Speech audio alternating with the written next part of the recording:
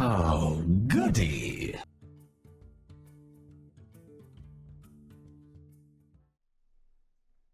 All right, what's going on, everybody?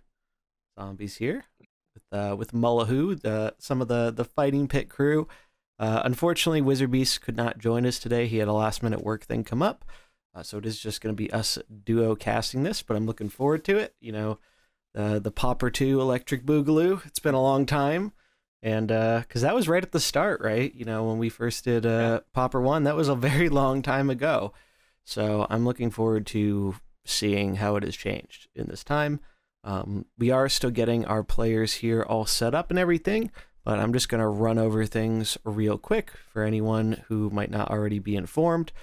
So we are using Battlefy for this tournament, and we do have a sign up over there. And then for deck lists, I'll post a link in here, and I guess I should make a command for it too, which I'll do in a sec. But this is the link to our spreadsheet. If you're playing in the event, make sure your deck is posted there, as well as your battle tag. Make it a little bit easier for everyone to add each other and for us to take a look at the lists and all that good stuff. Battlefy is a little weird because it's designed for regular Hearthstone and not Mercenaries. So because of that, it's going to ask you for a deck code or two. You can just grab a random one, probably off HS Replay or from in the game or wherever you can find a deck code. Throw it in there. It does not matter, but unfortunately, I think you do need to do that in order to sign up and like check in so we can seed the event and all that stuff. So just make sure you get checked in over there, and then we'll seed the bracket shortly and get things on the road. In terms of streaming, we are going to the first round. Everyone's going to play at the same time. So we'll pick a match to spectate. Everyone else is going to play versus each other. And then starting in the second round, we are going to be spectating each game. So we will ask the other games to wait until the first game is finished and then go along the line. This way, the loser's bracket can start quickly, and it should make for smooth experience, hopefully. You know, we're trying new stuff. Always, trying new stuff with the tournament. So, but yeah, I'm really excited. People have some really cool lists. Mulha and I have been looking them over in between, getting everything set up. And there are some really cool lists here. Like, I'm very excited to see some of these in action. No, yeah, I think even just really quickly looking at this Google sheet of all the new archetypes that people are bringing, it seems like there's a lot more diversity compared to the other Pauper Open that we had. It seems like we've just had so many more new mercs, right? Literally, we played the last Pauper Open in 2021. And so all the dragons, right? All the updated versions of all the different pirates and stuff that are buffed. And we do have N'Zoth legal for this one. And so, but I think only one or two people brought N'Zoth, the only legal legendary. So we'll definitely I'm really excited to see how the narrative of some of these matchups play out, because one of my favorite parts about any type of tournament like this is seeing like, where does this tournament's spectrum fall in terms of like the aggro to mid-range to combo to control kind of rock, paper, scissors. And it seems like we have literally every corner filled, from Samuro to arcane combo to dragons to nature control. It's gonna be a spicy one. Yeah, no, I'm very excited. Let's see. It looks like I can add manually. That's nice. So I'm just gonna add Issies in here. Let's see. So far on the site, we do have, it's going to be 14 players signed up. We are still waiting on a few more deck lists into the doc. But other than that, should be a really fun event. Like, I'm really excited to see how Pauper goes now that we have all these different epics and legendaries compared to the beginning, when we didn't really we had options, right? But we didn't have as many options and also the format was different, right? All task 7s are banned, whereas now other mercs that were less viable, like Vol'jin and stuff, now they have a chance to shine, right? Like they can use their OP equipment. Yeah, we see Vol'jin now. Suddenly we took away Vol'jin's. I mean, honestly, Vol'jin was maybe the biggest difference between the last Pauper Open and this one, where Vol'jin is popular before the tournament, but we said no Task 7, no Ring of Haste, no one took Vol'jin. We turn on Task 7s again, and now Vol'jin is, I think, in the majority of one of the two deck lists. So most players brought a Vol'jin somewhere, just like most players seem to have apparently brought a Sinestra, which I think is another one that we're going to see and expect to see a lot of. Oh yeah, No idea whether or not the fatigue rules will play a role in some of these late games. true. In a theoretically low format or a low power level format, maybe this new rule change where you're going to take everybody takes crits after turn 10, that could totally come into play. So who knows? True. Yeah. No, it's really it's going to be an exciting format. I'm excited to see. I think we all are expecting some interesting stuff from dragons, but that's something you could also try and tech against, as one of our players has done. There is a gruel floating around there. So I know I'm personally very excited to see Gruel. He was one of my kind of favorite mercenaries. If you don't know, I think the first video I ever did on YouTube for Mercenaries was actually showcasing a build that Tian put on Twitter, with early Mercs data and how Diablo was seeing so much play that people started running, Gruel with fire protection and stuff. And it was fun. It was like really, really fun. It only lasted a little bit, but it was fun while it lasted for sure. Yeah, no, the one of the cool things about these types of like alternate rule style formats is you not only do we see kind of a new range of like what does an aggro deck look like in this format, what does a control deck look like in this format, but you start to see people having to get really interesting with what they're going to decide to fill in their protector with, right? We're seeing a lot of Sneeds in here. True. We're seeing some Gruels. We're seeing some Varian Rins, right? One of my favorite parts about this type of format is those unsung heroes. They at least get a shot. They get a chance to prove themselves in an alternate format, which again continues to make a good case for in the future. Are we ever going to see multiple formats in Mercenaries? Are we going to see a classic and old school? Are we going to see like a legacy versus standard, a modern? Time will tell. Yeah, no, I mean, there's a lot of things we're hoping to see in the future for sure, but that would be a cool one. For now, we're relying on the community to come up with those cool formats, and we've already had some fun ones. Especially, I know I've been really liking the draft recently.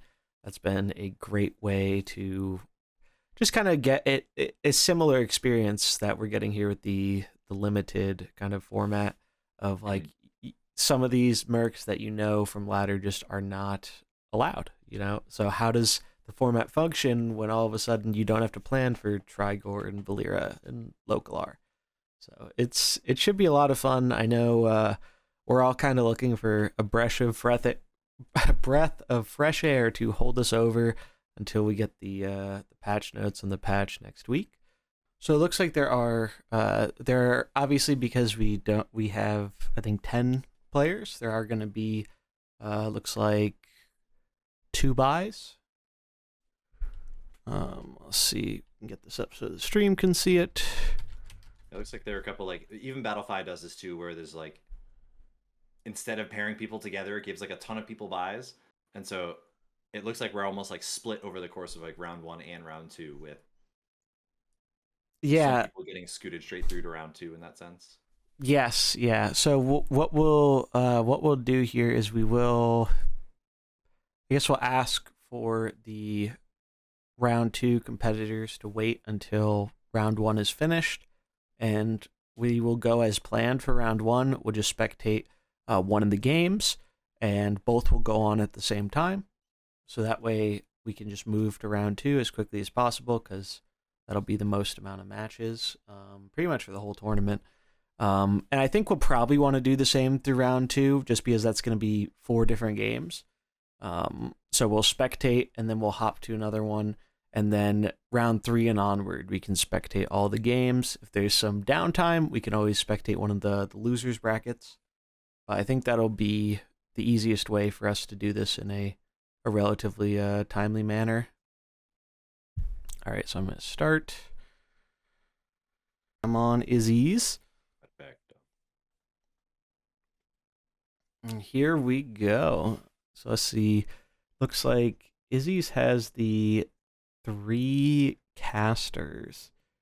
So that's going to be his shadow build, it would seem. Yep, that lines up. Okay, and it looks like we've got the Murloc Beast Nature deck coming out of Nico here, with the Murkai and the Murky and the Mutinous, and so wouldn't be surprised to see all 3 of those open. Yeah, No, I think Murlocs are definitely something you want to open with, not coming off the bench. And triple fighter into the shadow. I mean, you got to be pretty happy about that, right? If you're on Nico's end. Corn is a little scary, though. Yeah, like this Cornelius is going to be a complete wall. Oh no! Or not. No battle cry equipment on the Murky to double summon the Murlocs. Actually, really surprised to not see that. They were probably going to get blasted by this Vol'jin, but yeah, just a straight losing divine shields or frozen. Its next ability 2 speed faster. So maybe You know what's cool though is Murky can help get around this Cornelius because he can give taunt to something that's not Cornelius. So he can get around that. Oh, so true. Yeah. Wait, that's sick. That's right. We can make this Vol'jin have taunt or whatever, and then just blast into the Vol'jin that way. Super crit the bejesus at him. Wait, yeah, that's just a dead blue guy on turn 1. And actually, this lose the divine shield, speeding up your Murkai because automatically giving itself divine shield. So maybe just completely forgoing the little dudes in favor of having a really fast Finvasion on turn 2. I actually like this a lot. Yeah. No, this is something I did not expect to see. All right, let's see how it goes. So summoning the golems with Kazakus. No surprises there. Faster than the Mutinous taunt, XD. I know, right? No taunt for the Mutinous. Just going straight for the attack. I honestly like it. Yeah, look at that. I mean, and it makes sense, right? From Izzy's end, there's no point in taunting if you know the taunt isn't gonna work out, you know? No, definitely. And getting the guaranteed 24-point crit. I mean, that's pretty funny that Cornelius honestly doing well against all the fighters, but at the end of the day, you might be forced to use or want this Cornelius to actually be attacking. But yeah, now the super fast invasion is so nice. Yeah. No, it's actually like quite good. Like, I mean, is it the Murloc's time to shine finally? I mean, I really like Izzy's idea here with the Cornelius because if you don't know, Issies is a very prominent ladder player. He's played a bunch of ladder, and he used to go hard with the Frost Cornelius build. And so this feels like he's trying to apply that a little bit to the Shadow, right? Because, you know, Frost is not as effective in this tournament due to the bannings and stuff. But, oh, wow. We actually see... That's interesting. Wow. Going for the Shadow Claws. The Divine Shields were really good. Yeah. Like, so, yeah, that turn was crazy. So that was honestly a funky, like, almost entire setup turn. Like, Issies there went for the bonus shadow damage and got the really huge Shadow Claw, but the Shadow Claw was just almost completely nullified from the swap and heal off of the Murky. Murky's been doing a lot of work in this matchup already. Oh, yeah. I mean, I think Murky's the main reason we have ourselves a game here. If Murky could not give taunt to help get around this Cornelius, this Murloc team would have a really hard time dealing with all these shadow threats. But that's not the case. I mean, for once we're seeing Murky's ability of giving taunt being actually huge here, and not even in the way I was necessarily expecting. You know, I've seen some combos recently where you're trying to combo Murky with Onyxia, so you give something taunt so Onyxia can get extra attack. So maybe we'll see some of that in the tournament, but it seems to work just fine with your regular old Murlocs if your opponent has some blues you want to get gone pretty quick. Yeah, we're also seeing kind of a classic... I mean, in a certain sense, maybe this is just like the nut low matchup for Issies in terms of like an actual Murky into your Cornelius. Like, yeah, you're saying that not that many people are taking Cornelius, and you run into the invalidate your taunt option in your round 1 matchup, essentially. That feels kind of bad, but the fact that we're maybe seeing a little bit of the not enough damage, like the double support lineups, where you would run into, oh my god, that's so crazy. Yeah, wow, 52 you. That's so nuts.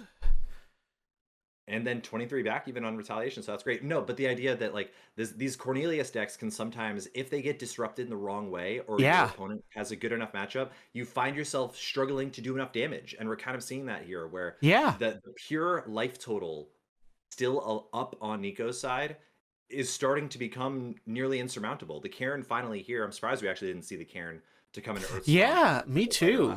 I thought we might see that earlier too, but it seems, I guess it kind of makes sense wanting to use the Tamsin to buff up the shadow stuff. But unfortunately, Kazakus could only get off one wave of golems, so it wasn't even hitting for super high. I believe he does have the equipped for more damage on the skill 1 there for Kazakis. So yeah, definitely, because there's no buff on the Cornelius. Yep. So that's an interesting decision, but unfortunately the shadow lead into this was really rough. And this is kind of what we were talking about before the game started. Like, picking the right comp to go up against what you're expecting can be really important. And these Murlocs are really giving Shadow a run for its money. No, absolutely, though. This that was clever. Blessing of Sacrifice, yeah. Yeah, that was really clever by Issies to kind of block that damage. He knows that Nico is going to be taunting the stuff he's weak to, so he can get around the taunt. And Issies just says, well, I don't have to necessarily taunt at all then if I don't want to, because you're getting through anyway. I'll just protect it. And that seems to work out, because, I mean, what else is Cornelius really doing? I mean, his whole role is supposed to be, he is the protector, right? Like, he's actually trying to protect your guys more than almost any other protector. So eating the bananas. Yeah, so which banana? Was that the health? I think that bananas there? I think that might have been the health one. It wasn't the attack, so it must have been the health. Yeah, we had son of Muko's big brother, right? So, all right. Guff looking great into Cornelius, but I mean, not even into Cornelius, into this Cairn. True. Will we actually even be able to? No, actually, we didn't get Urstomp last turn, thankfully, because that could have been a super disaster. Oh yeah, Our nature spell here is that would have messed things up hard, huh? Yeah, the attacking with Cairn there, and the attack was actually pretty good, right? You got some healing off, you got the kill. Like, the attack was pretty good. Yeah, Nico looking like they're focusing the Cornelius here over the Cairn. Interesting. You can see it. So what do we have left on the bench for both of them? Issies is still looking at their Galvangar way back there. The last 6th position Galvangar versus And Galvangar, I mean, I guess it's not terrible. And I mean, it'll actually be good against the Guff, right? So that lines up pretty nicely. But the attack isn't making as much of an impact, right? Because he doesn't have primarily attacking units. I guess you could attack with them, except Tamsin. But maybe you don't even need to worry about that extra value because he's just good enough to kill the Guff. Izzy's really thinking about what to do with Tamsin here.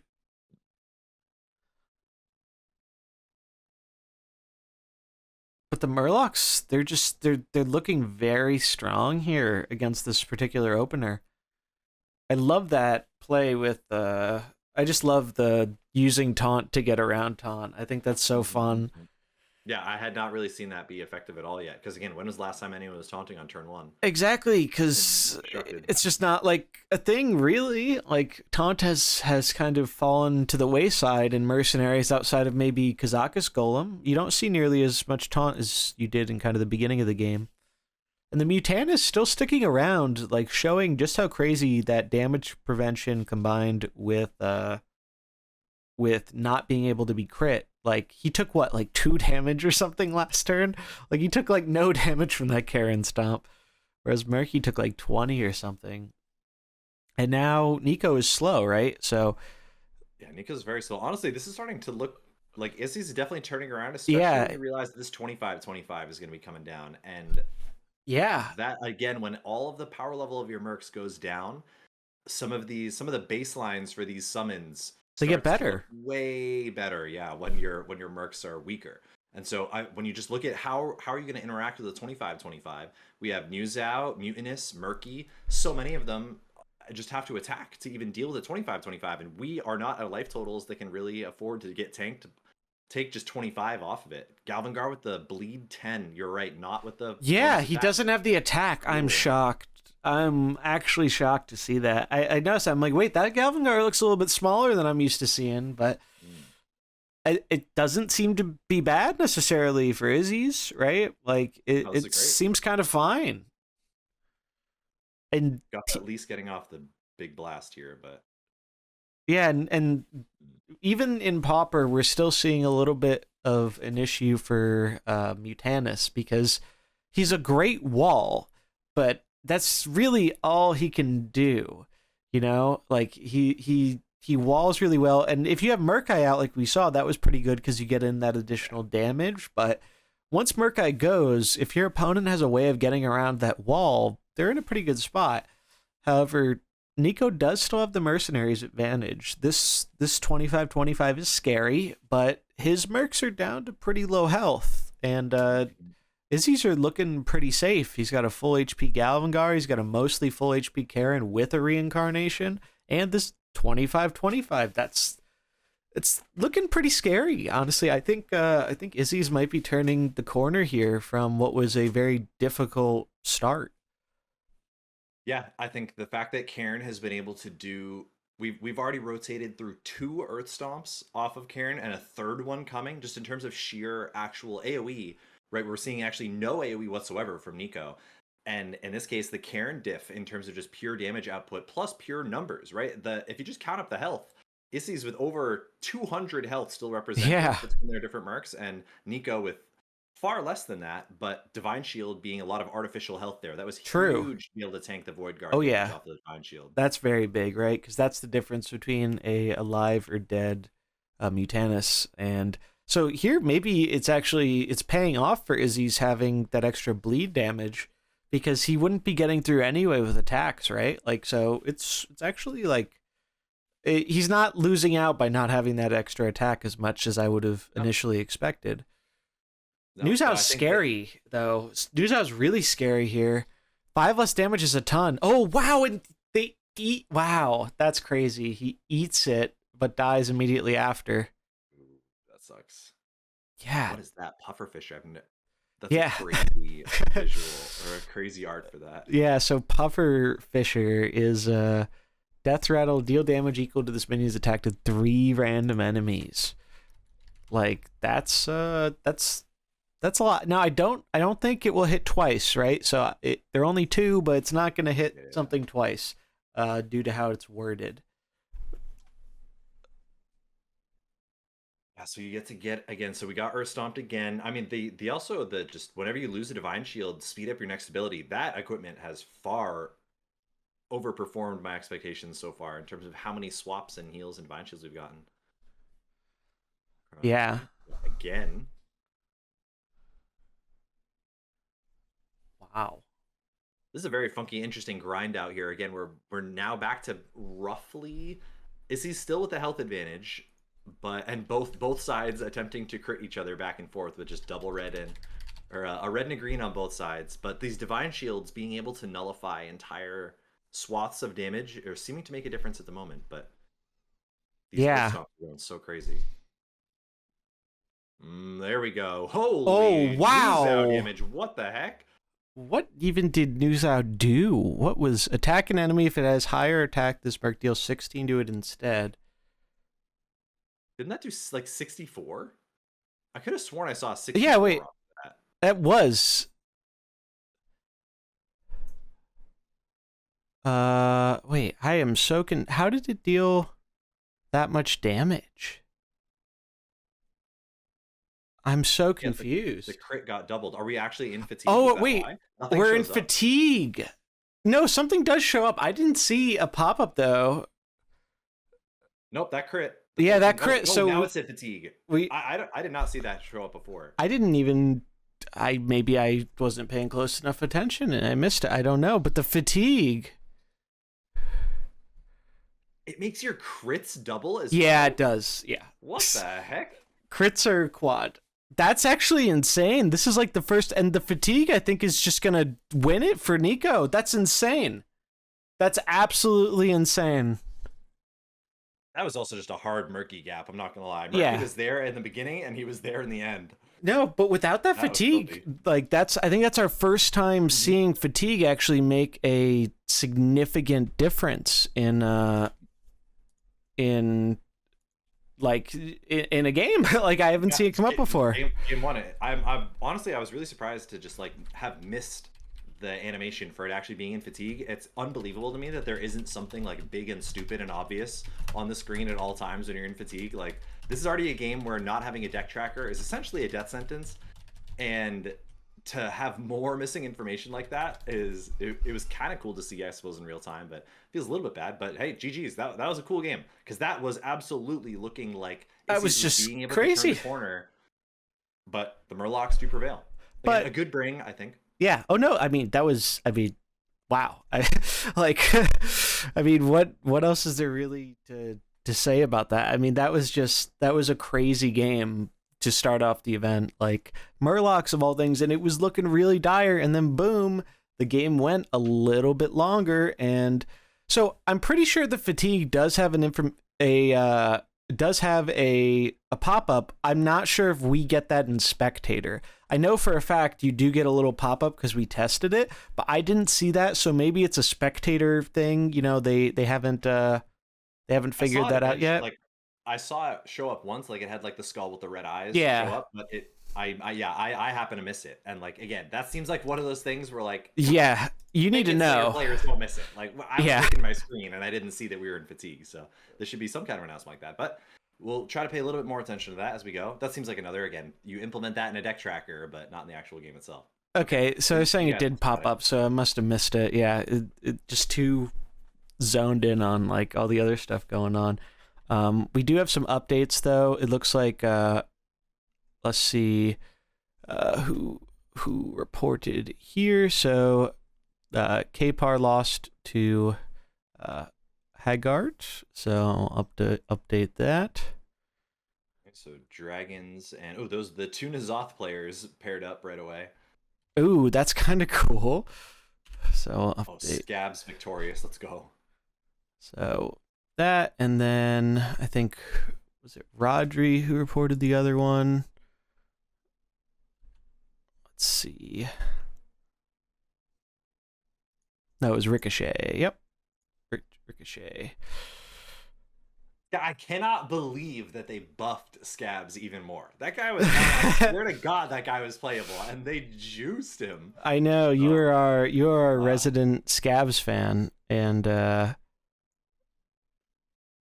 mean, he always seemed, outclassed by Valera, but like I remember you were making him work a little while ago, and he seems decent, especially in a format like this. Where are the rest of my Scabs? Yeah, the fact that you can, in a sense, yeah, exactly. That it's almost like the buffs made it so you can now play Scabs without a Tyrion, but if you can actually go the distance and commit to a Tyrion Scabs, which again we're talking about in terms of like, are you gonna take Tyrion Scabs as your fighter pair, or are you gonna take Sinestra and Nefarian, or are you gonna take Galvangar and who knows, Samuro or something like that? But I think we're in the game. Let's get on into. So it looks like Issies opted to swap up his deck here. Now, he is at a little bit of an advantage in a way because he knows what Nico is locked into, right? Nico won with one of their decks, and now he's locked into that deck. He has to get that win with this deck. So Issies, I think, obviously knowing that, because this is an open deck list event, it seems he swapped comps here. So he's running his second comp. This one, so I believe we got a Gruul in here. We've got a Gruul gamer. So riffing against the dragons, though. Nico's only final remaining deck is the 0 dragon deck. If anything, the Dragon Hunter deck with our and stuff over here. So interesting. Gruul, that's so funny. Like, I think Izzy's decision is a good one, but he just happened to run into the like one of the few people who isn't running dragons, and that's the risk you take sometimes in an event like this. But he's going for that combo I talked about earlier with Murky and Onyxia. And this is a build he tested on ladder. A little bit different on ladder. I think he had Leroy and something else in there. But he was testing for the Pauper event, and it looked really strong even on ladder. So I'm excited to see how this comp goes. Funny to see double attacking caster in here. I know, right? And all different Murky. Or different Murky equipment in this case. Yeah, this is like the solo Murky, where the non-Murloc Murky, where you actually go for your marching Murlocs here instead. But I mean, hey, all these 10 times are gonna, well, I guess they all just added the combat damage anyways, but true. Retaliation, let's see how juicy we get. Takes 6. God, look at that. And now it's dead. That's pretty huge.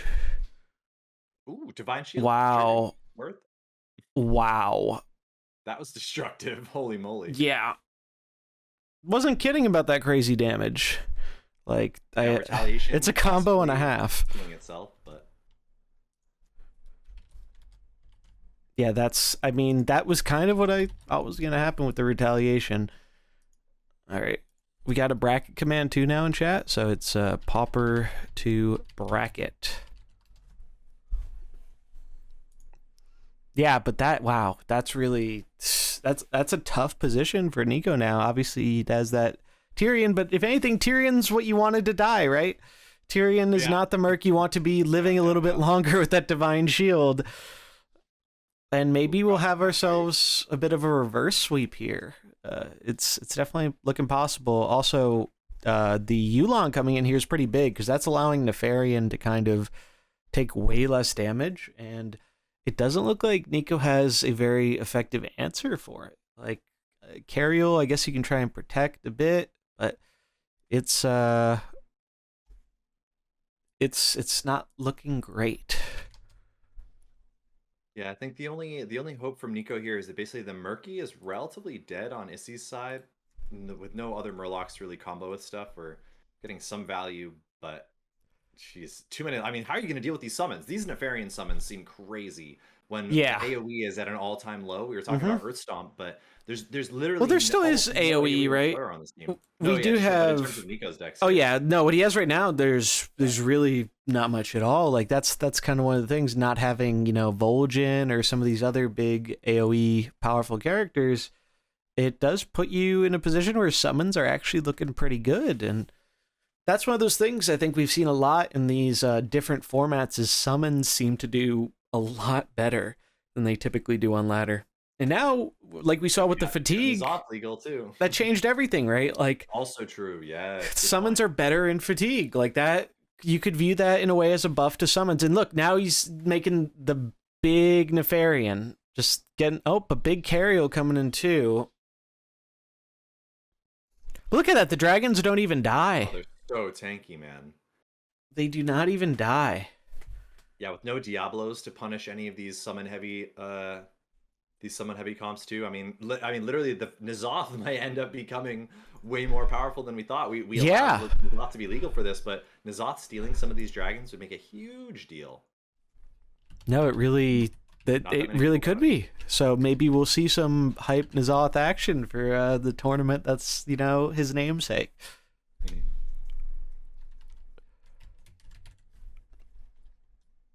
All right, so oh wow, both players locking it in pretty quick here. Shrinking with the Tyrion is good, so maybe Tyrion's having some value after all. Samuro cleaning up with the Blade Storm. And it's honestly looking all right, but we do have that Sinestra lurking in the back. Yeah, two more mercs still, or essentially one more merc still from Issies' bench here, but this Yulon is just looking like it's gonna take out. I mean, I guess technically the Yulon doesn't really have a great target here to blast because we even have Sash of Illusion on the Samuro from Nico's side, so he can manage to evade the massive Yulon damage. Gruul here again, actually looking fine, all things considered, despite having no dragons from Nico's side. He's looking all right, he's not that bad.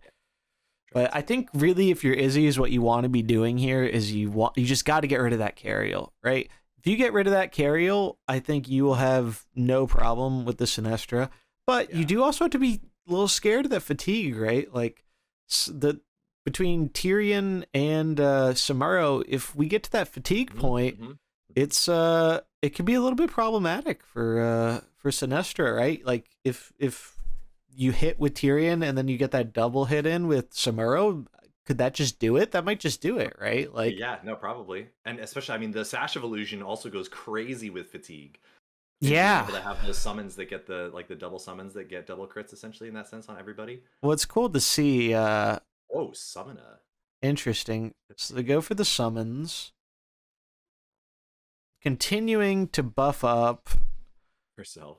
Yeah, I mean, it seems like Issies oddly do nothing turn from both sides. Yeah, it kind of was like it feels like it's not really the board state isn't being progressed a whole ton, but if you're Nico, I think that's got to be a positive for you, right? Because you're down a merc here, so it's like your main chance, especially against Sinestra, is getting to that fatigue so you can kill it. And I think that applies to some of these other mercs, right? Because obviously, Issies has 2 protectors. There's no blues left for Nico, so it makes it a little bit trickier to get rid of them. But it's been cool to see how bad casters have been, kind of quote unquote, in this. yeah, game right. so That's far. so funny because we All thought, these fighters and protectors. yeah, we thought they'd be doing. Wow. Okay. Oh, and the interaction there. God, yeah. At 1 health, literally. No, I think she literally died, but she died. If you die with Cario, the death blow still goes off and it saves her. I've seen that before. It's such a fringe thing, but that's great. And it healed. I don't think the other units needed it, but I believe they're rocking the Crusader's blow restores health to your other characters as well. Whoa, cool. So we saw an interesting tech with that from Yahweh or Cold Snap over on Ladder a few weeks ago. So it's cool to see it popping up here too. Cariel's actually putting in a lot of work. Cariel's been nice, especially when you, as we were talking about all these summons, Cariel being able to death blow and just heal your board for 180 on some of these like random little piddly summons over here. Cariel's been looking great. Samuro looking fine. Tyrion's still alive. And up. He says, I can't beat this. And just like that, the Sinestra, the Dragons, they go down, and Nico will take that win 2-0. I think they must have just gotten to fatigue or were about to, and that was, he just knew, like, he didn't have the time. And that's a crazy difference from fatigue. Like, that is huge how different that actually, like, makes the whole game, right? Both of those games had fatigue be like a relevant part of how they played out is surprising to me, because I haven't really played enough lately to be able to truly like run into that a lot, and I didn't necessarily expect it right off of this, but it's pretty surprising to see. I'm just surprised. Yeah, I'm surprised that he felt like there was just, I mean, I guess the thinking is, right, like, you have to wait 2 turns for that Sinestra AoE to go off, and I don't think he really had 2 turns if the fatigue was hitting in. Like, Sinestra just wouldn't have made it, unfortunately. But that, I mean, you can't lie, like, that's it's really unexpected, but it's really cool seeing what we expect to be one of the dominant comps end up losing against something that we really did not expect at all, right? Like that Murloc matchup really, I think, took us off guard, right? Like that, I did not expect the Murlocs to do nearly as well as they did. So Nico will move on. We're gonna get the bracket updated here, and it looks like Zampage is gonna be opening with this Nature Arcane deck. Very funky one. Interesting. So Ricochet on the Dragons. Going with the Dragon lead. Looks I like this. I like leading with Sinestra. Yeah. I like leading with Sinestra a lot. I think that what's interesting here, though, is their Zampage's green does not attack, so they don't get that, or not like physically attack, so they don't get that chance to just zap it with Yulon, which is pretty good. And the taunt is also pretty good here, right? Worth noting that Sinestra and Nefarian have the same speed, so Ricochet can choose to order how he pleases here. I'd imagine you want to order the... well, it depends, I guess, what you think the opponent's going to do. Because if they attack with the Mukla, you could get through with Sinestra. But if they don't attack with the Mukla, yeah, like that, they just block 2 hits. Yep. So that's actually some interesting mind games there, right? Because I think Ricochet was expecting Zampage to attack with the Mukla because they tried to send the Nefarian at Blinkfox and it didn't make it through. So it might have been better to go in with Nefarian because the Dragon Summon will kill it, and then you can get in damage with Sinestra. Yeah, the Sinestra would have been able to put the huge and the bleed onto the Blinkfox there. Yeah, and again, so like, wasted the bleed and gets a huge 50-point crit onto the Yulon. The Yulon's just gonna fall over here. Not without Sinestro trying to save it though. Yeah, no, What that's true. We could rip a mana barrier on it. what does what's the option for Blinkfox? Do we know what it stole? It was the bonus nature damage, actually, the taunt and bonus nature damage Oh, from Yulon. If I'm Ricochet, I interesting. think I'm not gonna invest the mana barrier into saving it. Maybe it's worthwhile, but it seems like with the equity you're getting out of this Looks like he's Yulon. going for it. He's thinking like he's trying to go for health this turn. It looks like he's trying to heal with the Yulon, and then go for that Shadow Flame with Nefarian, which I kind of like. Oh, okay. I Shadow kind of Flame is like very it, juicy. especially with 4 dragons. Mm-hmm. Yeah, they do. Wow, yeah, straight back up to 80. Whoa, a very heal intensive turn from both And I like sides. it. I think if you're going for like attrition, you kind of have to Holy do it moly. in the beginning, right? Because of fatigue, and that's huge. Look at all that damage. That was an insane amount of damage from the Shadow Flame. Wow, that turn was sick. Being able to have like triple protect Yeah, into the that was sweet. nasty Shadow Flame that gets double hits because you have more units than them too. Yeah, it's like Eudora with the cannons, right? Like Yeah. there are certain things where you want that extra mercenary because it effectively like doubles your damage output because it hits another target. And interesting, so news coming out here from Zampage. Again, a merc I really like and I think is very powerful, but hasn't seen a lot of play outside of some of the events we've done. Mm-hmm. But good beast synergy, right? We can check what item it has here. So it does have bullish fortitude or bullish belt to give that additional 5 more prevention to damage, but 1 more cooldown. I've liked that one a lot. But I don't think it's really. I mean, I guess the taunt is very helpful, but you're still taking a lot of damage. No, definitely a lot. I mean, we're still on Ricochet's opening mercs here, right? This is Yeah. like a legitimate constructed opener. This is looking like the Dragon Control Deck opener, and these numbers are becoming ludicrous to deal with. Yeah, no, they really are. It's and the Yulon on 1. I imagine it's gonna get picked off here. Yeah, there you go. Yeah, but still, it put in so much work. That Yulon, and now Ricochet gets the choice of, hey, what is the best switch in for me here? He has both Brucon and Cookie for nature, or Karen. I kind of like the Brucon here. Oh, yeah, Brucon looks filthy here. You're not getting crit by. There are no fighters. You get the chain lightning off. Yeah. Of right here. Again, a lack of AoE. We're seeing a lot of these comps really struggling to have a great way to deal with multiple mercs. Lots of point target damage, lots of just buffing and healing. But so far, the side that has been able to get off like really reliable AoE, I would say, has been winning almost all of these games. Yeah. No, I definitely agree with that assessment. Pretty much, like the AoE has been very, very strong. And heads up move from Zampage here, swapping around the position to play around Chain Lightning. Obviously, due to the low health of the Blinkfox, it doesn't help like a ton, but it helps a little bit, right? It's still, I think, a heads up play. Because what's it called? News Out is not like Cornelius. You do not need to be adjacent to it to get that damage reduction. It's just your other characters, I believe. So it may be tempting to put him in the middle, but not against a Brucon. No, yeah, this Brucon is going to go real crazy. And again, how will these Draconids die? I guess just to retaliation damage, but the 12-13 will survive. This Sinestra is just. The Sinestra's going off. Yeah, like. Wow, yeah. Oh, just the greeds the chain lightning even for an extra turn. Yeah, that's. I think I kind of understand it. Oh my! But like, wow. Numbers. Yeah, that was a lot of damage. But the bleeds from Sinestra still triggering on some of these, just like still unhealed. Jeez, yeah, that dealt so much damage. And even with the 2 reds, I mean, I thought Mukla would be one of the good potential answers, but Mukla hasn't been able to. Ooh, okay, this might change things because. Yeah, Arcane Tyrande, real good way to deal with some of these. Yeah, these low HP dragons. Like Diablo this could actually pop off and be like a crazy clear, right? Like if it hits the right way, you hit 1 and you hit Nefarian or Brucon. Like this could be where Zampage flips it around a little bit. But Sinestra's still really hard to deal with.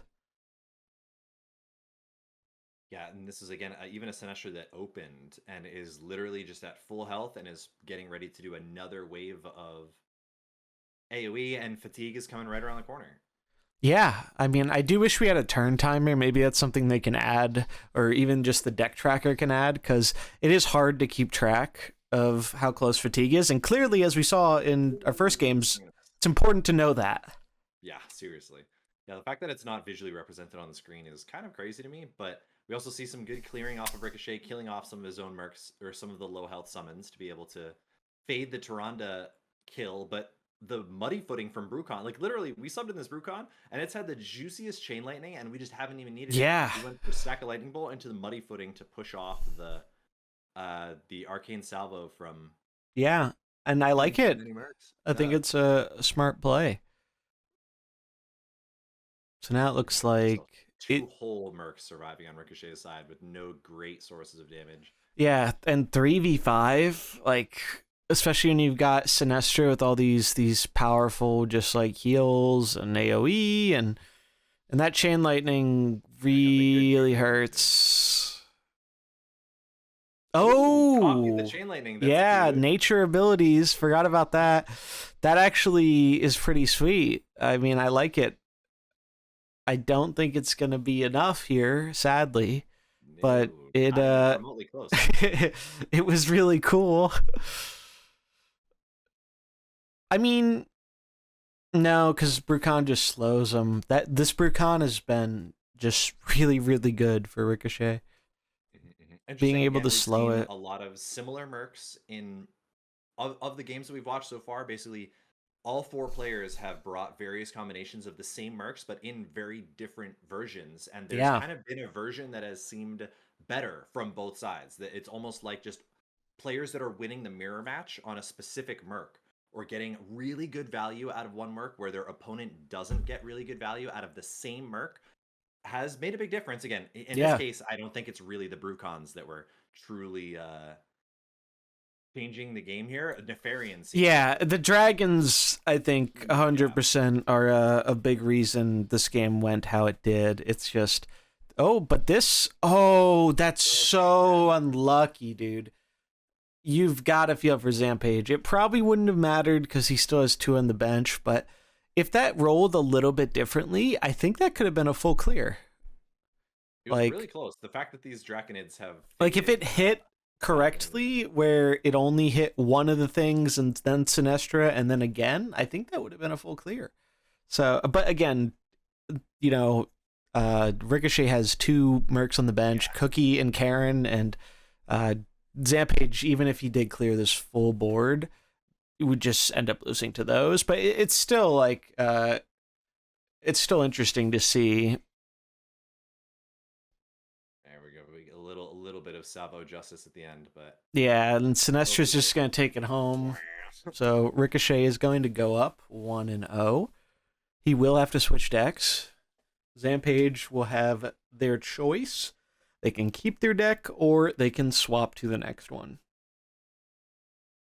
Yeah, and when you're looking at the matchup here, Ricochet's other deck is this funky, like, Shadow Samuro variant with maybe one of the only Natalies in the whole tournament, but Vol'jin, Natalie, Kazakis, but then with a Cariel, Samuro, and a Galvangar. So another Cariel, too, which is kind of cool to see. Getting the actual, like, relevant attack buff. Maybe we see the opening Kazakis just with the actual, like, pump my team, and you have the Natalie and the Vol'jin on the bench. See something like that. But basically, Ricochet's deck is an aggro deck.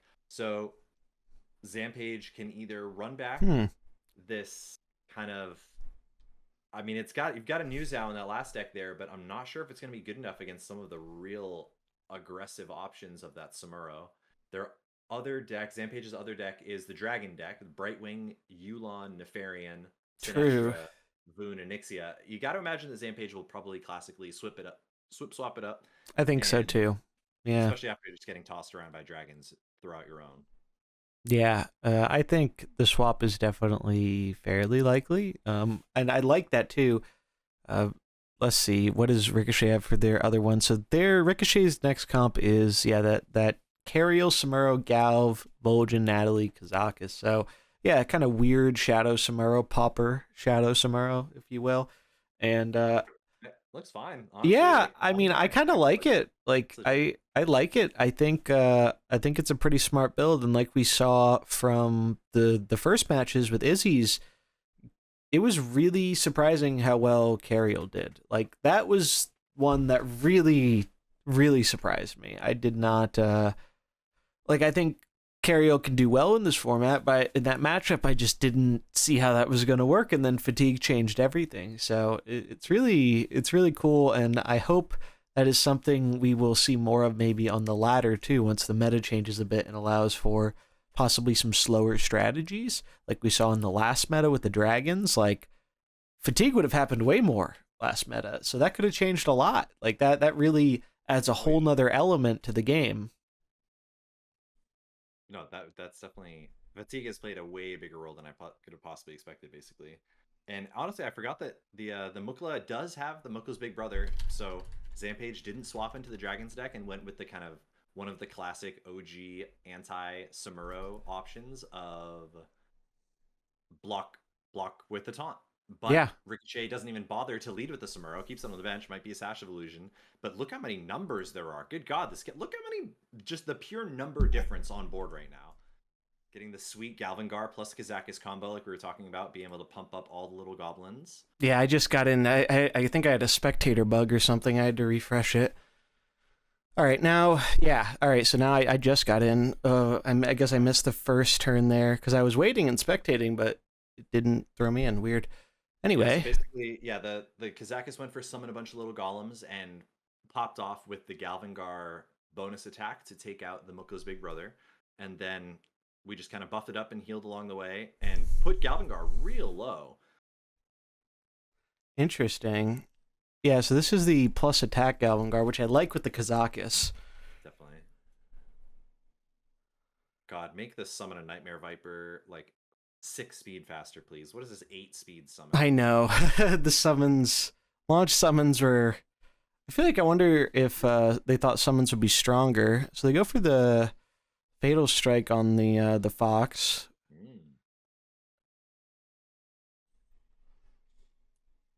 Oop, I might have backed away there, healer too.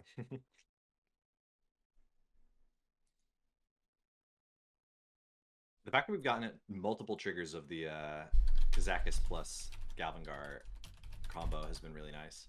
And maybe even again, especially we've got a Kazakis coming off with the Vol'jin off the bench. Yeah. Like now you actually get a third, even though Galvangar is quite low, you get yet another super fast deal 30. I mean, instead of Kazakis hitting for 18, the fact that you hit for 30 off of your rush golems, that's nice. I like this combo a lot. Oh yeah, it's really great, honestly. It's a pretty great combo. I've tried it. That was one of the things I tried out early on. Before the Trigor meta picked up. Like I tried it with Trigor actually. It was good. Like it's a nice combo. I'm definitely a fan of it. But Pauper is Diablo. Yeah, right. I'm liking Ricochet's position here. Shadow proving to be very, very strong, like we kind of expected, which is cool because it didn't seem that way at first against the Murlocs. Yeah.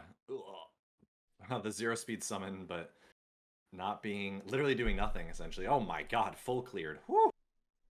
Yeah, wow, that's brutal. That's rough. That is rough. Oh yeah, the shadow weakness to stack on top of the shadow claws. That is nice.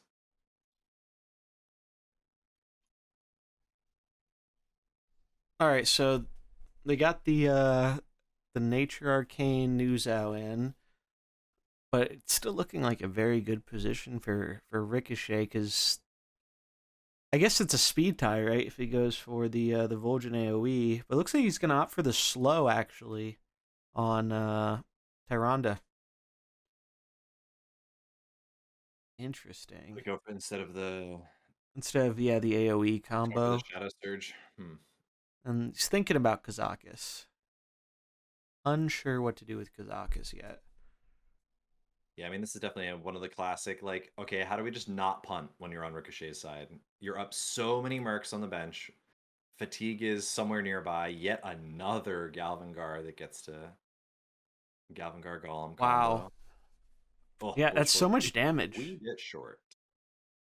Chain Lightning does kill the Galv, but... Ooh, but then skipping the Muddy Footing effect from Vol'jin, making it so that we don't get to copy the Yeah, Chain Lightning from the Tyrande, but now whatever nature or arcane ability yeah. gets cast will get Actually, doubled. that might be better for Zampage if Yeah. you think about it, because now Zampage can double their own middle ability. So Yeah, the arcane and salvo. against 3 blues, they're no bad targets. Like Oh, this is this could very be pretty scary. gross, Oh, actually. this is very scary.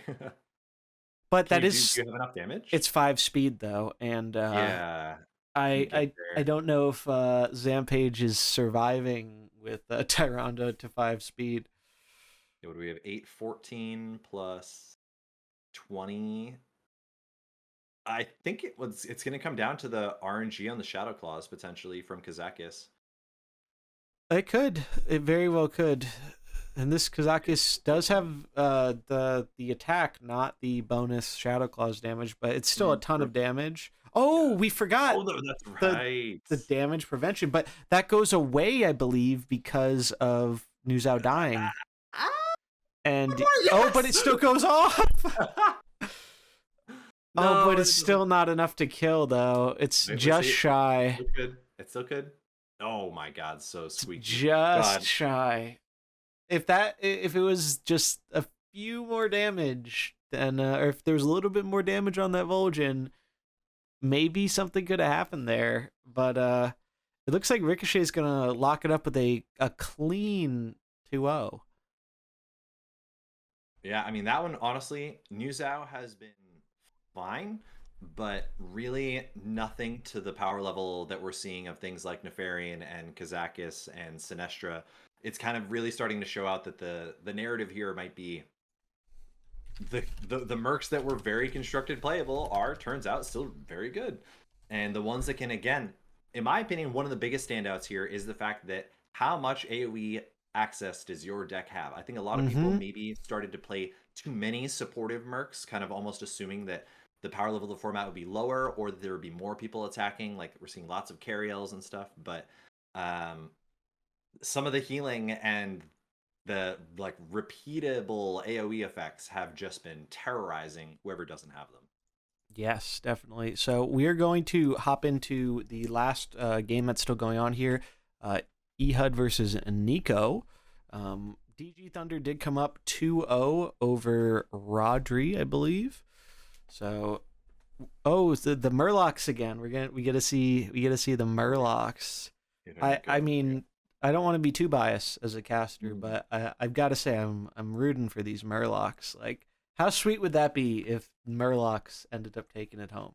Like, of all things, we were worried about Sinestra, and the Murlocs are just. So I don't know. I imagine this is at least game 2. I'm not sure if this is game 2. It could even be game 3 for all we know. But I imagine it's at least game 2, given we saw 2 other games in the same round finish already. Yeah, and the benches that we're looking at here, Ehud has the color advantage at least going into the Yeah, the benches. 2 blues got Shadow on the bench, which should line up nicely against Nico's bench, right? Nizam Mukla, yeah, 2 underperformers I would say so far compared to 2 very powerful shadow effects. So you're gonna give a little bit of favor to Ehud after combat, but we'll see if got lots of summons coming off. The first giant fin I've seen in a long time.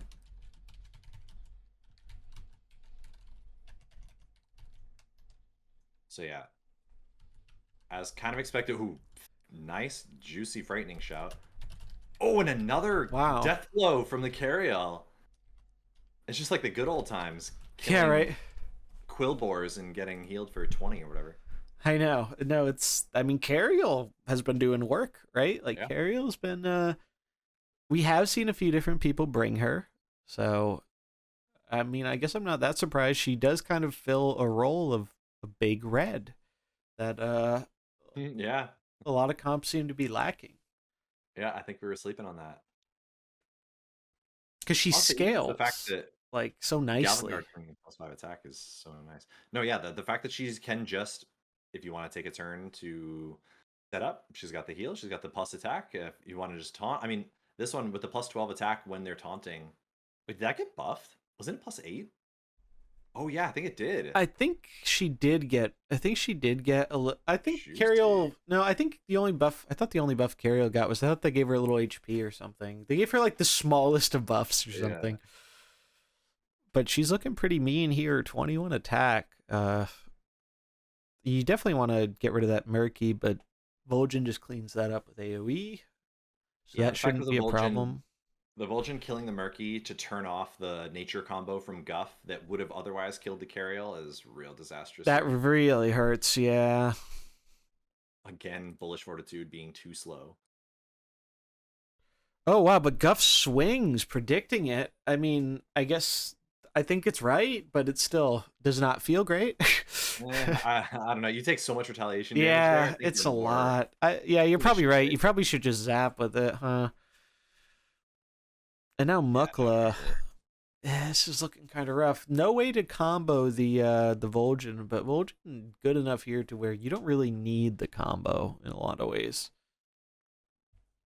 Yeah, I mean, at this point now, Vol'jin is just, there are no fighters threatening the Vol'jin here. And still, again, Ehud with an entire Merc on the bench and relatively with no realistic nature combos. I guess you can like have Mukla pump itself, but yeah, nothing. It's just everything dies. Yeah, they just go down. Mukla getting that nice HP, but it's not going to be enough. And Nico knows it. Going to give him the W. Ehud is going to win, and we'll find out in a minute here if that was her second or third game here. I hope it was First game 3.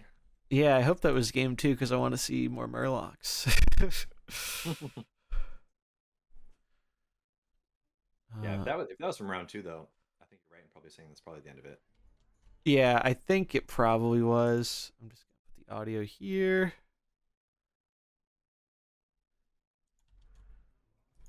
All right, so now we should have some regular. Hey, about the leveling guides and stuff like that.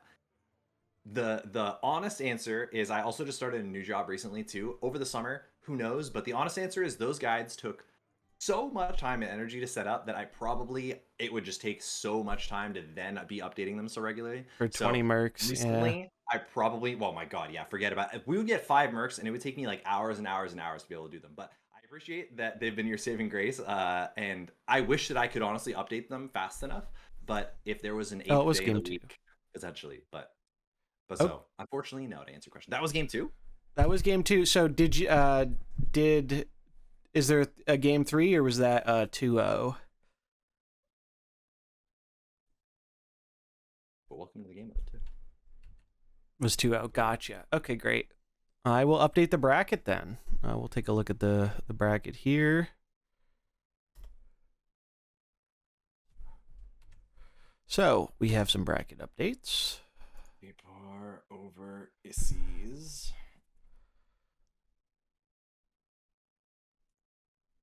All right, so Kpar advances in the losers bracket. Then we have Ehud ended up winning over Nico. I'm so dumb. Should try this one. All right, and so it looks like we have our current and we're still waiting for the results from Rodri and Camilla in the losers round 1. Whoever basically wins that moves on to face Nico, and then the other losers round bracket we do have Zampage versus Kpar. All right, and we are back. The connection should be better now. Hopefully. That's what we're hoping. Welcome back. We're getting right into the game here. Yeah, we're into Hagart versus Ricochet. It looks like, again, the Dragon opener just completely dominating. We're up an entire Merc, and the Sinestra is still going crazy here. Yeah. Oh, geez. But the Mukla killing it. Or not the Mukla, the Varian. Huge Varian crit. These humans are giant, and now the Divine Shield, that's crazy. Oh, man. I wish we got to see what happened on that first turn there. But, geez. Okay, yeah. So wow, yeah, that was like splitting strike. This is the triple humans. Yeah, we got the death blow from the Varian Rin to pump the +12 attack across 3 different humans. This is the most effective splitting strike I've ever seen. Yeah, I mean, this is looking really great for Hagart. Like, I mean, these humans are huge, and Yeah, I was just saying the dragons were going crazy, but now the super huge flip. And now 2 more fighters on the bench for Hagart against this Brucon and the Cookie. But Yulan standing tall. yeah, but Yulan's not getting nearly as much value now, right? Because he's not protecting any dragons. Yeah, it's all. Oh, but he does have. Oh my god! He has He's nature a 2-speed damage. crit you for 94. This is just a dead Yeah, wow. Brucon at 2-speed. That's So I guess crazy. we can taunt and flip. Yeah, they could take the flip. It might not even be a flip, although it could be because they are going with Cookie, so that the Ricochet has 2/2s, but Hagart could also go for 2/2s, but it wouldn't be advisable because you don't really want to be going for retaliation on Varian when your opponent can't attack. Yeah, no, we're even seeing the Sky Emerald going for the AoE instead of just slamming into the Yulan. I think I'd rather just take the cash in for 70 or whatever. But we still get good value. Oh, exactly 22. Yeah, That's why. Okay, that's what you're saying. That's pretty nice. Yeah, it's pretty nice. And just barely missing on the splitting strike as well. Yeah. So I mean, now it's kind of anybody's game, right? Like Scabs. It's gonna be as simple as the easiest scabs diff of my entire life. there he goes. You're still alive. I know who Mullihu's rooting for. Oh, yeah, no, I mean... Not bumping scabs? That's just disrespectful. But it is pretty scary. You're staring down some pretty large mercs, but at the same time, like, Cookie's pretty scary, right? Cookie can Cookie can kill either of these mercs at 2-speed because of that additional nature power from... So that was very relevant from the Yulan. Yulan must have got that off on turn 2, so it looks like we may have missed turns 1 and 2 and got in on turn 3. Yeah, this is going to be again a series of flips between tanking. If we can take away the nature damage, if we can take away the nature damage from this Yulan by killing it with the scabs, then we don't get the Cookie execute, and then it's not a complete disaster. But true. Looks like he's going for the healing on the Yulan. Or is he not going for the 2 damage or the 2 speed? Hagart was like tanking on whether or not to bother trying to kill the Yulan here, but it's a risk, but I think it might be worth taking. Yeah. Cookie gets the snipe, lost the flip. That's a really big flip to lose. Was it actually never even going to kill? How is it still short? Shadowblade giving 10 less. Job's done. Oh, just because we got the 15 after the Cookie. Yep. Right. Okay. Yep. I was like, how did the Yulan still survive? I know I healed for 10, but okay. Yeah, they got the HP and the Cookie buff, so that was like a solid over 20 HP gain. And now it's 3 greens, and I mean, this Yulan's got to go. This Yulan is causing a lot of problems right now. Has to die somehow, but it's just too fast. Like literally, even here, we're seeing how 2 should be this fast. Before we've been used to 2 being a slow ability in some of these metas, and now finally 2 is rightfully at the top. But 130 health on the Brucon and stuff. We still get the execute, but stats come through, and now I mean we just have 70 damage coming off of this. Yeah, I mean, yeah, these greens are insane here. And the classic anti chain lightning strat of Sash of Illusion, giving you the copies of units. It double tanked the chain lightning. We haven't seen that just hit Smurl once in a while, but it's a great interaction, and that's a very heads up play. Yeah, this oof. But now, Shadowblade up now, right? Yeah. No, this is just Scabs diff. Simple Scabs diff. We get a good AoE from the Cairn, but Scabs is going to have way too much health, and Cairn isn't going to actually be able to do it. Yeah, I think you're right. I think the Scabs really is also worth noting. This Cairn does not have a death rattle. This Cairn's running the Big Stomp. Big Stomp.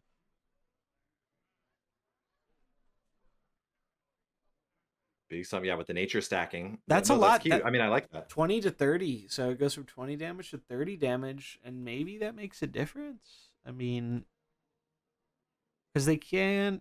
I guess no. I guess he can kill at 4 speed, huh? Right? But no, it's still not enough. Or does Scabs gain the attack? Does he gain attack first? Yeah. So I guess that would be enough if they go in double at Karen, because Karen has to go, right? Once Karen's gone, the game is like over.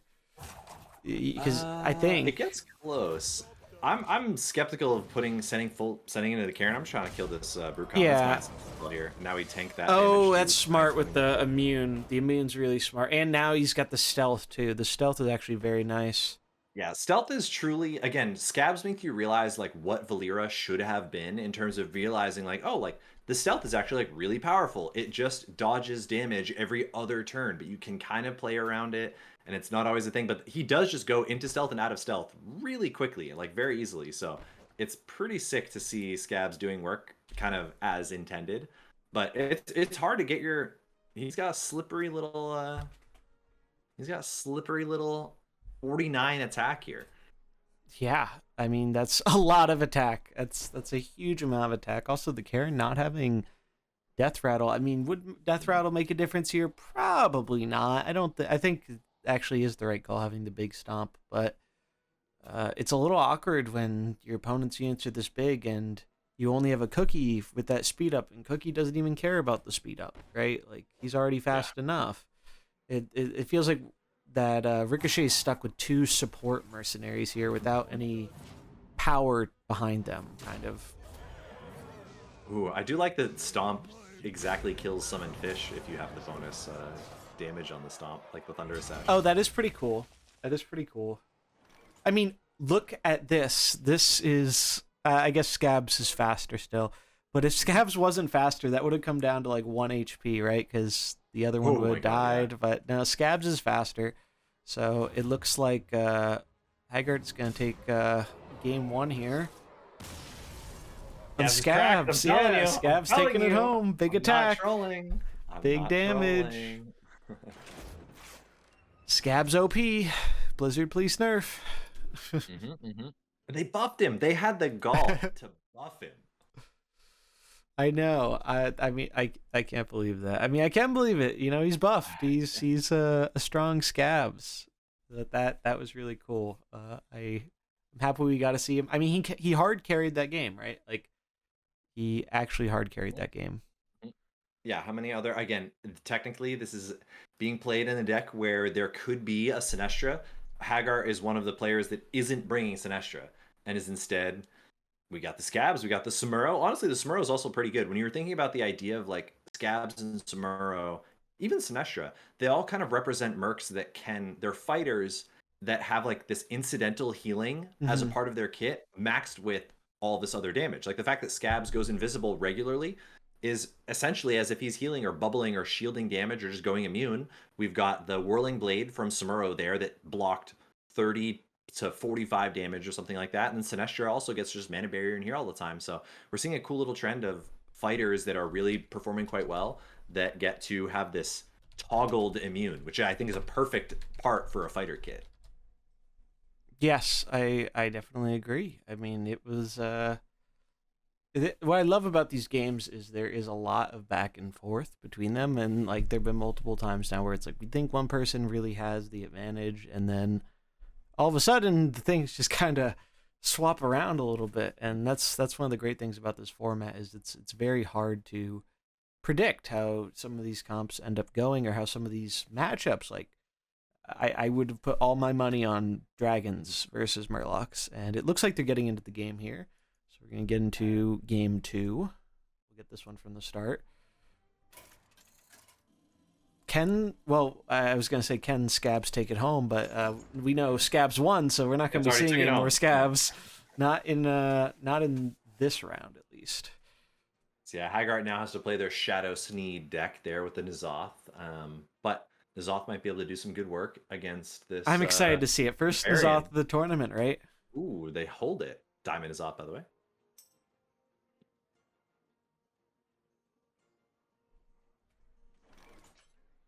Cool, and again, yeah, the Sneed getting more bonus attack from the Galvangar. We've got that Kazakis Galvangar combo here. We do see the triple dragons. Ooh, Galvangar with the get obliterated by Yulon energy here. I wonder if you actually just can you even afford to attack if you're Galvangar? Looking at a Yulon?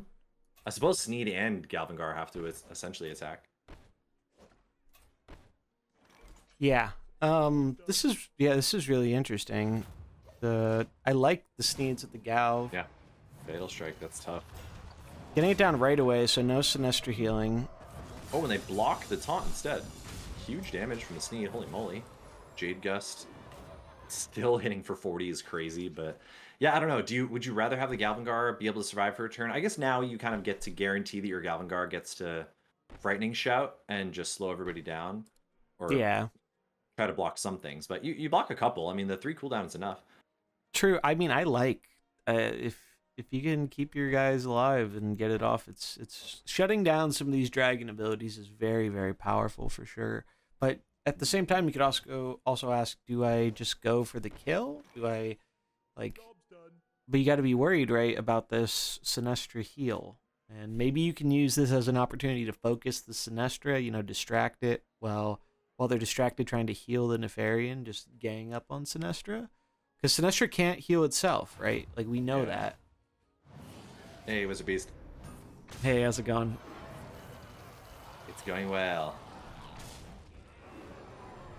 Bonk. Take 2 damage. Oof. Ugh. Oh my god. The damage reduction is absolutely unreal. I mean, the Yulon passive damage reduction has really shown up, and again, mitigating all these, like, again, when the damage numbers on all these mercs, for the most part, are going down, Yulon's damage prevention equity only goes up and up. Ain't that the truth? But, you know, one thing about this is, well, I guess, never mind. I was going to say, well, if he wins with this, then he can't use it in the next one. It's like, no, if he wins with this, he moves on to the next round. This is game... We were saying this is game 3 or game 2? This is game 2, but Ricochet's up 1-0. Right? No, Hagart won game 1. Oh, Hagart won game 1. Oh, yeah, so okay. I got my comps confused then. Okay, so then then what I was gonna say would have been right. So it wasn't dumb at all. If Ricochet wins with this, he cannot use his dragons for the final match then. Yeah, the Dragons comps have been very dominant so far. It's looked like, yes, in terms definitely. of just really outclassing people just from the opener. It seemed like the most consistent opener so far of a triple dragon start. Because we've seen Sinestra didn't actually do as well on the bench as we were anticipating. No. Yeah, Sinestra has done very little in a lot of these games. Or it certainly hasn't been the, like, no matter what decider. Oof, my god, look at this. Sneed has done a lot of damage. Sneed has been pretty impressive. Look at that. Look at all that damage. Sneed's is cracked. Look at that. I mean, he was good before the buffs in certain builds, but now, I mean, he's just working on his own. He does lose some attack here. The active saw is no longer active, so that is going to take some away, but also worth noting, the Sinestra heal is turned off. Like, that got shut down, and as we know, that's probably Sinestra's strongest ability next to Twilight Extinction. So not being able to heal your dragons, prevent that damage at a quick speed, it's putting Ricochet in a tough position here, and he's really doesn't have the world's best options in terms of switch-ins. He's got Cookie, Brukan, and Karen, and I don't think I like any of those into this. Like, it's just... You really wish you had a good fighter. Yeah, because Sinestra, obviously as good as she is, between the healing being locked and her best skill being locked down, it's like, I don't see how she survives another turn. Yeah, and last turn we honestly saw from Ricochet, I mean, like, look at the health totals on Hagart's mercs here. Like, they were all out last turn. They basically didn't take any damage at all. No, like, you're right. It was just a very much so a kind of a... It was a passive... Like a setup / supportive / dirtily turn for Ricochet, and now we're getting stuck beneath this... Oh, wow. Ricochet thinking not sure if he should even attack with the Sinestra because of the... But he can't do anything else. Like, the other abilities are shut down. This is really... Look at that. And Sinestra goes down, and it's looking really good for Hagart. Oh, I love this. Now to Zoth Triple Shadow, we have the Void Consumer out there. So we just get to go shadow spell, shadow spell, shadow spell. Oh, that's so gross. It gets 9 bigger. plus 15. It gets bigger every time. Look at that. That's another character and ability you very seldom see on the ladder. N'Zoth. Our first N'Zoth of the tournament. And it's looking pretty good here, right? Like full blue against this. You do have to worry a little bit about your Vol'jin, but you know, Ricochet doesn't really have the most in the way of burst damage, right? Like he's got some AoE with the Karen. Looks like he's actually going for the combo you mentioned earlier, Mulhu, doing the fish into the AoE to insta-kill the fish, which I really like. But the summon's going to stick around, right? Because it's going to grow. Yeah, someone's going to get huge. I mean, honestly, N'Zoth only has one shadow ability, and you are, I guess, are kind of priced into doing it, or at least you feel like you probably want to do it, but maybe it's greedy. Maybe it's not necessary. I think he has 2 shadow abilities. I think it's just skill 1 that skill 1's Old God. I think the other 2 are shadow. I could be wrong about that. I think his third ability might just not be online yet. Oh my god, I forgot about that. The sick passive from N'Zoth. Yeah, the passive right away. It's very easy. Oh, but the damage fish. The damage fish is easily the best roll there for sure, right? And that's actually really big, right? Because that wouldn't have killed. Oof. That was actually a huge roll on the fish. Is it going to be enough? Have the Earth Stomp. No, well, so now the Earth Stomp is live on all of Hagart's minions, and we have Endurance Aura for Ricochet. So the classic, like, no matter what, I'm certainly faster than you. But yeah, do we actually have enough? But what damage? are they doing with that speed? Yeah, like, that's the problem, right? Nothing. Cookie can bleed, but we don't have any actual kills. Lightning Rod's on cooldown. Really like it's a close one, but I do think Hagart is still in the advantage here. We still have the death rattle from Tamsin. I know, yeah, 25, and that could make the difference theoretically. But I don't think, I just don't see Ricochet's running into the same problem that he had before, which is these mercs are all individually, powerful, but they're not, outside of Brukan when he has Chain Lightning, they're not the biggest damage dealers. And you're feeling that lack of damage right now. Yeah, as we see. Oh, and I forgot insta-kill. Start of turn, do 40-something damage. I don't care how slow you are, N'Zoth says. Look at that. Well, I mean, I'm happy N'Zoth is advancing, right? It's cool to see someone have some success with the N'Zoth comp. That definitely that warms my old god heart. It's fun to see someone have some success with him. It worked out really well, right? Like he kind of was able to save N'Zoth for the closer, and it works out. Like the shadow was just so hard to deal with once those dragons were gone, right? Like imagine how differently that game would have gone if you swapped those leads. Like it would have been a totally different game. So it really shows like there's a lot of mind games here, especially in an open deckless format where you know what your opponent has. Do you metagame against them? Do you kind of prepare, do you over, correct? And I love those kind of mind games. I think those are really fun. So the only person playing N'Zoth Tamsin. The only person that is playing the Tamsin shadow damage plus that AoE. I love that combo. That is a great combo. Very underrated combo for sure. Nature Dragons with this, the big stomp Karen and the Anaconda in the back. I think this deck is really cool. Ooh, I like that. And then the crazy Sneed Samuro Vol'jin. Ooh, okay. This is different. This is an opening we haven't seen before, right? Like we haven't seen the full Nature Dragon open with the Brukan, but I do think I like Brukan looking dead against double fighter though. At the same time, so is one of these green dragons, right? Because if you haven't right. Oh, that's right. The Yulon hard counter. Yeah, like Yulon can just zap. So there's some mind games here, right? Like normally, a lot of the times you don't swing with these dragons against a Yulon because you don't want your stuff to die. but it looks like Ehud's just saying, I'm just going to swing with both, and if you hit it with Yulon, you hit it with Yulon, you know? Yeah.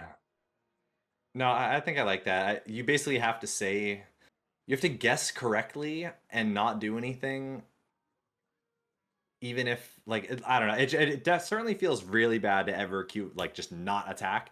But I think Drogar is essentially forced to not attack with their own Sinestra, because at least Ehud can just say, like, all right, I'll exchange it for an attack off of one of them. Yeah. Let's see what attacks here. Also worth noting, no bonus attack from the Nefarian. That's a very interesting choice. Oh, but they have the extra attack on the and Divine Shield on the summon.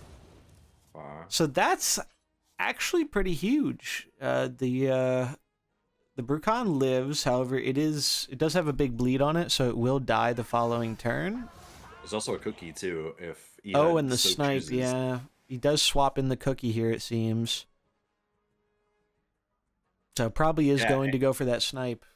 No, yeah, I really like Cookie here. You get the extra equity off of the Draconid spawn being there to get some more health.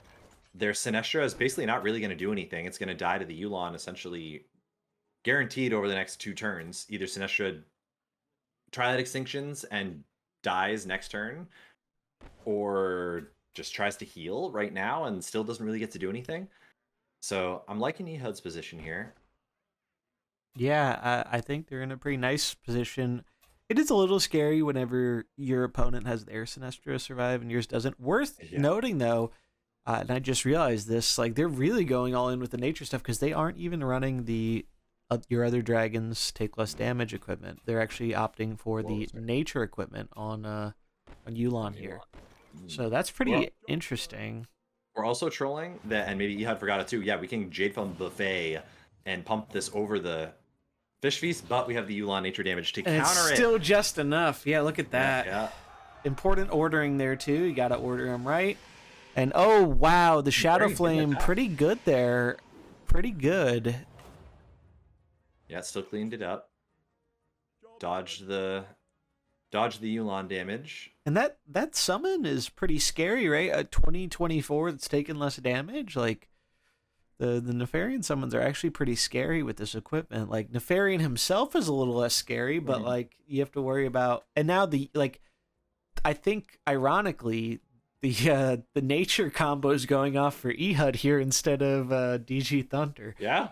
No, seriously, the fact that, like, Cookie, we really haven't seen a ton of Cookie so far in these games, not nearly as much as it has dominated ladder. True, yeah. And you would think in a Pauper event, I mean, almost every comp I think has Cookie, but we haven't seen him show up a ton, and when he has showed up, he hasn't been quite as, like, impactful as we're used to from him.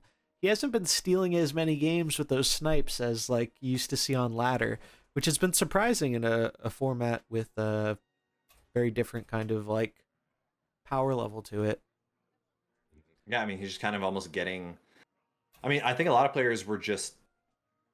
The Cookie might just not offer enough. When you're kind of struggling to pull together 6 mercs that are strong enough, I think a lot of players decided to not even bother with the Cookie because they just wanted to go for raw power. But here we're getting enough time for these Yulons to stack nature damage, and Cookie's kind of going crazy. And because DG really has no great answer to this Yulon, and Yulon is basically like the backbone of what Ehud's got going on here. Like it's protecting the dragons, it's ramping up the Cookie and itself. Like it just looks very threatening. So I really thought DG would be in a great position because he's the one with the Sinestra. The opponent lost the Sinestra, but I'm really not sure that's the case anymore. But they do get a pretty pretty fat Twilight Extinction there. And this is combined with the slow, right? And that could actually end up making a difference because now Ehud doesn't really have a great way to kill this Sinestra before it heals.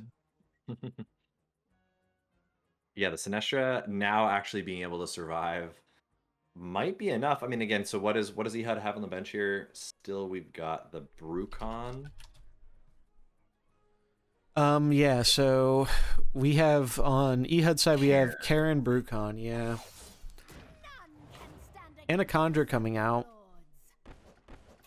It's been cool to see how many people brought Thunderous Sash on the Karens. Like, I think Yeah, literally more Thunderous Sash than Reincarnation. it's really cool. Like I loved the big stomp. I really did. Yeah, I wish I played more of that deck. That deck was kind of like around for a second. There are all these cool nature variants that like popped up for a little bit and then kind of feel like they got boxed out. But I love me Yeah. some Karen. No, Big Stomp Nature was really a fun build. And it could be successful. It just got drowned out by all the Valera going around, but Right. hey, maybe there's something to it, you know? But AoE's not in the greatest spot with Trigor right now, but luckily our folks here don't have to worry about that. Now, Ehud could go for a risky could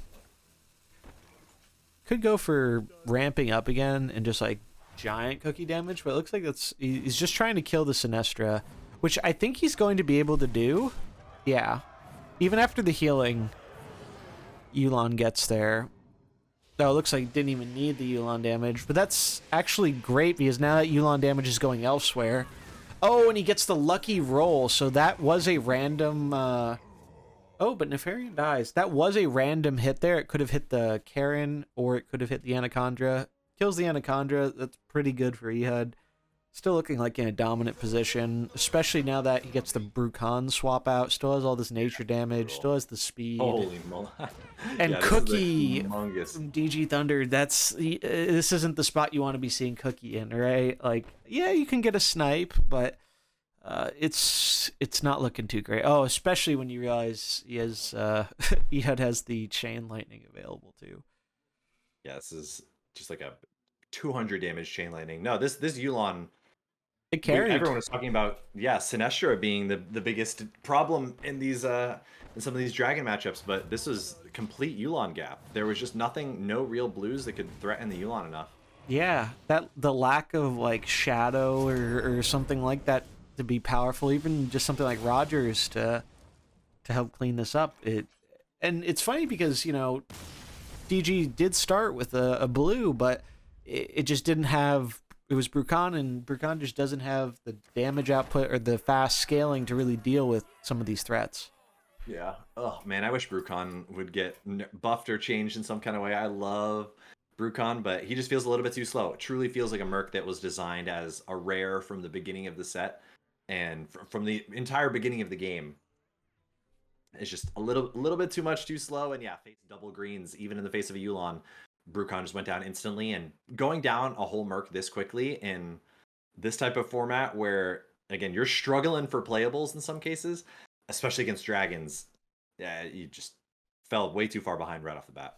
And I think that shows a example of something we're going to see in the remaining games here is that as much as we were all thinking about how Sinestra is the main unit and what answers Sinestra, it turns out it's just Yulon. Like Yeah. Yulon just gets the job done. And even though Sinestra died, I think turn 1 there, it didn't end up mattering. Like it was just fine. Like the not being able to answer that Yulon was really, really problematic for DGThunder. Yeah, because that was essentially, I mean, when you're looking at basically Ehud has two different decks. One is very caster light, which is the one that they just played and had no way to threaten the Yulon. Their other deck, however, is very caster heavy and is instead with Kazakis, Natalie, and Vol'jin. So that could be, maybe they almost just wish that it was that matchup. Maybe we see a response to that in some kind of way, but this is, Yulon will have a much harder time surviving against these types of casters. So good matchup, I would say, for game 1 for the side of the Yulon that last game, but Yeah, not sure Ehud. if it'll Yep. hold up. Yeah, it'll be interesting to see because obviously DGThunder can run it back with the dragons, and maybe the dragons will do well against what Ehud has remaining. We'll have to see. But I really do like how Oh, that's right. The Yulon's already gone. Ooh, no, that's right. Just kidding. Yeah, I'm trolling. The Ehud snuck the Yulon through since it's Conquest style. They basically faded the bad matchup entirely and escaped it. So this is definitely feeling real good for Ehud. Looks like we're going in to game number 2 here. And, ooh, Ehud with the interesting lead, the Cariel, Galvangar, and Kazakis. I like that. I like that a lot, actually. I've been a big fan of the Kazakis Galvangar for sure. Let's see. It's been good. The other side here. Oh. We got a semi, our first non-dragon semi-mirror open. We've got the Galvangar Kazakis on both sides. Okay, so it looks like DG decided to swap it up, which I like it. I mean, I think it's not really a bad idea. Big units on both sides, kind of a little bit of a mirror match. Who is the better red? Is it Cariel or is it Sneeds? I'm kind of liking Sneeds in this matchup. The taunt is so good here, though, and the positioning is actually really tough for the Rending Cleave. So for both of these sides here, the fact that there's a taunt that blocks all of these cleaves and that Ehud placed it in a good position, Cariel off to the side, not in the middle, so the cleave isn't actually getting full value. This is going to be this might be a Cariel diff. You can get around it with the buzz just deals damage equal to your attack. It doesn't actually you just straight attack. Shoot it? Yeah. What the heck? I told you, Scabs is busted. How little I've played Sneeds. That's what I'm saying. No, holy moly, I don't think I knew that. He just, okay. That's much better. So I guess still technically Kazakis will still get tanked up by the Cariel, but that's okay. Not attacking at all. Going for the little golems. I definitely like that. Way too much damage. Yeah. No. Little golems chill. Reasonable hits. Little golems on the other side. No, yeah, I guess honestly, Cariel has really stifled a lot of the fighter attackers from turn 1. Like, you literally just can't afford to take 33 retaliation damage. Look at that Exactsies. That's crazy. But maybe just did 100 damage. Yeah, I told you. On turn 1. Don't sleep on Sneeds, bro. What the heck? Sneeds is crazy. And he got buffed. He's like Scabs, you know? He was already nuts, and he got buffed. All right, so looking at this here, I mean, it's a great position for DG, but at the same time, this is a nice swap in for Ehud, as that Vol'jin's going to get off a lot of damage. It looks like he is not ready to unleash the little golems yet. It looks like he wants to get, or not golems, he's not ready to do the Shadow Claws yet. So he's doing one more turn of golems, trying to, also not doing Shadow Weakness with the Vol'jin, actually going for the combo AoE instead. So it looks like he's trying to set up for next turn. Yeah, no, I like this a lot. Drogar can afford to survive their Kazakis and greed for one more turn. Yeah. Of golem summons. Oh, and this will kill the Cariel. It's very good. Ooh, Frightening Shout. I mean, that's pretty great, though. This is gonna hurt a lot. I'm pretty sure this is actually a clear here from Ehud. But he's down to, what, like, he has 4 mercenaries, but 2 of them are almost dead, and DG has a full bench. That is looking nice and healthy. Really cool seeing this matchup play out, though. So far, yeah, certainly the Team best Sneeds. non-dragon deck so far. It looks like definitely on Team Sneeds here. And this is, yeah. I mean, I don't even think you need Natalie to help finish this. Like, I'm pretty sure just the other 2 do it. The problem is, I think that the life totals maybe just too low because we still have a Vol'jin on the side of Drogar. I think so too. Yep, and especially after we also have to remember Kazakis' Golem and Vol'jin's other AoE ability are shut off. Yeah. So that's gonna make next turn, even if they live, next turn's gonna be very awkward for them, especially against an opposing Vol'jin. Mm-hmm. Yeah, the fact that Drogar has their own Vol'jin that gets to AoE at all, and basically Ehud's Vol'jin is just completely off. But it's a full triple clear. But this 3 I think might be too much. Yeah, I'm definitely liking DGThunder's position here. Like, it kind of feels a little bit like on ladder, right, where you get that Vol'jin swap and it's so powerful, but then your opponent does it and it's like, oh. God dang it. only one shadow unit here though in Rogers, but I think that's fine, right? I mean, you could even opt for, you could use the speed up ability on Rogers, just for a 2-speed damage, and with the Vol'jin AoE that will kill their Vol'jin, Oh, it'll that's kill the cute. Yeah. Kazakus. No, I like that actually. The rarely used deal damage with Master Tactician. Yeah, I know most No, I people think that's definitely the move. it's like speed up or health, but honestly, the damage here is looking pretty good. You stop Vol'jin dealing any damage or slowing. The only downside, actually, no, there is no downside because you still get the double attack on the Natalie because of your AoE. Yeah, no, that's nasty. I think They this is do win actually- the flip might be the full though. clear. They win the Okay. flip on the Natalie. I don't think it's gonna matter though. No respect for the Vol'jin. No, I guess all right. They do respect the Vol'jin by attacking it with Samuro, but I'm really liking DGThunder's position. I think we're gonna have our first game 3 here. Yeah, and I think they could have even like have just straight up won last turn too. I think if they had gone for the Admiral kill that you were talking about. I still think that was a the better double kill play kills- because I think it gets more damage on the Natalie. Like you're wasting some damage on the Vol'jin this way. But now they have it for this turn, right? They could speed it up to kill the Natalie quickly, potentially. So maybe they get some advantage out of not doing that last turn. But Samuro is going to have a really hard time if he's left here alone because he can't be attacking in twice, which you really need to do if you want a chance. Yeah, we have the Sash Evolution from Ehud, but literally, yeah, you just can't even really afford to attack. You just take too much retaliation damage from Rogers. Yeah. Even technically, you can just rotate between Sash and Rolling Blade, so like that's fine. And But that's assuming your opponent does nothing, right? Like that's the So they do end up going for the speed up there, which I do like. And now it should pretty much be a lock for DGThunder. Yep, Ehud sees it too, and we are going to go to our first game 3 of the tournament. Exciting. So that means it's DGThunder's Nature Dragons. Yes, that is correct. Oh Nature no, it's Dragons. back to so it's Nature Dragons against the Cariel Shadow deck. Gotcha. Interesting. The two Titans.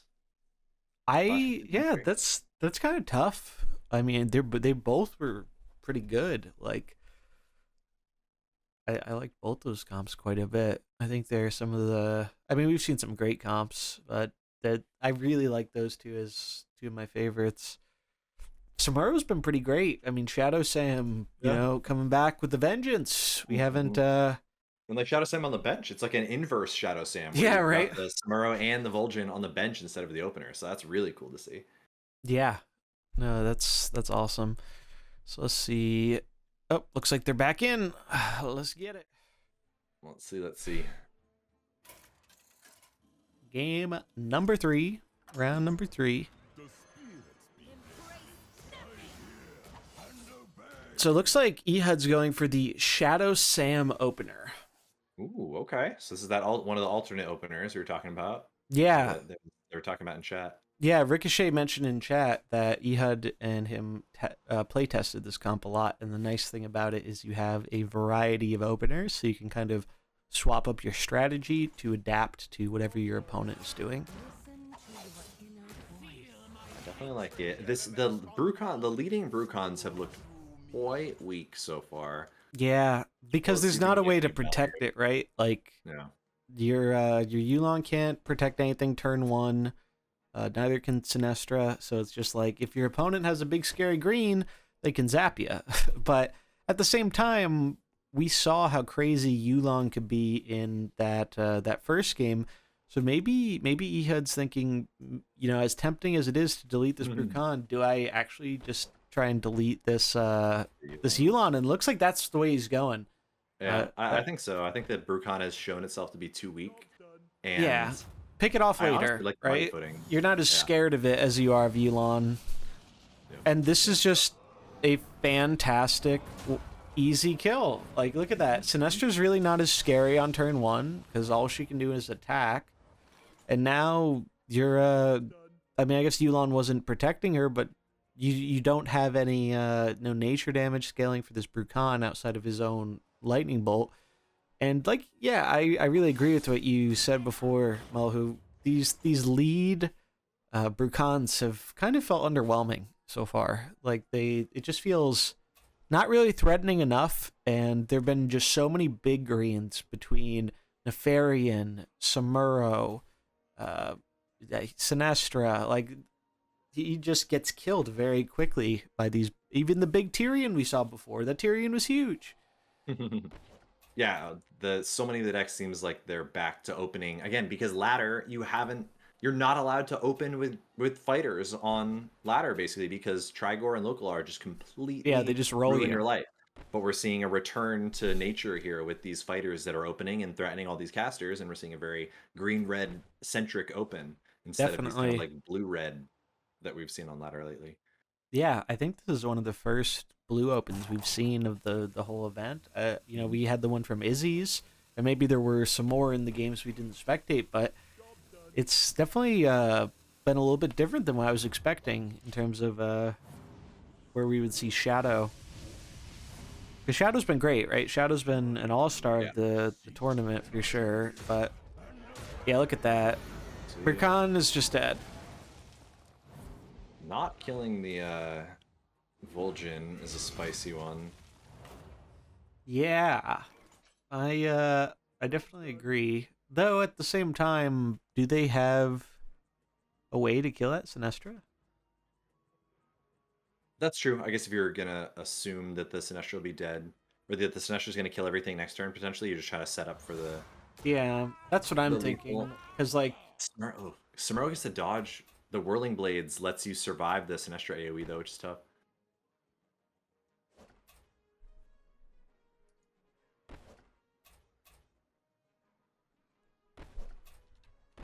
Oh no, yeah, and so yeah, Nico, you're stuck on the deck that yeah, if you want it's locked out, yeah. once you win with the deck, you are no longer allowed to use it in that round. It's one of the new rules we're trying out. I like this so far a bit better than sideboarding because sideboarding adds a lot of Yeah. downtime. Yeah, no, I super duper agree. It just for how much it slows down the tournament and for how much you really get out of it, Yeah, I don't think it's worth the trade. And it just all that sideboarding allows is just punishing people that don't have a gigantic collection. And I think being able to bring down the ease of access to this competitive style of format for this game mode is really good. yeah, I 100% agree. I love the potential for sideboarding in Mercenaries, but after you're trying it a bit, I agree. How much it slows you down versus the value added isn't a ton. That heel fish, though, Yeah, that was sick. that's pretty sick. And Sinestro carrying pretty hard here, but maybe the Carriel can save the day. It's a little awkward though because you don't get both of Yeah. your buffs right now. You can only bring in two things. And none of these things really combo well with the Galvangar because or not the Galvangar, the Samuro because you can't combo it right now.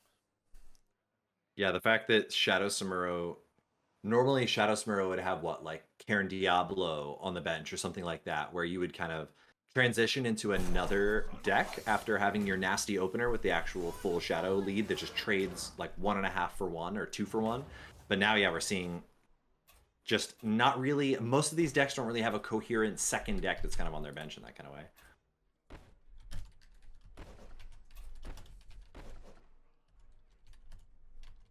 Yeah.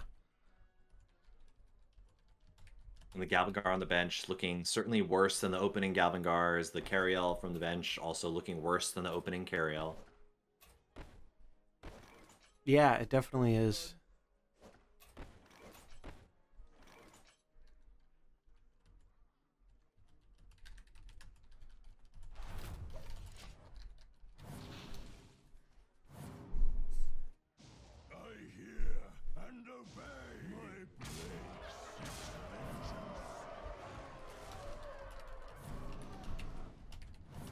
All right, that's a lot of orcs. And they're all toast, and yeah, Karen looking nice into a wall full of fighters here, and we're flipping against. This is a big. Oh, whoa! We got Swift Totem on the Cairn. We're seeing Wait. every equipment. Whoa. Endurance Aura makes this Merc's next ability 3 speed faster. I'll be honest, I have never seen this equipment in my life. I didn't even know what it did. I didn't know it existed. Fast Stomp. Oh, that's what Drogar meant. So I was calling it Big Stomp before because I thought that this was one of the decks that had the. I didn't see the reincarnation, and I honestly just You just assumed, yeah. that it had the bonus stomp on it. But nope. Okay, cool. So this is like fat instead of Big Stomp. This is Fast Stomp. But yeah, is it gonna be more than? Still a pretty big life total advantage on Ehud's side again with the whole Skyrim Rogers. Is that who's lurking on the bench here? Kazakis. We have Kazakis hanging out on the bench. So this, yeah, I mean, honestly, with Sinestra gone, I'm kind of liking Ehud's position here. Yeah, wait, how did the Sinestra, what ended up killing this? Yeah, I'll be honest, I was a little distracted with the with the question in chat, and I look back and Sinestra's gone.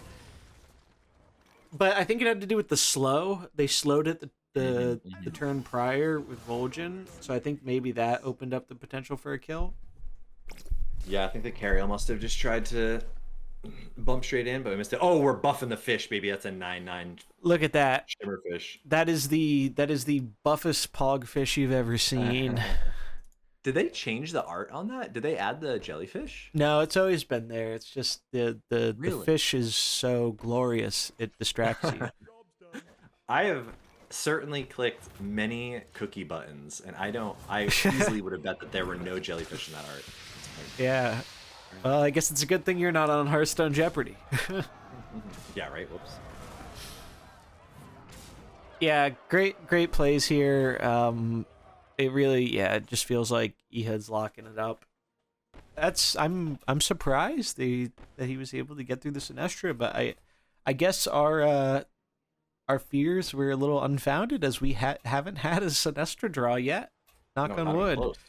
Like, I was a little bit worried, but so far, leaving her legal, I mean, while still a very strong and powerful character, it hasn't led to some of the less than desirable outcomes we were worried about. No, definitely not warping at all, which has been great. Even the N'Zoth, like maybe the other like weird high variance legal play that you can have of being able to have a legendary, the N'Zoth's been fine. It's nothing crazy. Yeah, it's been good. But we've only seen it once so far, so we haven't gotten the full idea. Oh, yeah. Cookie versus the world. And that's going to lock it up. Ehud is going to take down DGThunder 2-1, our first 3-game series. Well played by both players. GG's. That was a sweet one. Again, a lot of, basically both sides bringing similar versions, or not similar versions again, but like different takes on similar archetypes of this kind of Shadow, Samuro, and Nature Dragons. Yeah, and we were definitely expecting comps like this to be strong going into it. So we'll update the bracket here. We'll take a look at that. So Ehud is going to 2, DGThunder to 1. So see what the bracket's looking like here. We have Hagart and Ehud are going to be our semi-finalists here. The winner of that will be moving on to our finals. And then if we take a look at the losers bracket here, I believe Rodri and Nico are going into game 3. So I think that series is wrapping up right now. Kpar did beat Zampage 2-0, so DGThunder and Kpar are going to face off for our losers bracket round 3, and then the winner of Nico and Rodri will face off against Ricochet. Right. So yeah, Hagart. So we've got a N'Zoth still in the winners bracket up here, and a N'Zoth in the losers bracket. Follow along. That's Hagart, exciting. Yeah, so... And these are let's take a look at their lists really quick here. So Hagart has the third kind of the other deck, which is this kind of like no dragons beast kind of combo. Yeah, no dragons, but instead they have the scabs Samuro, Rogers, Varian, Tyrion, Mukla. kind of like cool like human aggro deck, which is very different, and I like it a lot. And it's got the scabs. We're gonna call scabs an honorary human for now, but Yeah. uh, ain't that the truth? But yeah, no, I mean it's cool that we're seeing that comp make it all the way into the semifinals here. I'm curious to see. Clearly, it's been doing well enough against dragons, right? Like, otherwise, they wouldn't have made it this far, because there are a lot of dragons in this tournament, like we were previously talking about. So, maybe they found the secret sauce here. Maybe Scabs is the secret sauce. well, we know scabs is a secret sauce, but is it? This Mukla has the we've got some of the bananas equipment on this Mukla too. I think it's the radioactive bananas. Um, just going for like basically a full stack attack style deck. Really, the one that is just emblematic of potentially an archetype that you'd expect to see again in this lower level format where people should just be attacking more. There are fewer lasers just like running all over the place. There's taunts, really not that many people bringing actual taunts. The Mutinous kind of fell away. There are a lot of Cariels, I suppose, but only one Cornelius, one Mutinous. The Muklas have been really cutting a lot of their Big Brother equipment, so Yeah. So I'm just gonna okay. message our players here really quick. I think we're going to take a very short break here, and then we'll get into our semifinals. All right. So we do want to thank you all for hanging out with us. It's been a great tournament so far, and I'm very excited to see who ends up making it into the finals and how all that's gonna go. Well, The we'll find underdog out of because we're Ehud. going right into the games. Game number Hit one: it. Ehud versus Hagart. Okay, so on Ehud's end here, it looks like they are going with that Shadow Samuro build with Okay, the and same thing on the other side from Hagart. Uh-oh. This is probably one of interesting. the this is probably one of the best ways for Ehud to actually run into what should be again if Hagart is supposedly favored, Ehud being able to say let's play a mirror is quite good. I think that gives you an opportunity to steal a win essentially from Yeah. instead of just running into the same matchups that Hagart had been running. But Hagart thinking about triple shadow here. Ooh, well, that would actually be pretty good for Ehud, I think, because Ehud ended up going with the Samuro, Natalie, and Vol'jin. So old school Shadow Sam lead, which has Oh, and actually that's true. been pretty There good. is no Samuro here. Samuro is in the other deck that Oh, Hagart has. So that's the big difference here. that is a Is pretty big Samuro. difference. The Galvangar, though, interesting. So I I want to say I think Ehud is favored with this lead because they can pretty much just delete something. Um, Though no, with Sash of Illusion, your just delete you button is not as True, that is true. likely. No extra scaling here, which maybe that makes the difference. Maybe it's not enough damage without that. It's still a lot of damage. Hmm. There could also be a flip here with the Vol'jin slow, possibly. I don't know if that would make a huge difference. Oh, going for the taunt. That's Yeah, incredibly love the heads taunt. up. Yeah, very heads up play there.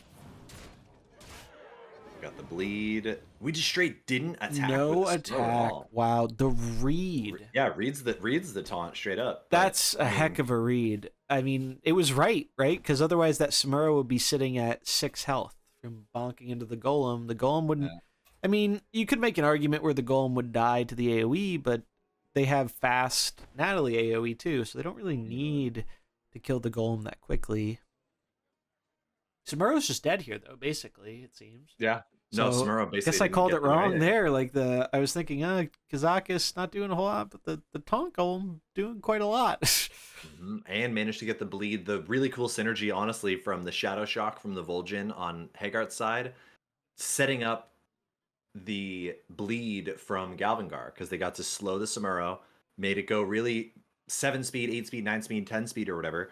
And then the Galvangar put the bleed onto the Natalie as well as the Samuro and really just got everything. And we still have this 25-20 that won't be able to attack, but essentially forces the AoE, like we said, from Natalie probably here. I guess they could just rip an Eye of Shadow for the clean 20. Maybe that's what they'll end up doing, but Looks like he's going for the AoE. yeah. think you start to waste too much damage if you just. Yeah, you just got to go for it, especially while they're already weak to the shadow damage, because it's a lot of damage. Ooh, the divine shield golems too. That's actually pretty smart, I think. I mean, I think it would, I think it's kind of a toss-up. What would be better there, right? Like maybe the summon golems were a little bit better. It's possible, but I don't mind the divine shield at all. The only downside is they still just get have a wiped here, Vol'jin. though. Yeah, Yeah. they still have a fast Vol'jin, so the golems might just die. So maybe it was better to just make them attack in. Yeah, imagine if you could have just traded like 18 random. Because that could have damage killed something, right? there. That could have killed Natalie. That could have killed Samuro potentially. And now the Samuro actually needs to have another ability go into it because it's just going to go for the Sash of Illusion AoE, or not AoE, but the Sash of Illusion Yeah. mirror image. So now the bleed won't actually even kill it. Again, the Vol'jin is probably going to go off on Hagart's side, but yeah, I think the Divine Shield Golems might have been a whiff of a spell and might be a pretty big difference. Yeah, actually, you know, I didn't mind it at first because, oh, they survive, but they don't live over that second turn, and then it gets a little bit more awkward.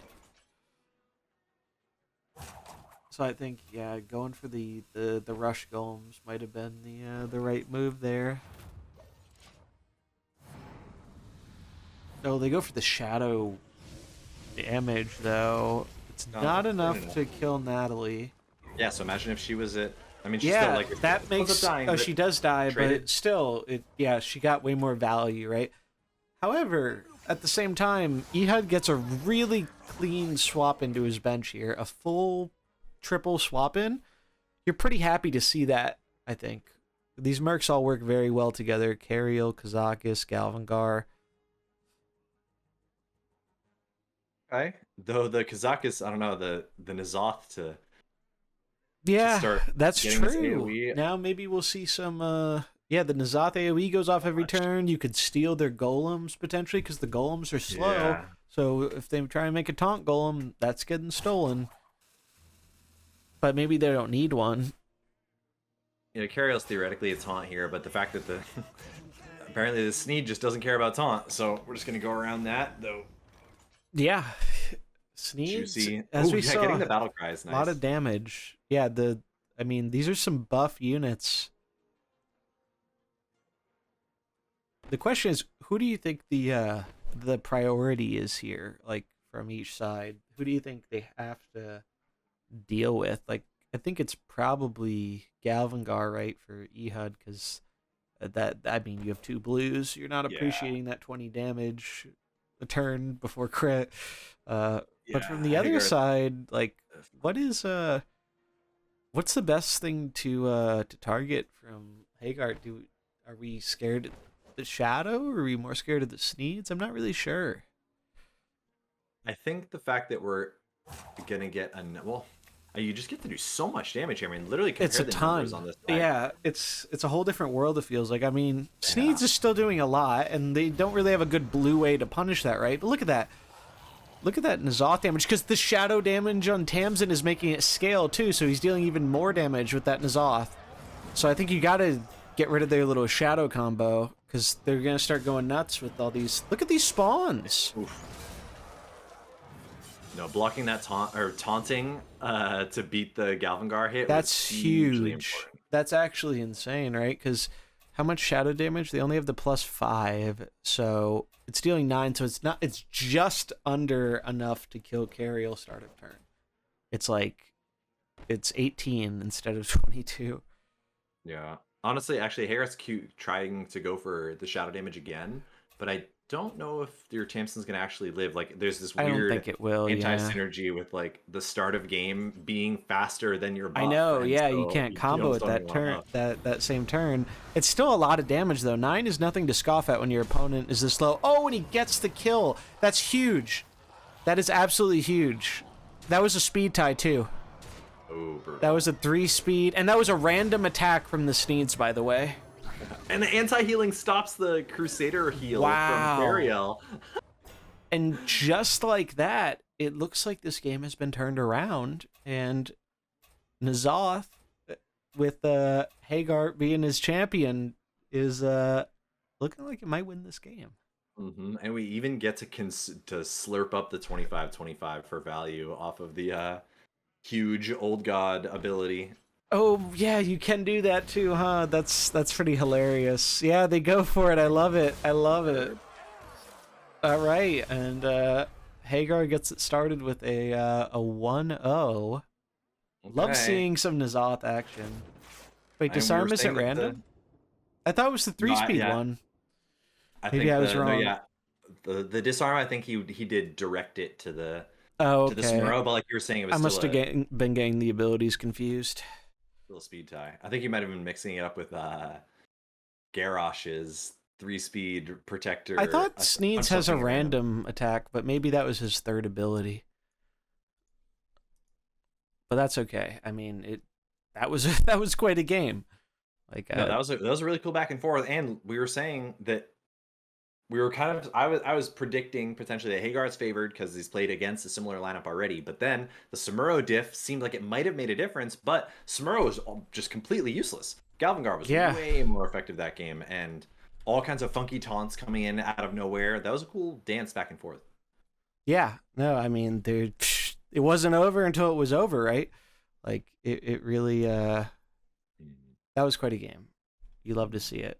But I was thinking of Active Saw was the one I was thinking of. Yes, that's correct. Yeah.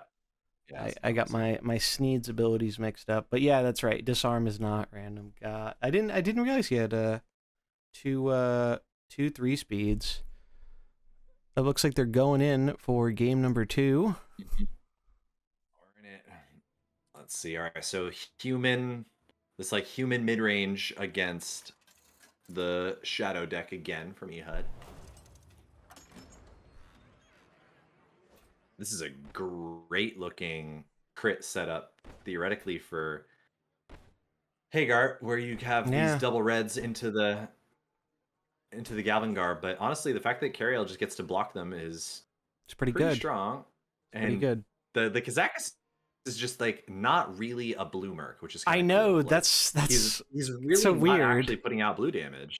The only time his damage is relevant is with the Shadow Claws, right? And don't get me wrong, that can be super powerful with the Vol'jin, but that's the only time you're really, unless you transform Kazakus, but that's, like fantasy land for PvP most of the time. I wish that ability was better. Me too. If it wasn't such take a turn off, it's like so unplayable. Yeah, if it wasn't take a whole turn off, maybe it could be playable. But so the golems are coming out, and I'm liking the Cariel is just such a giant wall here. Yeah. Oh, and the Mukla, that's Cariel's been a lot better. That's kind of unlucky, not getting any bananas on your Mukla. But what are you gonna do? You did get them on the Tyrion at least. Tyrion can snipe down this. Actually, no, they could heal. Potentially, they could heal with the Cariel to get around the snipe. Well, I think it'll be too slow. It'll be too slow, right? I think if we use the judgment. Oh, I just meant the taunt. Yeah, the taunt heal is the only way they'd survive it. But interesting. So it looks like. Oh, that's right. I forgot that actually heals you. Why? Yeah, it's because we never see it. All right, let's see what they're doing here. Yeah. They heal. Okay. Yeah, so that denies the Tyrion. We get the spin strike. Oh, but that does enable the death blow on the Varian. Yeah, the Varian death blow is kind of cute. Mukla dies, but is good and does get enough attack to hit the taunt there. Yeah, I mean, look at the number difference here. Both sides are down 1 merc, but Ehud is up literally like 140 health over Hagart right now. And there is definitely something to be said that just at the beginning of the game, you can just count up all your mercs and all their health and count it into 1 number, and all their attack and count it into 1 number, and just compare it against your opponent. I wonder how often that would predict outcomes of matches. Yeah. Obviously, it gets real funky real quick, but hey, bigger number, better person, right? That's what they say. Well, what's his face? Vol'jin doesn't believe that because Vol'jin likes those small numbers. likes that fast speed. Holy and triple kill, Batman. that's pretty disgusting. Yeah, that's pretty I believe in rough. scabs. I believe in scabs. So this could Sash be Delusion. another potential game 3 then, right? Could be looking at it. Yeah, this one certainly looks all wrapped up for Ehud, so that would mean that Hagart has to run back this human aggro deck essentially against Ehud's dragon deck. Okay, you have to imagine that you're pretty aware of that archetype coming in. Yeah, I mean, the Brucon Cookie has been underperforming, and Cairn. yeah, no, it's true. But definitely the Vol'jin builds from both players have definitely seemed to do very well.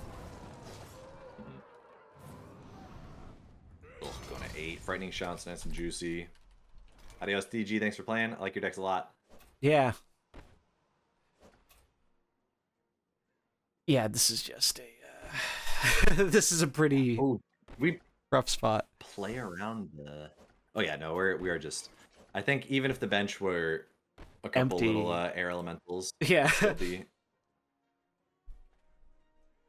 still be nice and juicy. So yeah, Hagart really kind of thinking about game 3. I think here of the same deck against this Yulon Sinestra Nefarian Open.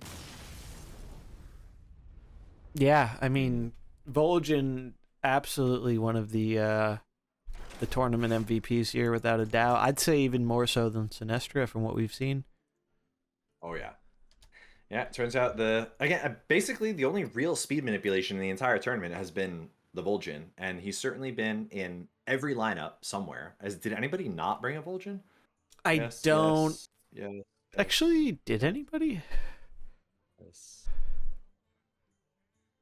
Nico didn't. Okay, bold move. Nico didn't, and actually, so neither did Zampage. So not everybody brought them. And Rodri didn't. Oh wow, that's actually less than I was expecting. Maybe way surprising amount of people. Maybe people were expecting that Sinestra would make Shadow less good or something, because people were expecting a lot of Sinestra, but that That's doesn't seem possible. to be the case. If anything, I'd say it's the opposite. Oh, looks like we're gonna get into game number 3 here. Karen doesn't count for what? Which thing did I say? I forget.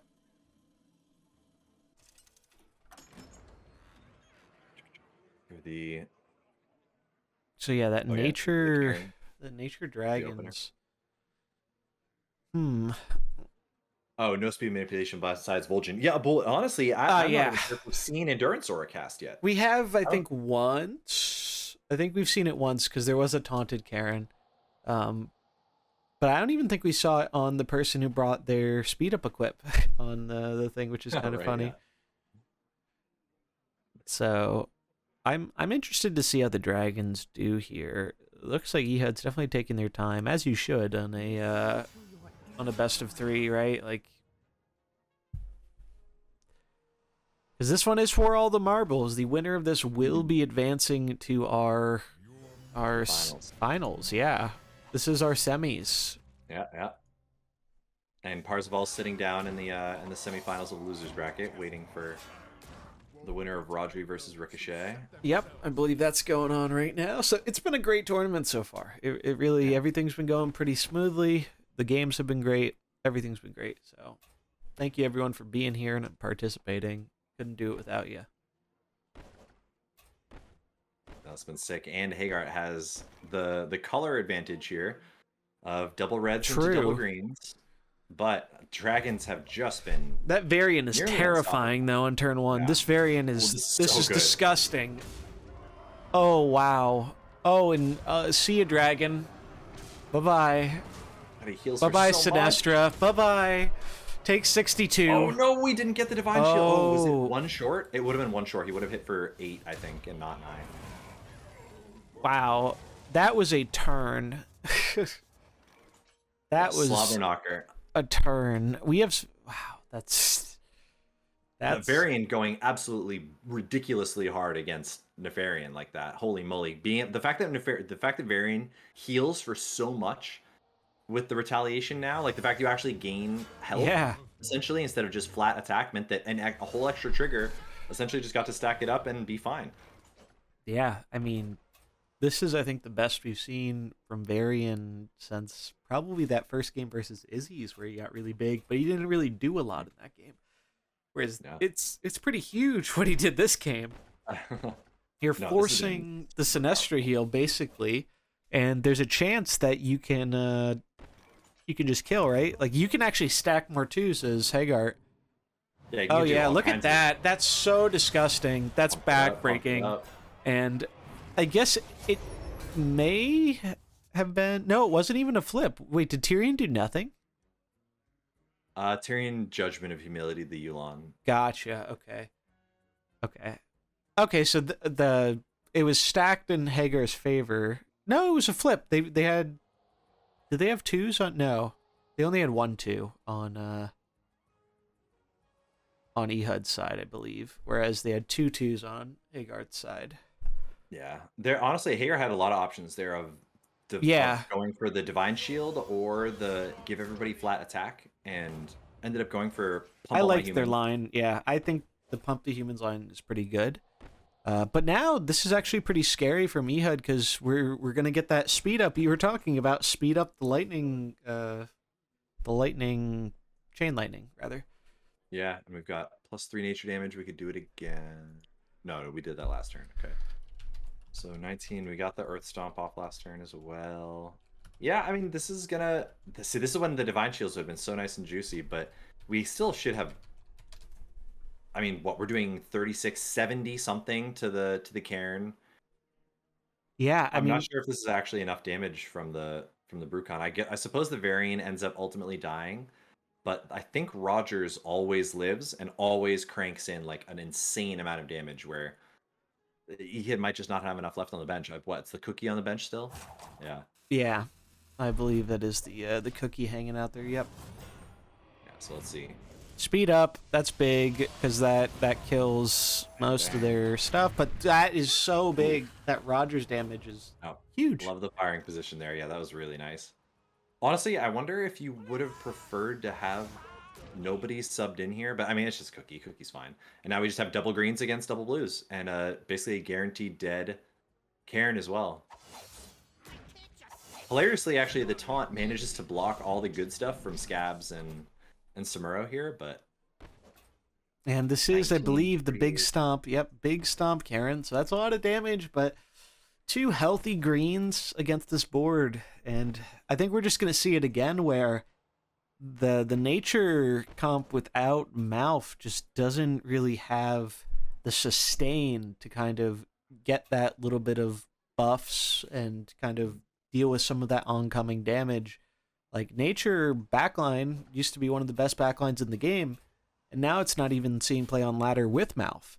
So, all powerful units, but it just feels like so far in this format, nature's definitely been weaker than I expected.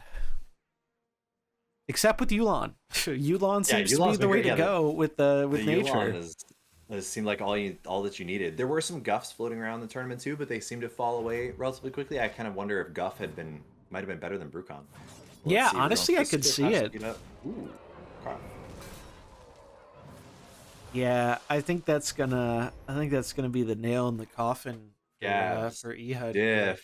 Look at that. Mullahu's favorite Merc, Mr. Scabs.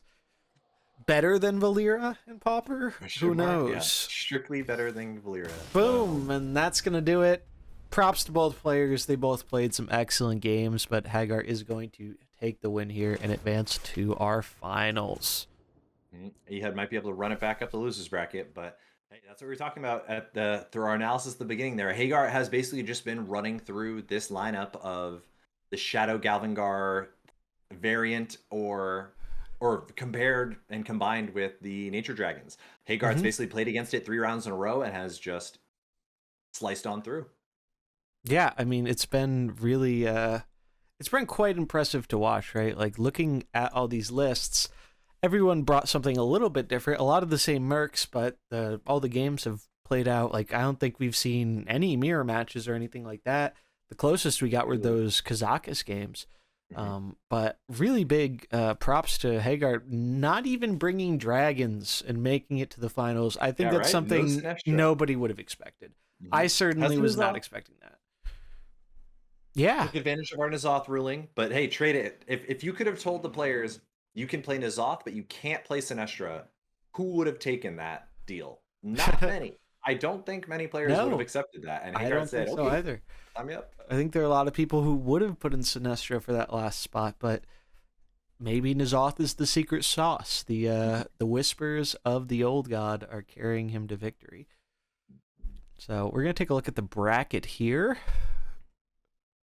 Boom. Oh, that's not the bracket. Those are the comps. Bracket. Boom. Yeah. There we go. There we go. We have to scroll it. So Hagart does take down Ehud 2-1. Some great games there. Those are probably some of my favorite games of the series so far. That was really, really good. Ehud does have a second chance, though. They basically auto-advance to our losers round 5, so I guess we'll take a look at the losers bracket while we wait here. I'm going to see if the Ricochet versus Rodri game is still going on, and it looks like it is, so we're going to hop into this one. I'm going to view Rodri here. This is our losers bracket round 3, and it will determine who goes into round 4.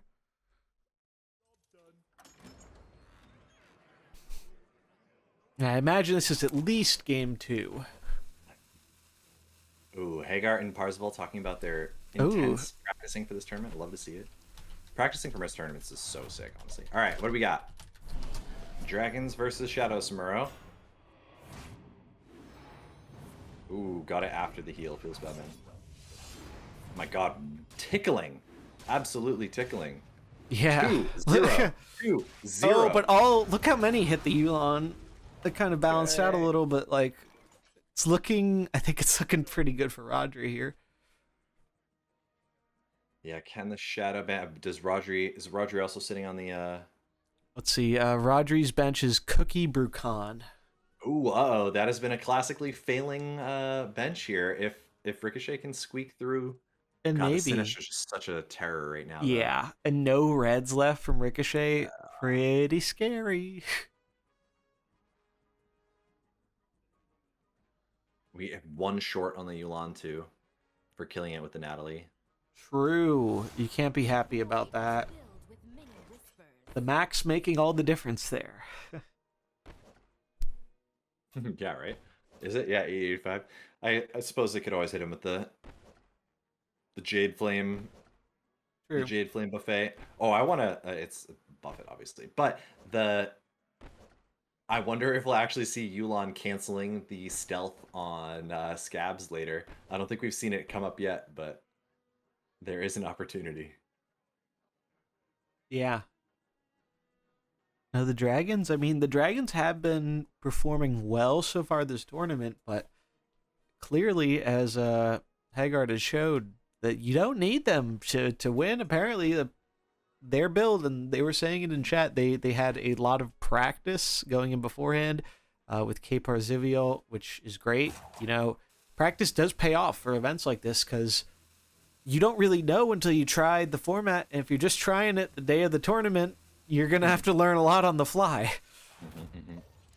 Yeah, being able to react like in real time to Mercenaries, like meta changing within a tournament. It's hard. Like, so insane. And this tournament's even maybe a smaller version of it because there's a limited pool, but retaliation damage taking out. Ooh, living at 5. Yeah, this is pretty backbreaking for Ricochet. Yeah. Because now they can get the cookie snipe.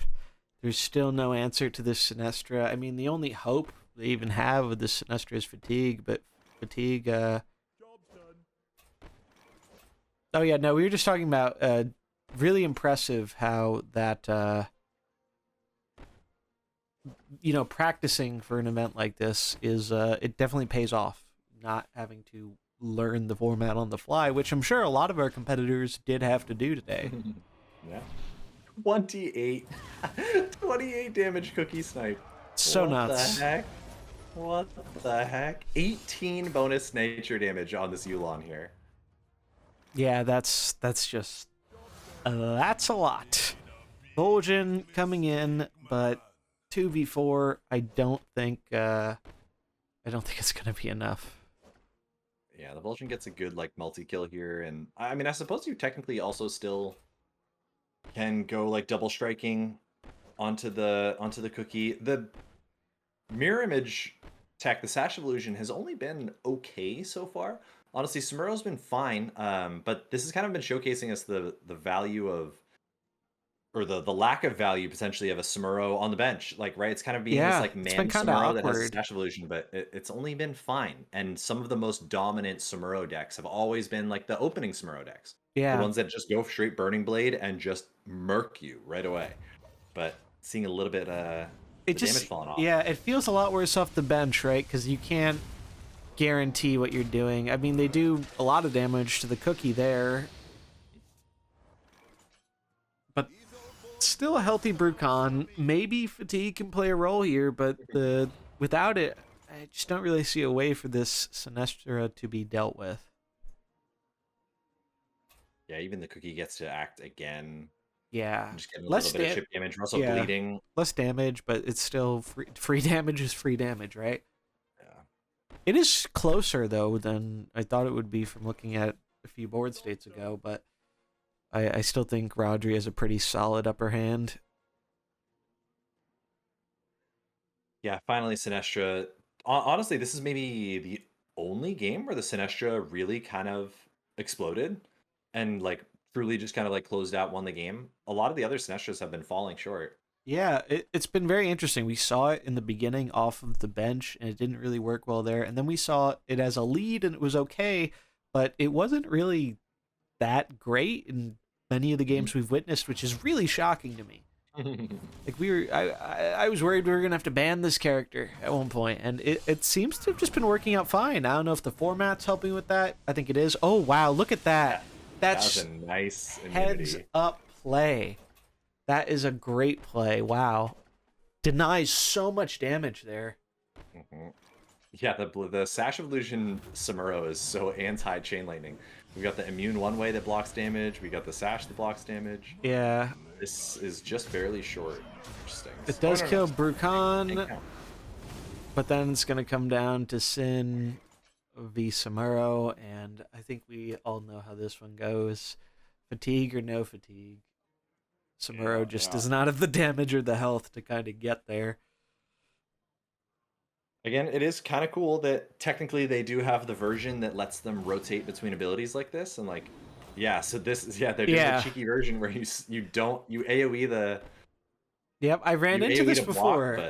but I think, yeah, you can just win by like attacking around it basically, but still well played. Still, we don't know what game that was, so I'm gonna check with our players here very quickly.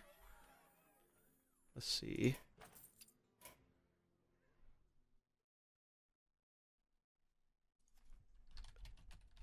yeah, no one tried to. I think Calmella had the Tyrande Millhouse Cornelius deck, but no one tried to replicate the success. I wish I really wanted to see that with the upgraded Tyrande, honestly. And it's the Blink Fox. Blink Fox also looked like pretty okay. To imagine if there was a Blink Fox or a Guff, right, to actually be tackling some of these Yulons. I wonder if there was a version of a deck that could have somehow managed to have like a Guff or. Okay, cool. So we got a little update here. Rodri won that one, is now 1-1. So they are going to be tree. going into game number 3 for all the marbles. I almost said marvels. Yeah. Got a little bit too much Marvel snap on the brain. But that was, yeah. I'm so Rodri locked in their win with their Dragon Comp. So I think that means no dragons for this third game, and looks like they're going in here. So we're going to get into game number 3, 1-1 Ricochet versus Rodri in our, I think this is round 3 of the losers bracket. It's going to determine who makes it to round 4. We got a different map here too. Do you see the Yeah, the destroyed map? I like it. I like this a lot too. I hope we get more of these with the new Mercenaries update. This is the first board that I actually felt like it looks different and there's stuff going on, and I love that they gave it to us in PvP. It's not just a PvE thing. It's a lot better than charging for a board too. Like, please just keep doing this. Don't make us pay for boards. We will, but please don't. Blink Foxes, yeah, the third ability when it missed. So I mean, the third ability on the Mind Thief ability from Blink Fox missing. It's very hit or miss, for lack of a better word, right? Like when it hits, but when it misses, it's like it's very high roller for sure. Yeah, I honestly I haven't really used much Blink Fox since the update, and there was a good argument for trying to go for the like random Mind Thief paying off and just cheesing people, but it could also definitely be like a ladder thing more than like a tournament thing, you know, right? For sure. Wait a minute. Interesting. We do have a Varden? That's very surprising. Oh yeah, I hadn't even noticed this. This is the first Varden. Wow, I didn't even know there was a Varden in this tournament. I'll be honest. A Varden and a Crush. Okay, wow. All right, Rodri's bringing out the spice. You love to see it. Look at that. Yeah, Crush, Cariel, Rogers bench here. I like that with the Tyrion, to be honest. That's actually pretty great. But we've also seen with Ricochet's comp that the Cariel, Galvangar, Kazakis is nothing to trifle with. It's a very powerful opener in its own what right. does Smukla do? What does this Tyrion do? This Cariel just looks nuts here. They're just already so big. Got the sick bleed too. Oh god. Take 1,000 damage in return. Look at that. I mean, and Tyrion dies, but maybe that's not bad. That's kind of a disaster. The fact that the Tyrion exactly died. But maybe getting it a big thing to swap in gives him a chance. I mean, I believe that's Xaxes if you master. Yeah, no, it's 12, not 14. Never mind. You can't snipe it with the Rogers, but you could. No, it doesn't even. Is there any way you could set up like a weird cold snap here? I don't think so. It's a little awkward, you know, even with the big buffs. Yeah, you can do some Rogers speed up Mukla. Yeah, but at that point, you're kind of just like passing with your Rogers to get the kill, which I don't really like. I feel like you got to be scaling your Rogers, but maybe not. You know, they only have the one red, so maybe your blues aren't that important. That's true. No, that's interesting. Yeah, Rogers not really having any more targets to kill after this. Yeah, and it's got the radioactive bananas too on Mukla. Yeah, are you okay with sacrificing if you just like use Rogers to speed up the Mukla and attack in? So it looks like the way he's thinking about it is skill 1 on both Varden and Rogers here. Just go for the kill with Rogers, get some slow, and then attack with the Mukla. I mean, I kind of like it. I think it's kind of... Oh, now they're considering taunting the Mukla. I guess to protect... I mean, actually, I kind of like taunting the Mukla quite a bit. That prevents a lot of damage, potentially, from the Galvangar. Yeah, and the 30 from the Kazakis, too. True. Okay. I mean, Mukla's dead no matter what, probably, but... Oh, but now he changed it up last minute. He's going for a snap here. He's going to speed it up with Rogers and then go for the snap. And is this going to work? That's exactly enough. It's still in snap range. And it does. Exacties. Wow. It only denies one action, but it's a pretty important one. Not like bad. Galvangar, especially if Galvangar was going to shut off their abilities that turn. That's actually, that's pretty huge then. And that was literally, as the rope was burning, Roger was like, all right, I'm changing it up. And it seems like he might be rewarded for that. Playing around stream delay. Yeah, now what? If you've got even just Varden having 25 attack, just like not being able to actually kill it very easily with the Samuro or the Galvangar, Also, that King Crush off the bench is looking really juicy against all these blues. Definitely. Like, yeah, you're trying to get rid of this Galvangar ASAP. Exactly. So what do we bring in the... Yeah, Cariel has Cariel the here. Death Blow, restore health to all the other characters too. Right. Oh, cool. So does that mean 2 people have that, or did we just barely catch Rodri using that last time? I think it was Rodri last time, I want to say, but it has become a pretty popular equipment. The taunt one used to be the extra attack while taunted used to be it, but ever since that one build of human showed up on ladder, we've been seeing more of it. I know someone called it like a Reno heal. You get that death blow and you heal your guys for 60. That's pretty nuts. Like, Yeah. especially if you're late in the game, you have some low HP units. We saw it before where if Cariel dies while doing that, the death blow actually saves her, which is a crazy interaction. Yeah, no, I mean, this is... Despite Ricochet having a whole extra merc, this is very close. It is certainly not It's callable anybody's for your game, side. 100%. This is it's gonna be a close one. This is game 3? Yeah, this is game 3. This is for all the marbles. But God, this Kazakus is disgusting. Oh, but the freeze, It literally... and that's a good God, freeze, How but much damage was that, man? that was disgust. Oh, but the heal, we were just talking about it and it happened.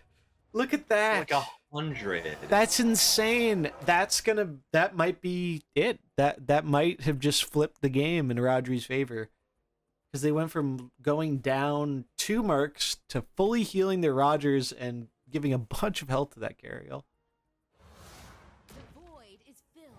56 from the crush. Yeah. And this crush is going to... Oh, and that's Xaxis on Kazakus. Or not Kazakus, on Vol'jin. And then it's going to go to Kazakus. And this might just be a King Crush sweep. Yeah, can you actually fully set up the... You can also speed up the King Crush with the Rogers Oh, here, you too. could. That's pretty cute. That's Suppose they're already too fast anyways with the Vol'jin speed, but... Oh, wait, no. Wait. They could make a golem. Oh, no, they can counter the crush by making the Divine Shield yeah. golems. Yeah, that's actually sick.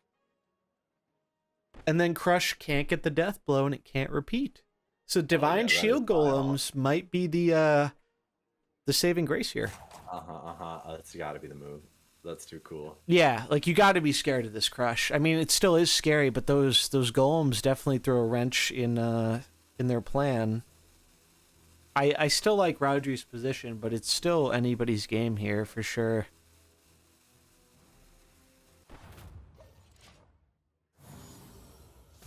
Big blast. And there we go. We called it, and that's really good. And yeah, that just shuts King Crush down in its entirety. And now it's they're gonna go for the I think speed we have up too many again, numbers, I but think. it I don't doesn't. Speeding up doesn't do it, right? Yeah, Like, again, it blocks the second Divine Shield. so they Again, have to blocks go it. for skill number 4. And those Divine Shield golems might have actually given Ricochet the game.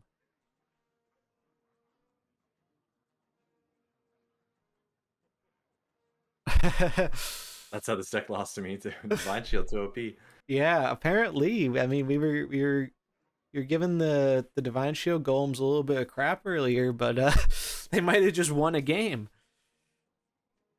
Oh, That's yeah, this crazy. Is definitely the best Divine Shield golems. Yeah, it's that like we format probably see has. some people do on ladder when you're trying to make the Valera not snipe you. Yeah, Kazakus, crazy mercenary. Like, thought he was good, but like he's just And he actually doesn't nuts. even have a third ability. He literally might Yeah, as well you not don't. have a third ability. You don't even need it, and that's Oh gonna my be God, the look how game. much damage this man. Wow, really thought that crush was gonna do it, but no, but it's still too fast. Yeah, even if you do it the other way, because as he was saying, you could speed up the golem and get it gone, but they would still die to the damage because Vol'jin makes it too quick. Because King Crush happens at 5 speed. Well played though by both players. So Ricochet is going to advance. We'll get the bracket up here in a second. But wow, those were. I'm glad we got to watch those games. Those were some fun games. So Ricochet advances over Rodri 2-1. And that's going to make for our losers bracket round number 4, semifinals of the losers bracket. It's going to be Ricochet versus Kpar. So that should be a fun match. And then the winner is going to face Ehud, and that will determine who is making it into our finals. If you're unfamiliar with double elimination, if you do make it into the finals from the losers bracket, you not only have to win the best of 3, you have to do that twice, whereas the person who made it in the winners bracket only has to do that once. So that's kind of the advantage of making it in there. But yeah, it's been a great event so far. I've been really enjoying all the comps we've been seeing from everybody. The games have all been great. There's been a lot of back and forth. It's just been very enjoyable. You know, a proper sequel to the first Pauper tournament. Yeah, totally. No, I've really liked how things rose to the top, and kind of no one was really even necessarily sure what might rise to the top. We've got some outlier decks lurking around. We've got some spicy tech here and there. We've got some cool one-off mercs that are making their distance deep into the tournament, which is always really cool to see people get rewarded for bringing some stuff that no one else is. So it's definitely been awesome. Vol'jin is everywhere, right? There are some things that are kind of all over the place, but this is also kind of showcased how you can have literally every single person in the tournament bring. Well, no, actually, we said some people didn't bring Vol'jin. So correct, not everybody. It's insane. And same thing about Sinestro, right? Maybe it's people being like, oh, I don't want to play the 6 stuff. Maybe they think they can counter it, but the fact that it's not just these homogeneous mixtures all the way across so many of these decks is more than we could ask for when you make the rules even more restrictive. I mean, that's what I was hoping for. You know, I was a little worried that maybe things would be a little bit too homogenized by our restrictions, and so far I feel pretty much that hasn't been the case at all. Yeah, so it looks like they're about to head into the game. I'm just letting them know. Second to last losers bracket. Let's see. Oh, baby, we got some new mercs here. Yeah. Oh, really? All right. So we have dragons. The dragon with nature is coming from Ricochet's side to start it off.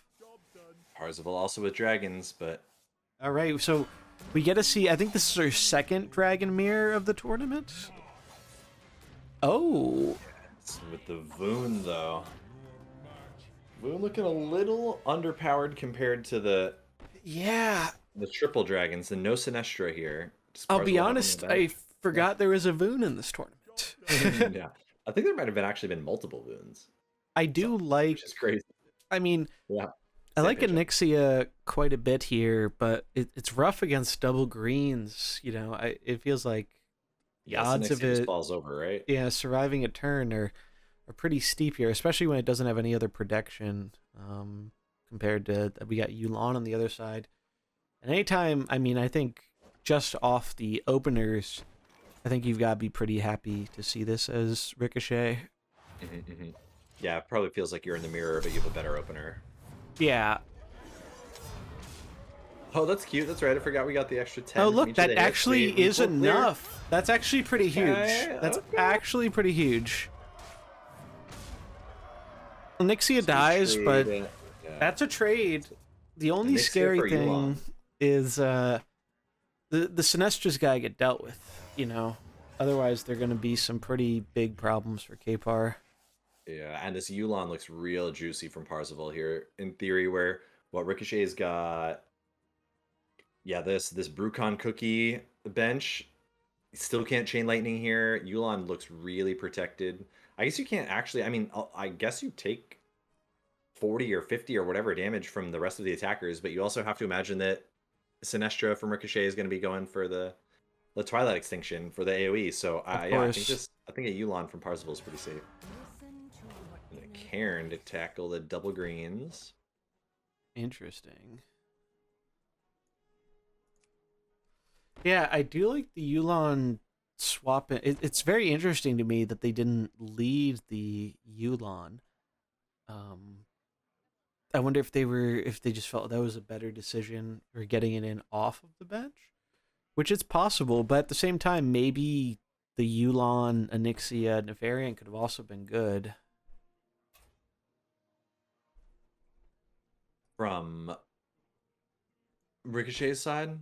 No, from if No, Kpar so opened no. a little bit differently, if they just Mm-hmm. swapped the. But obviously, you do want Voon with your dragons, right? I mean, that's kind of why Voon is there. Yeah. Oh, like so you're saying Like if it had they been opened Yulon instead of differently. the Onyxia, basically. Yeah, no, I mean with the Onyxia, if they went like full dragon open, to have that. Yeah, I guess your boon is too. It might weak not then have at been that better point. though. Yeah, that's the thing. Like this off the bench is much better than a Voon off the bench right now. So it might have been the right call. Yeah. Wait, we have the Nefarians stealing attack from all. Oh the yeah. decks all over the At place. least they fixed the bug. We don't have 300 attack Nefarians anymore. Yeah. That big stomp getting in for a lot of damage. Okay, not bad, not bad. Not much loss on Kparzival's side here. Yeah, no, that turn was actually really great for them.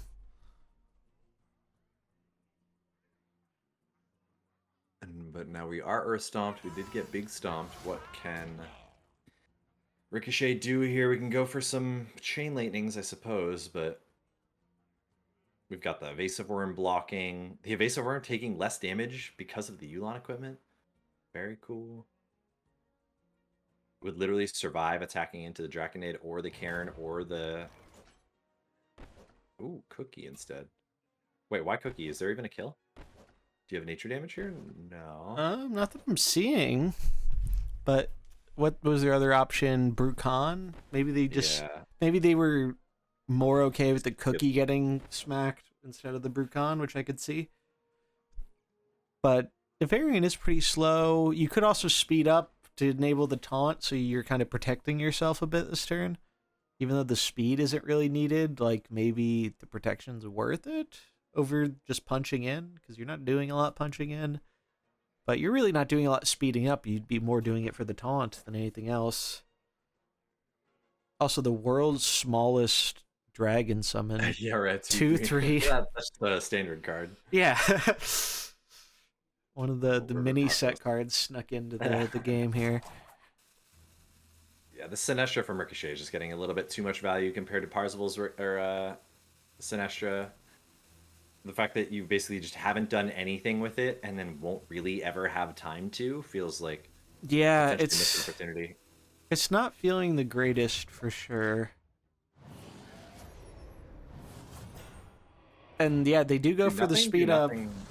which makes sense. Ooh, Deleting the cookie, yeah, makes sense. absolutely toasted that cookie. Gigantic explosion and the damage fish. Yeah, that's a ton of damage. But I don't know, but Ricochet is now just They could. everybody's a little help. Is there a way they can't speed up the can chain lightning. snipe the Sinestra at all here? Like, is there anything? Any way? I don't think so. They don't have a way to slow right now. If they had a way to slow it, they could get the Yulon off, but unfortunately fact they that the do not. Yulon dies here, I think, before it gets to try to like get any real damage onto the Sinestra.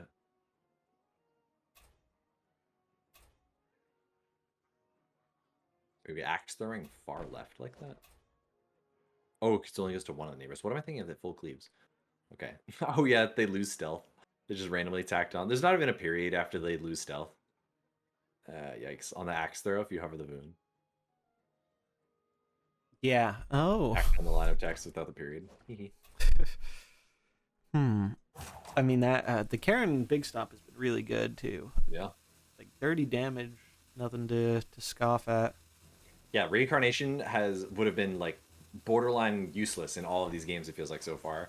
The game has never really come down to that. Blocks the taunt. True. It's not bad. Still take a bazillion. Yeah.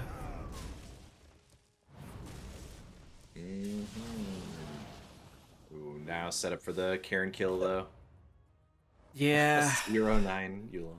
That's pretty funny. The world's smallest Yulon. Yeah, I think everything's gonna be too staggered a little bit too much from here by Kparzival. I think we just literally never got to click a single button on our Sinestra. The cookie snipe here looks fine, but it doesn't actually really achieve anything, I don't think.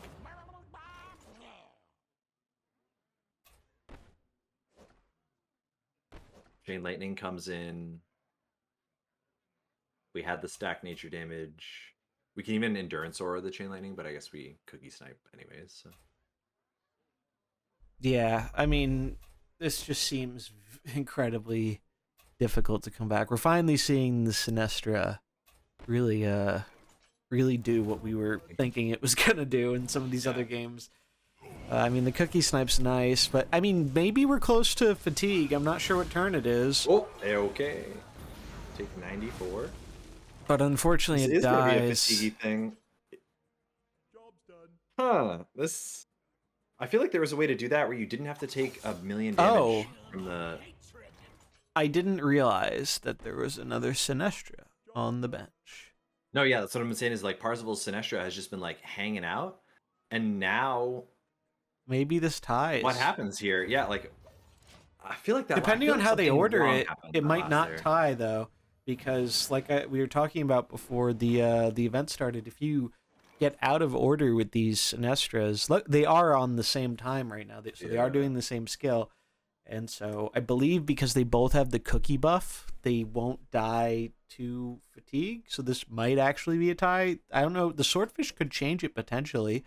Because if that fish, yeah, I mean, now you have a cookie. Like now that's this actually kind of huge. Symmetrical thing, yeah. The right? same amount of health on both the Sinestras too. The extra 10 attack doesn't matter. If that goes off during fatigue, the sword it hits for 60 and the Swordfish 30s them, and that would kill it. Oh wait, Ricochet just didn't Chain Lightning last turn. I think it died before it could act. No, I think it got because it lightning bolted the. Oh no, the yeah, Yulon. yeah, you're right. So this might be our first tie.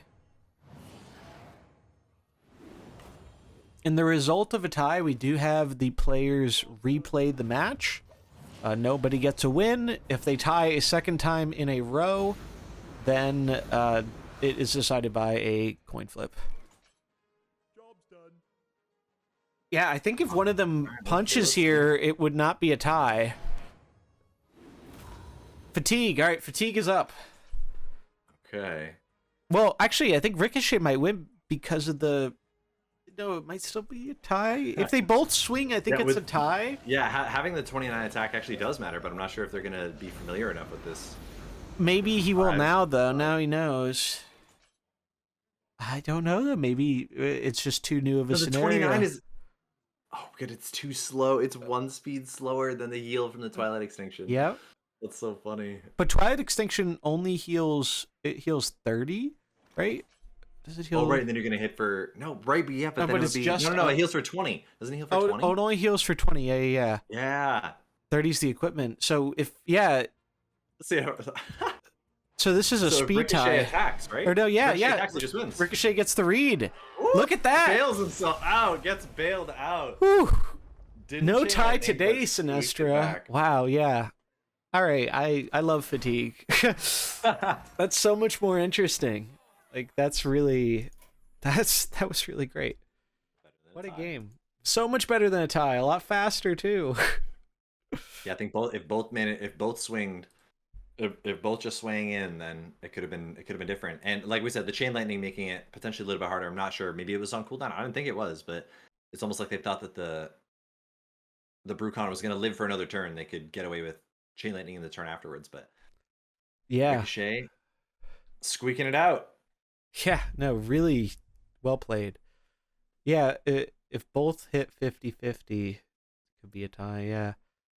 Oh yeah, that's also worth knowing. Fatigue does not double retaliation damage, which makes sense when you look at how that works with like critical damage and stuff. But definitely worth noting because obviously fatigue is a newer mechanic, right? Looks like they are getting into game 2 here.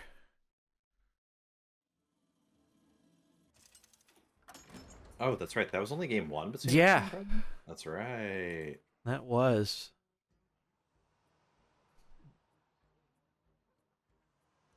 What a game, though. Yeah, that was really cool. And Oh, that was a sweet one. So now that means Kparzival is running back dragons into Ricochets. yeah, Shadow, Ricochet. Yeah, Smurrow, on the Goblin Shadow Sam stuff. Again, I've really liked this build from Ricochet. It's been a really, really good build. And the flexible open, I think, is really what's been nailing it for him. The fact that you can go Shadow Sam or this alternate opener has been very strong. Maybe we'll see a bit more from a Nixie this game, especially against Cariel. You got to be pretty happy, right? Oh yeah, definitely. That's pretty good. And wow, Block the Ricochet opting to taunt, which is really surprising to me. On the Cariel instead of just punching the Nefarian. I mean, I guess when you have the +12 attack. Oh wait, if you literally does blocking taunt turn it off? Yep. And so Cariel will lose her passive. Oh, I don't think this does this carry. Oh, this Cariel does have the passive. I was getting confused with the other one. Yeah, it does turn it off, so that should make the attack go away too. Yeah, I've honestly never seen this interaction, so I wonder if they will. The game might treat it as like, nah, we have taunt still, but it's just blocked, versus being like removed. I'm not sure. We get the Voon attacking here. Okay. I mean, the Voon equipment has been pretty cool, with the friendly dragon attacking, dealing 10 to it. Like the Nefarian combo with that is certainly quite strong. It's a lot of free damage. Yeah, no kidding. Summon some dragoons. The big golem's also pretty good here, right? Like blocking some stuff. Like big golem really. Wow, this is gonna hurt a lot. Look at that! Boom, 44 damage. Removes the taunt. Removes the extra damage. But it comes back into turn. It is only that turn. But given Cariel's speed... So it did go down for a second. Okay. Yeah. Cariel's too slow to really do anything about it, though. And I'm liking Kpar's position so far. It's looking pretty good.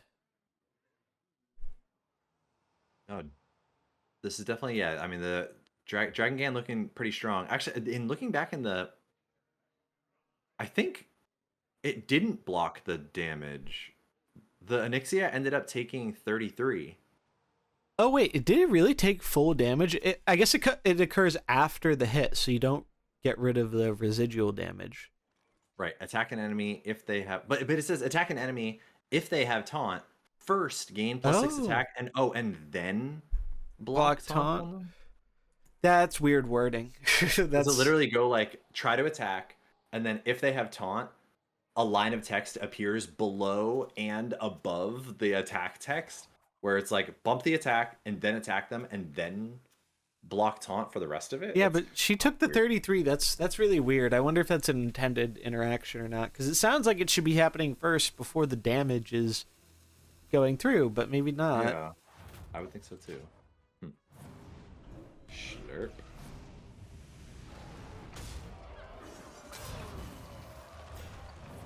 Another taunt that doesn't do much.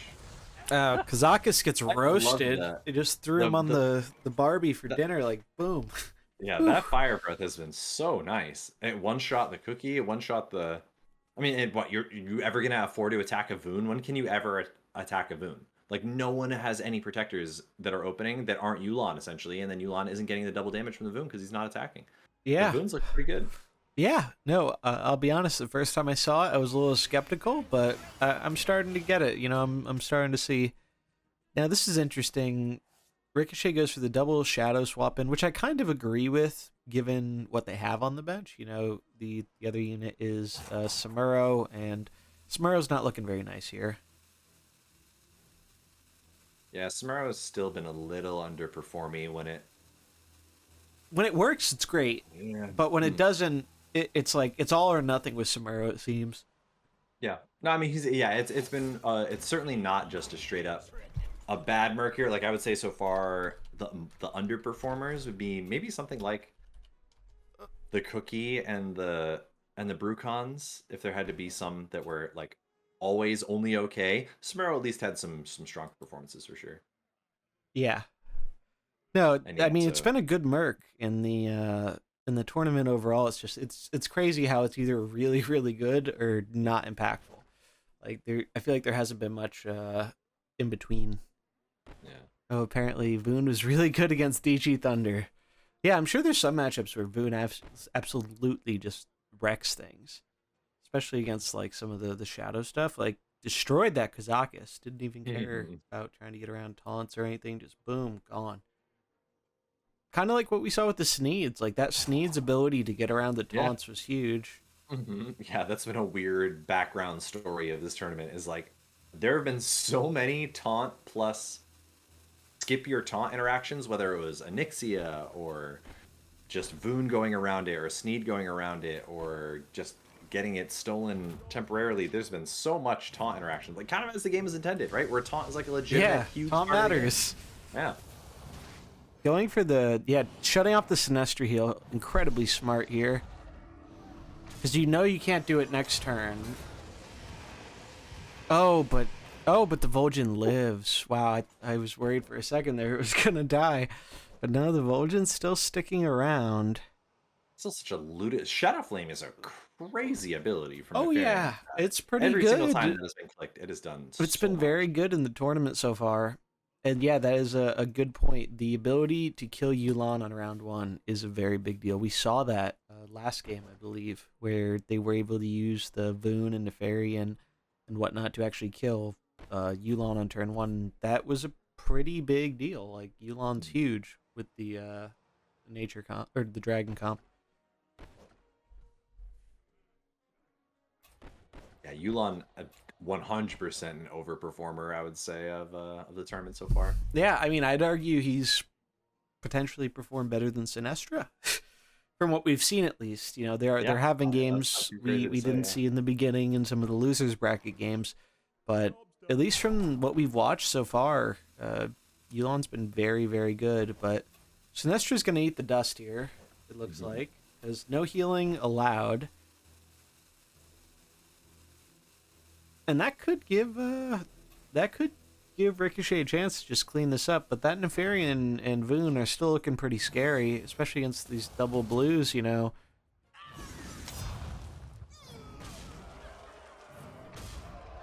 Oof, yeah, that hurts. Everybody killing everybody, yeah. And like we were talking about, Samuro coming in off the bench, but it just doesn't feel very good here. Yeah, what other green could this have been, basically?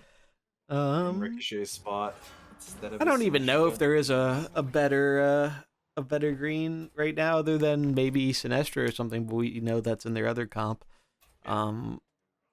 So okay, yeah. It's actually, oh no, yeah, it's not. Okay, yeah.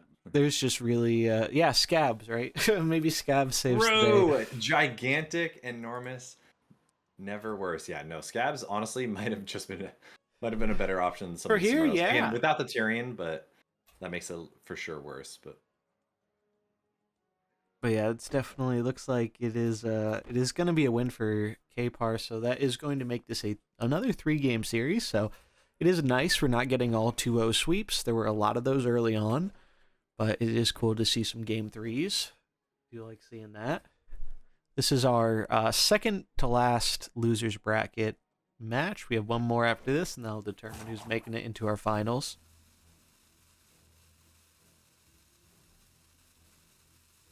And I mean, I respect Ricochet trying to figure something out here, but I don't think there's any line that really saves you. Especially with the Voon being at like Draconid at 12 health, Voon at 11, so you can't even really kill it with it. Yeah, and now they get The more AoE. health. Yeah, that should just be game right there. Interesting, because he couldn't attack because no immune, no dragon summon, but yeah, Yu'lon will wrap it up. Yeah. And that'll take us to our game 3 of Kpar versus Ricochet. Right. Good games so far, very good games. No dragons in game 3 because they both won with dragons. True. So no risk of a Sinestro tie. And this is, yeah, we're looking at the Cariel. I'm coming probably pretty huge again. Yeah, this Cariel, Smirnoff, Galvangar, and then Triple Shadow versus our Sneed Nazoth. Oh, I love this comp. Uh, Sybil the Samuro, Galvangar. So, yeah, so basically, this is like a Nazoth versus a Natalie and a Sneed versus a Cariel. Those are like the major differences between this. It's Nazoth and Sneed, or do you take Team Cariel and Natalie? True. That's close. I don't know. It's tough. I would lean towards the Cariel has been again. I would say an overperformer compared to Perception. And I'd agree. Natalie's just in general good. Sneed has certainly also done a ton more than you would ever expect, I think. So that's been good to see. I told you, man, Sneeds is people sleeping on the Sneeds. You think they're sleeping on Scabs. They're sleeping on Sneeds too. Oh, definitely. He's definitely. That buff was no joke. He was already technically playable before that buff, but that buff really just it gave him what he wanted. It gave him pretty much exactly what he wanted, which is a bit more attack, a little bit of buffs to the abilities. Yeah, the fact that you don't really need to combo, like, it's almost like Scabs, who has no tribal synergies, needs to force his way into another tribal synergy of the Tyrion buff and to become good. But then on the complete other side of the spectrum, Sneed has tribal synergies and then doesn't even need them now. Yeah. And so they're literally maybe that's the tiebreaker in terms of voting for Sneed. And then N'Zoth has been good. N'Zoth has totally been good, but this is the first N'Zoth that doesn't have the Tamsin to go with it. So we're not going to get the bonus shadow damage with the N'Zoth start of turn triggers. We instead trade it for the Natalie, and Natalie's going to be real good at tearing up things like the Cariel. Oh yeah, Natalie. Only one fighter here, or only one protector. True. Yeah. Both these decks.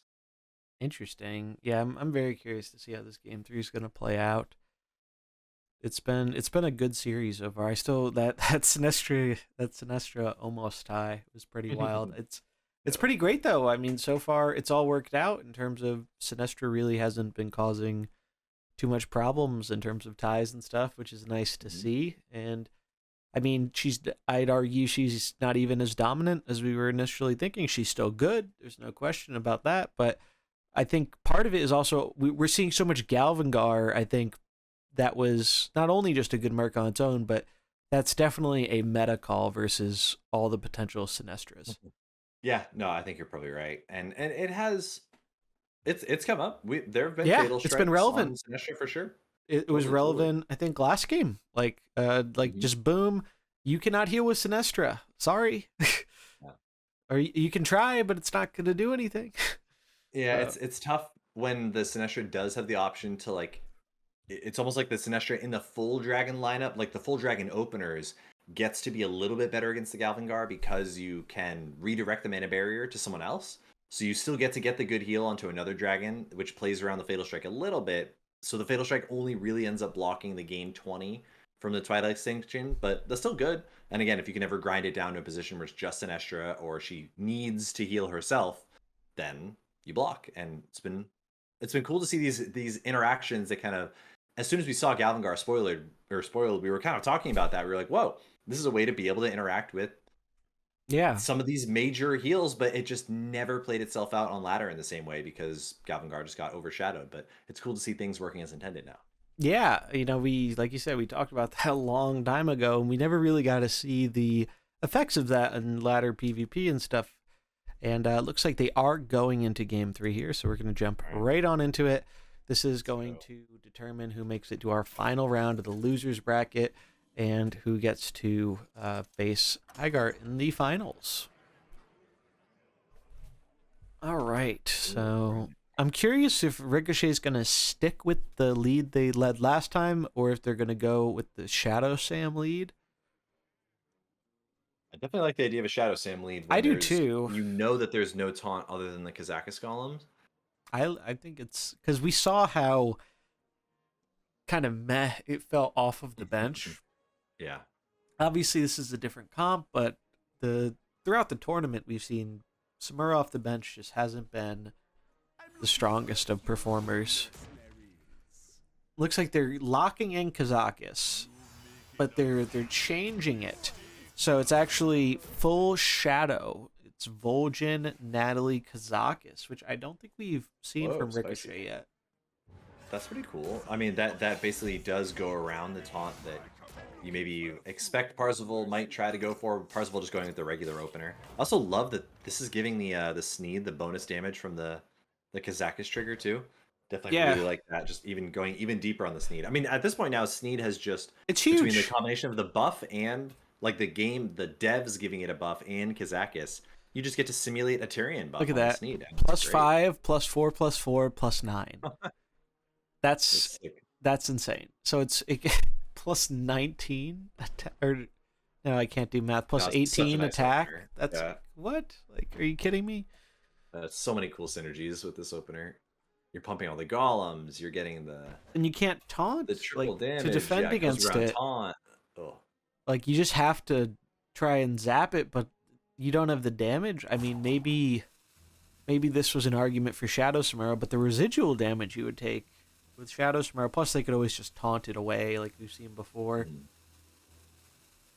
Yeah, we're also seeing this Kazakis from Ricochet just like not being a blue merc. Like if this was actually 3 blue mercs, you could kill the Sneed. But you can't because his damage is just gonna be He can't do any damage. Like, that's not with the golems yet. They do get the slow, so they basically get 2 turn on Sneeds, but I mean, Sneeds gets his big damage off. I think that's fine. Yeah, look at that. 27. That's almost like 90 damage. 70 damage for free. Yeah, what is this? It's crazy. But now, honestly, the triple shadow is actually looking pretty good here, I think, even with the low HP. Yeah, this is going to be a Vol'jin. I mean, I guess you end up losing. You trade your Vol'jin for a Sneed, and then the Galvangar isn't really going to be able to kill anything, I guess, unless Kazakis also goes for another taunt summon, which it could, but then you get to beat that with the Build-A-Golems anyways from the own Kazakis. So, no, I think this is going to end up being an okay turn for Kparzival, because he's going to be able to crit and kill the Natalie or the... Oh my god, no, the Natalie goes to 1? Yeah, huh. That's kind of unlucky. They get the bleed, though, right? Or no, because that's only if it doesn't activate, right? Yeah. Yeah, because the Sneed is dead right away, right? Like, Sneed just falls over. Yeah. And then Sneed falls over. Oh, wait. They didn't... What? They didn't... Whoa. Okay. Interesting. They were playing around... I think they were trying to play around the golems breaking through the taunt. I think they thought that Galvangar was going to swing, but Galvangar didn't swing. So that may have been, like, a little bit too much of a read. They may have metagamed themselves a little bit there. Yeah, why bother killing... Like, they Shadow Shocked the Kazakis. I think it's just the golems, right? Like, because they thought a buffed attack golems would kill their taunt, and then it could hit through for 20. But, no, that's fair. No, you're right. But I don't even like attacking with Galv that turn. I think Kpar made the right play of just going, not even trying to attack directly. Just go for the Frightening Shout, regardless. Mm-hmm. Yeah, I might have missed a little bit of damage there. And, I mean, that would have ended up being... I mean, it's a lot of damage missed in that sense, because you also lose the Shadow Weakness that the Anathema would have had on everything. True, yeah. I mean, I personally, I think... I understand what they were going for, but I don't think it was the right call from Ricochet's side for that turn. I think you just have to just say it, because what if they went for the 3-speed to kill the Vol'jin? I mean, I don't think Kpar ever reads that far ahead, but it could have been devastating, because that would be a 3-speed flip. So this is round 4 of the losers bracket, I believe. This is game 3, so this is for all the marbles. And then the winner of this will face off against our final losers bracket, and then we will have our finals. There's a link to the bracket. You can check it out here. Holy moly, Kazakis, man. What is this Shadow Claw damage? Well, they've been getting the golems in, and it's paying off. Sheesh. Yeah, and Ricochet just says, I've had enough. Your shadow spells are too strong. And well played. I mean, that just showed right there. They both had some shadow stuff going on, but getting it off the bench, especially when they had that juiced up Kazakis that was ready, whereas basically Ricochet's had to be kind of on the defensive most of that game. It was just making taunts, and then they couldn't scale it up to combo it with the Vol'jin, and but well played. Totally, yeah. Think literally about like what both Kazakises did on both sides. One Kazakis made a 20/20 taunt. The other Kazakis killed that taunt and did damage. Yeah. Every time. Like it was literally just a straight up better than a 1-for-1. And then, like you said, got to scale the Shadow Claw damage that just did 80, 90 damage or whatever right there. They also got the full Sneed value, getting the 70, 80 damage off the Sneed before it died. So that was totally worth it in terms of a 1-for-1. So yeah, just Kparzival kind of squeaking out the better end of a lot of trades in a semi-mirror. Definitely. And we'll take a look at our bracket here. Looks like so Kpar is moving to the final losers bracket. They are going to be facing Ehud there from the semifinals, and the winner of that will go on to our finals to face Hagart. So that's going to be those. I mean, there's some really interesting comps that have made it all this way. I'm really definitely impressed. I think that was the first. Was that the first time we saw Kpar's comp? Because I do not remember seeing that Voon. I don't think we've spectated their games yet. Yeah, because they got knocked out in round 2, and I don't think we saw that game. So that might have been our first. That might have been our first spectate of them. All right, we are back, and yeah, we're gonna be getting into the last of the losers bracket finals. Yes. Finals. So we'll update this here. Yeah, it's actually insane to compare the number of games that Hagart's played compared to Kparzival. Hagart's played 3 rounds, basically. Could have theoretically played 4. And Kparzival's played 1, 2, 3, 4, 5, 6 right now. And then they have a 7th after that. It's crazy. Yeah, that's that's a lot. But you know what? That's what happened in 1, right? Small tournaments. Yeah. Yeah, no, it was. Like, honestly, it just goes to show how it lets you watch a lot of games with a small number of players in your tournament. Like, we've just had insane, like, 1 player. Imagine if this was 3 rounds longer, like, or 2 rounds longer, right? Like, Kparzival would be putting another series of like 4 more matches in or something, and Hagart could. And that could have happened. That actually could have happened if we had, a few more people show up. Like we could have had a whole nother round. But luckily for them, that's not the case. Looks like they're getting into it though. I'll watch Kpar for this one. And again, this is our losers bracket finals. The winner of this does make their way into the grand finals. All right, what do we got? Ehud's looking like we're busting out the dragons, the nature dragons here. Yeah, same thing here. Also on dragons again. But so the major difference in this case being we're really trying to. Kparzival's trading. They get Voon and Onyxia, and Ehud is essentially looking at Brucon and Cairn. And so far, I would say the Brucon and Cairn have been the underperforming pair compared to the Onyxia and the Voon. But we have a Sinestro diff. So can Ehud's open Sinestro be good enough? And we also see the different the Yu'lon being really good in these spots too, just to slam this Nefarian. True. Like Yu'lon pretty good anytime you got an attacking green. Yeah, that's interesting. There's no They can delete the Yu'lon though, right? Like we've seen that play before where it's enough to kill Yu'lon on turn 1. Which is pretty important because good luck getting through these other 2 dragons without that. Yeah. But again, is cashing in, because you get to kill the Yu'lon before it even gets to shoot, right? Because this ends up being the they get plus 20 plus 20 plus another, yeah, like 20, 30. Yeah, Voon goes crazy. Voon does so much damage with this.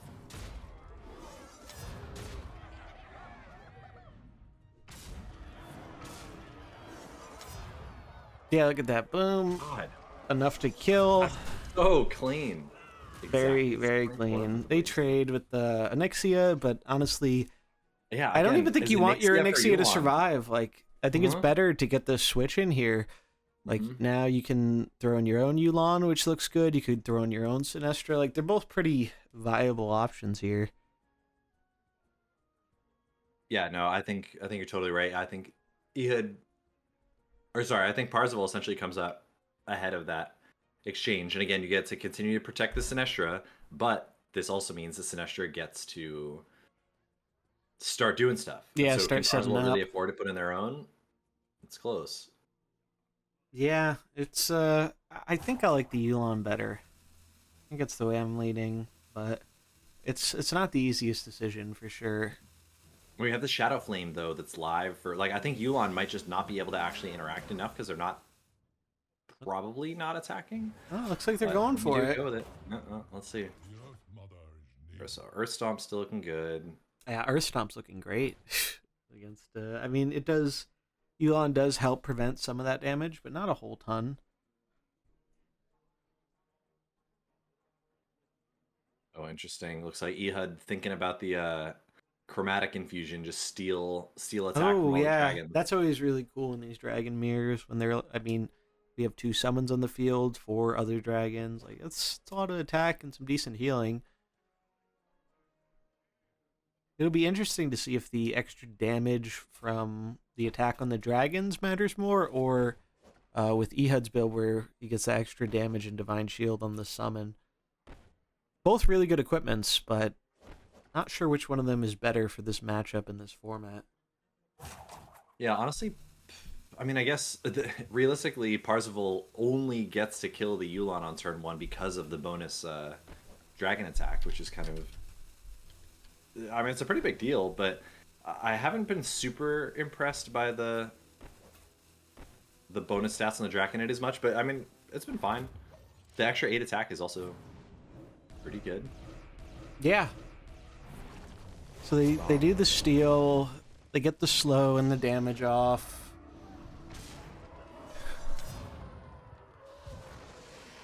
Oh, wait. Yeah, the Sinestra full tank. Wait, how did the Sinestra not... Now it dies. There we go. Oh, because it got hit by the evasive worm. That's brutal. Wow, yeah, actually, because that's... You can't target the worm. Yeah, that was a random hit. Oof. So it actually ended up killing the killing the Sinestra. That's actually gigantic. Like, that's pretty... It's pretty... Would it have been enough anyway? I mean, they had overkill, didn't they? It was overkill by a little bit, and honestly, I'm not sure if it was going to be able to survive the next turn anyways, even if it got to Mana Barrier itself. Like, Yulan still would have lived, still would have been able to another 40. True. So, maybe it would have made a difference, but we're seeing Ehud with the exposed Sinestra being taken down before it really actually gets anything off. So, Kparzival still sitting on their own Sinestra on the bench. Yeah, that's the thing is, like, their Sinestra off this bench absolutely wreaks havoc against what Ehud has. We've seen it all too many times where Karen just does not have the damage to threaten a Sinestra. And none of their other units really do either. Like, they've got Cookie on the bench? Yeah, so it's looking like they made the right call in bringing out that Yulan rather than just deciding to just bring out their own Sinestra and have a Sinestra off. I think that was the right play for sure. Yeah, I can't pass up that 40. Now, even this is just like... They do get the good hits, so they got the good that bounce. works out. So it's balancing out a little bit. Honestly, they but- probably should have moved their Yulan. Yeah, I guess so, huh? Oh, but That less was dragons, the weakest. though. Yeah, Yeah. that was the weakest fire breath that we've seen so far out of the Voon. Normally, that ends up doing another literally 20 to 40 more damage. But even then, it was still that was still 40 damage too. Yeah, like still even not with the small one, it's like it's a lot of damage. But I mean, it's still not over yet. But I do think Ehud's gonna have a really hard time dealing with the Sinestra. It looks like Kpar is going to be going for the cookie snipe, which makes a ton of sense. You just want that Karen gone. Yeah. And your Sinestra and maybe Voon should be able to close out the game versus their last 3 units. Yeah, especially when you actually get to get another cookie snipe, most likely, on the Draconid next turn, because if it has to True. attack.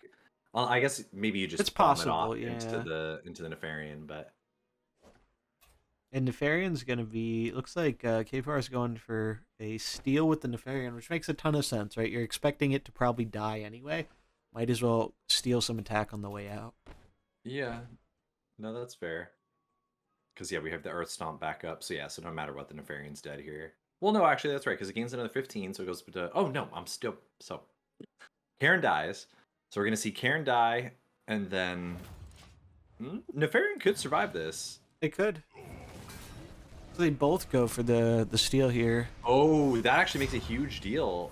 It ends up, I guess, still being short, but the fact that Draconid went from 20 to 10, now the cookie can't really get an easy snipe. True. It actually would have been exactly 13. It's still looking pretty rough for Ehud. Yeah, no, definitely. If they didn't have a Sinestra on the bench, it might be looking all right. What if this is a Samuro? I think even Samuro would have done it here. Yeah, any full health Merc that's not like just full on support, I think, really does it here. I'm surprised that Nefarian didn't end up going down for Kpar. Yeah, Nefarian's been so sick. And I mean, honestly, the cookies have been fine lately. Like they've been managing to get some more snipes as the tournament went a little bit deeper. The Done a little Voon has better, been but pretty yeah, good. Voon's been way The Voon's better been great. than I thought it would be. I've really been impressed by the Voon. Mhm. I think it was a good meta call. Like I questioned it at first. Like I first saw that and I was like, I don't know, but it works. It seems to be working very well. I honestly wonder, and if they're in the chat, they might know. Did you guys actually discover that you can one-shot the Yulon with the Voon? Because that seems like one of those I think they did that discoveries in testing, yeah. Yeah, Because they were like, no, talking exactly, about yeah, testing. like in testing. before.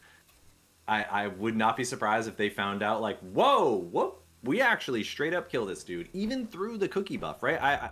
I wouldn't even necessarily assume that people would be bringing cookie in some of these decks. And so the fact that they can kill through that is sicko.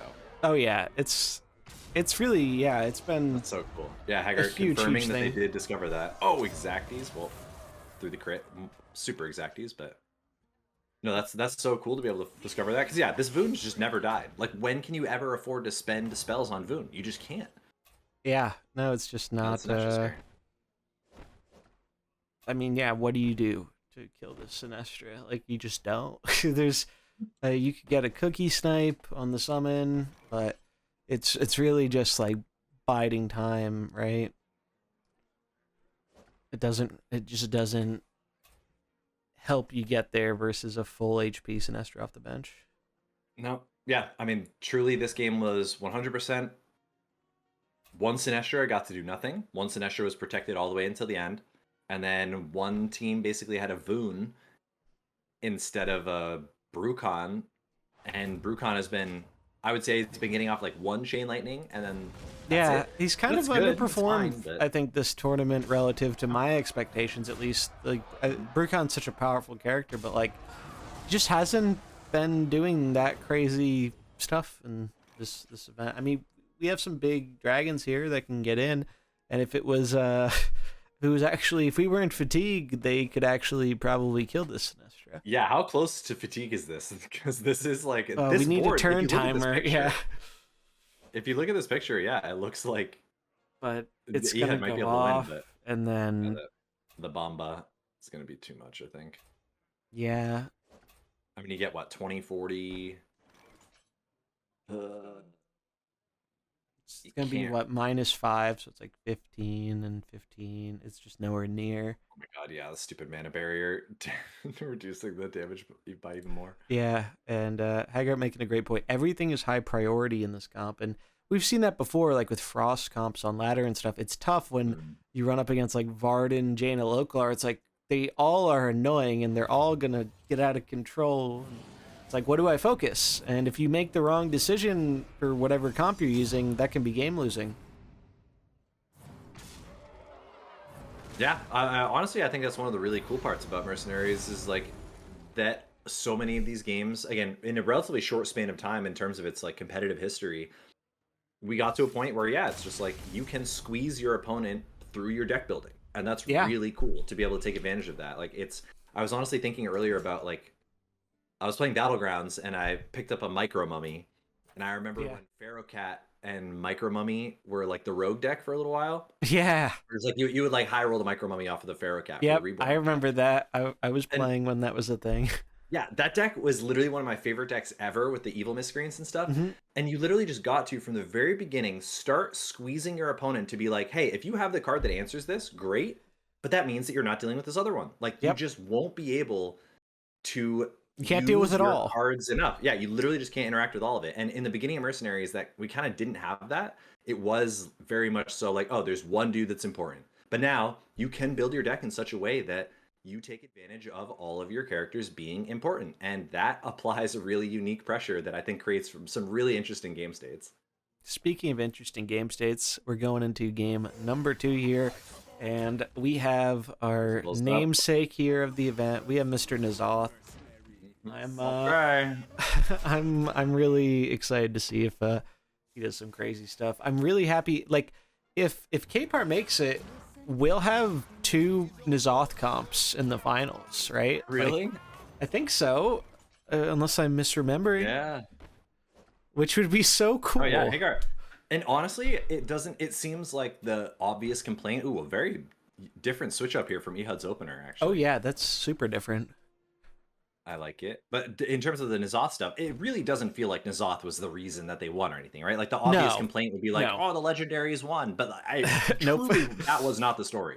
It really was fine. not even remotely It was close to being the story. Good, but it was far from what was carrying these builds. It just, the fact that it has a natural synergy with Shadow and stuff, Mhm. which was already like considered a kind of top tier choice for Pauper under the current rules, it definitely makes a lot of sense. Like, I think it's great that players are trying it, because obviously the ladder experience with it can kind of work. You know, Nazoth actually surprised me a little bit, but part of that is he's being carried by some of these other really good units, and I mean, I guess that's true in Pauper too. Like, he's fine, but he ends up getting carried and helped by some of the other very strong Shadow units for sure. Ooh, gets the bleed there. Yeah, we got big damage. Ooh, played around it. We saw Kparzival actually deciding if they were going to go for the Fatal Strike to not get AD'd by Yulon, but each player kind of went down the ladder rabbit hole, and Galvangar ultimately still did attack. Ehud didn't target it with the Yulon because they expected them to not attack and shot the Sneed. I love and we got that. full value out of the Galvangar. Yeah, Kparzival that's looking in a strong very spot. heads up play from Kpar, and it would be really cool to see a final with Hagart and Kpar, because they clearly put a lot of time into preparing for the event. So it would be cool to see them kind of face off in No, the that's like- finals, because yeah. like they practiced a bunch with each other. Practice So gap. Yeah. yeah, and they probably know each other's comps better than most people. So I think that'd make for some really good games for sure. Not over yet though. We do No, have a it is cookie not. snipe, and that means that the Brucon gets to live for a little bit more, gets True. some value. Yeah, the cookie snipe is looking pretty juicy here. Yeah, and I guess we can. It's But certainly not guaranteed that Yulon is dying. Shutting down these abilities with Galvangar is so punishing this turn. Oh yeah, I mean everything still probably dies. Yeah. I mean, even if it doesn't die, you just can't you can't press your good buttons. Like, goodbye cookie snipe. See you in 3 turns. Yeah. Those were good. It was very nice that they ended up. Oh yeah, and the bleed. Wow, yeah. Those were some solid golem hits. And this is looking very rough for Ehud. Yeah, already down to. I mean, the Vol'jin can kill the Yulon for free, and we get the super speed up on the Kazakus golems Yeah. again, and that means that we have the super Shadow Claws next turn. Yeah, I mean, they could even go for the Shadow Claws this turn if they really want. Yeah. Actually, maybe you have to in the face of double greens like this, but I mean, No, you're not even really you threatening gotta enough save damage. it, I think. Yeah. Oh no, it looks like they might not save it. I personally think it might be worth saving it till you get that Yulong gone, because that's going to be preventing a lot of damage. Like, maybe it's a little greedy, but I don't think it's that greedy. Oh, I mean, Yulan's just dying right now, though, right? I guess. Oh Yeah, yeah, 'cause you're the right. mana You're is right. going down, Yulon right? dies before. What am I thinking? Yulon dies before. Yulon dies before the damage hits. Yeah. And some we reason have I the was Fatal thinking it would Strike still to be counter the alive. Sinestra. Yeah. No, We have this the is Gavangar as intended. this to tackle is the yeah. Sinestra. This is looking really good for Kpar. It looks like That's true. I guess there is the one speed, the Yeah, Jade that's Jade true. Buffet. There is a flip here. Shloop. Oh, Got it. and does win the flip. So that's actually that might be consequential. It depends how these land. All right, so he dies early, so it's not that big of a deal. Tanked one. Yeah, it's Block. it's looking really, really good for Kpar here. Yeah, the fact that you can't heal the Sinestra now. But I mean, honestly, who's the last Ehud's last Merc here is the Karen, yeah. I'm not really seeing it for Ehud. I don't know if there's a way you can come back from this. No, even if there were no Mercs on the bench here, I think it's pretty I mean, so like the Sinestra I think doesn't die technically, but I guess the Shadow Claws again just I mean, pops off. yeah. How does that ability having no cooldown too, so you can just like do it for 600 and then just instantly do it for another 600? Claws just looks like they might be going for aces golems over claws though. They're thinking about it though. They've gone back and forth between golems and claws. But yeah, claws is just such a nuts ability when you start combining it with Vol'jin. God, yeah. Imagine. Apparently, we're glad that Kazakus doesn't have the true shape as actually a good ability. But yeah, right. Then he might be too good. Like he's already just insane as a 2-button merc.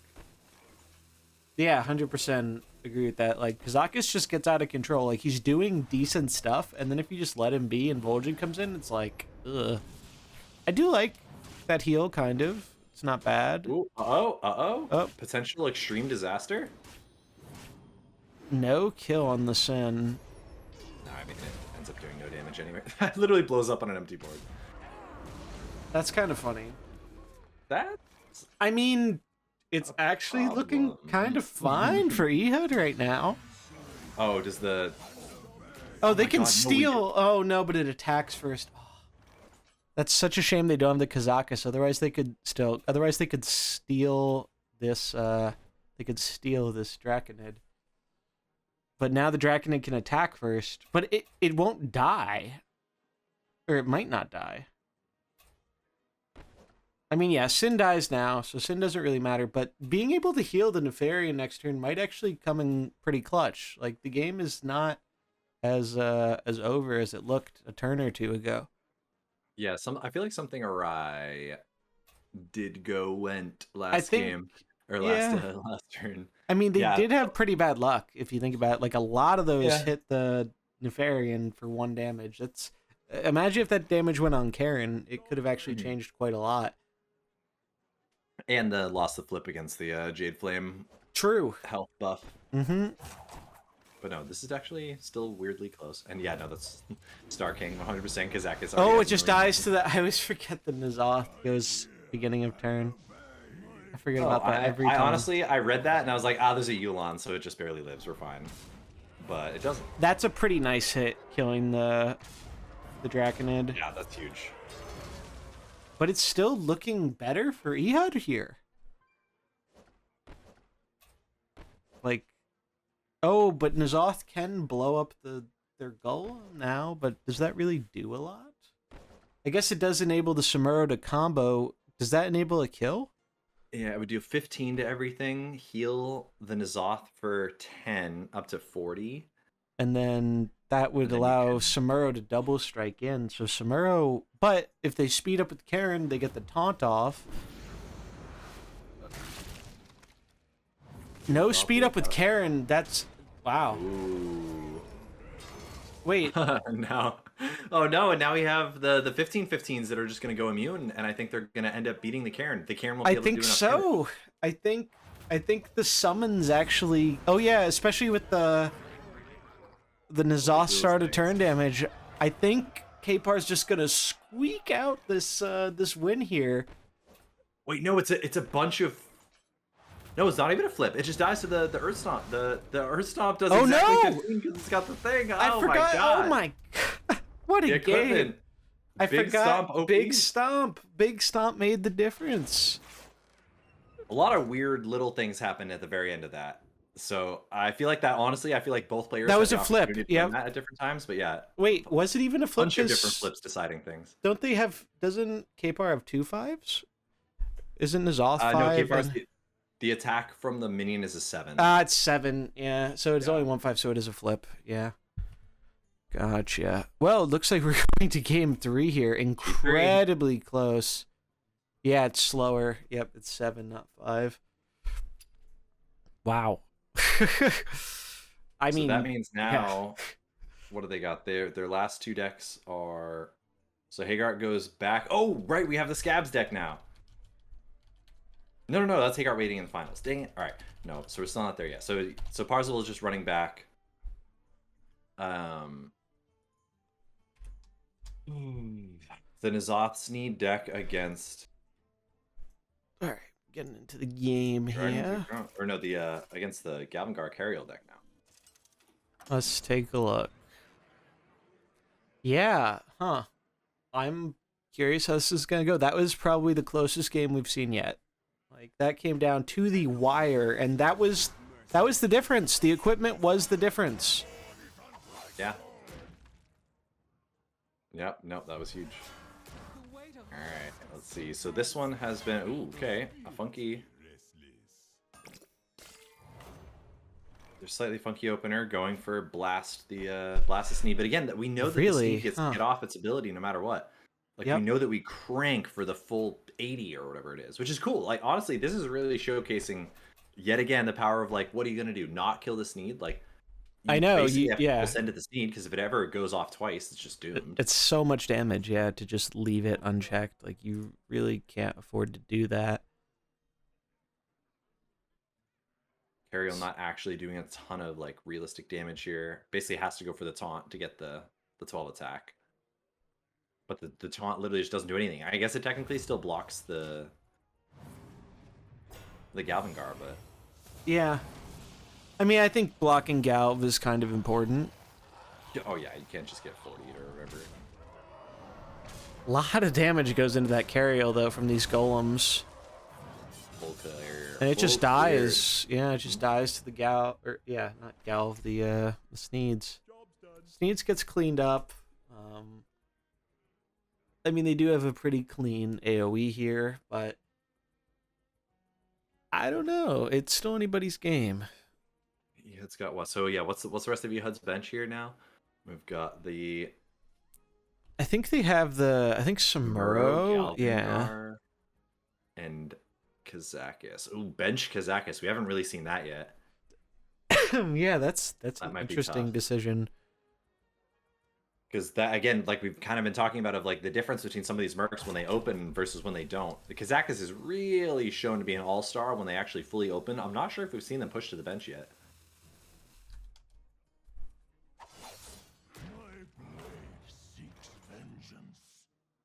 Interesting.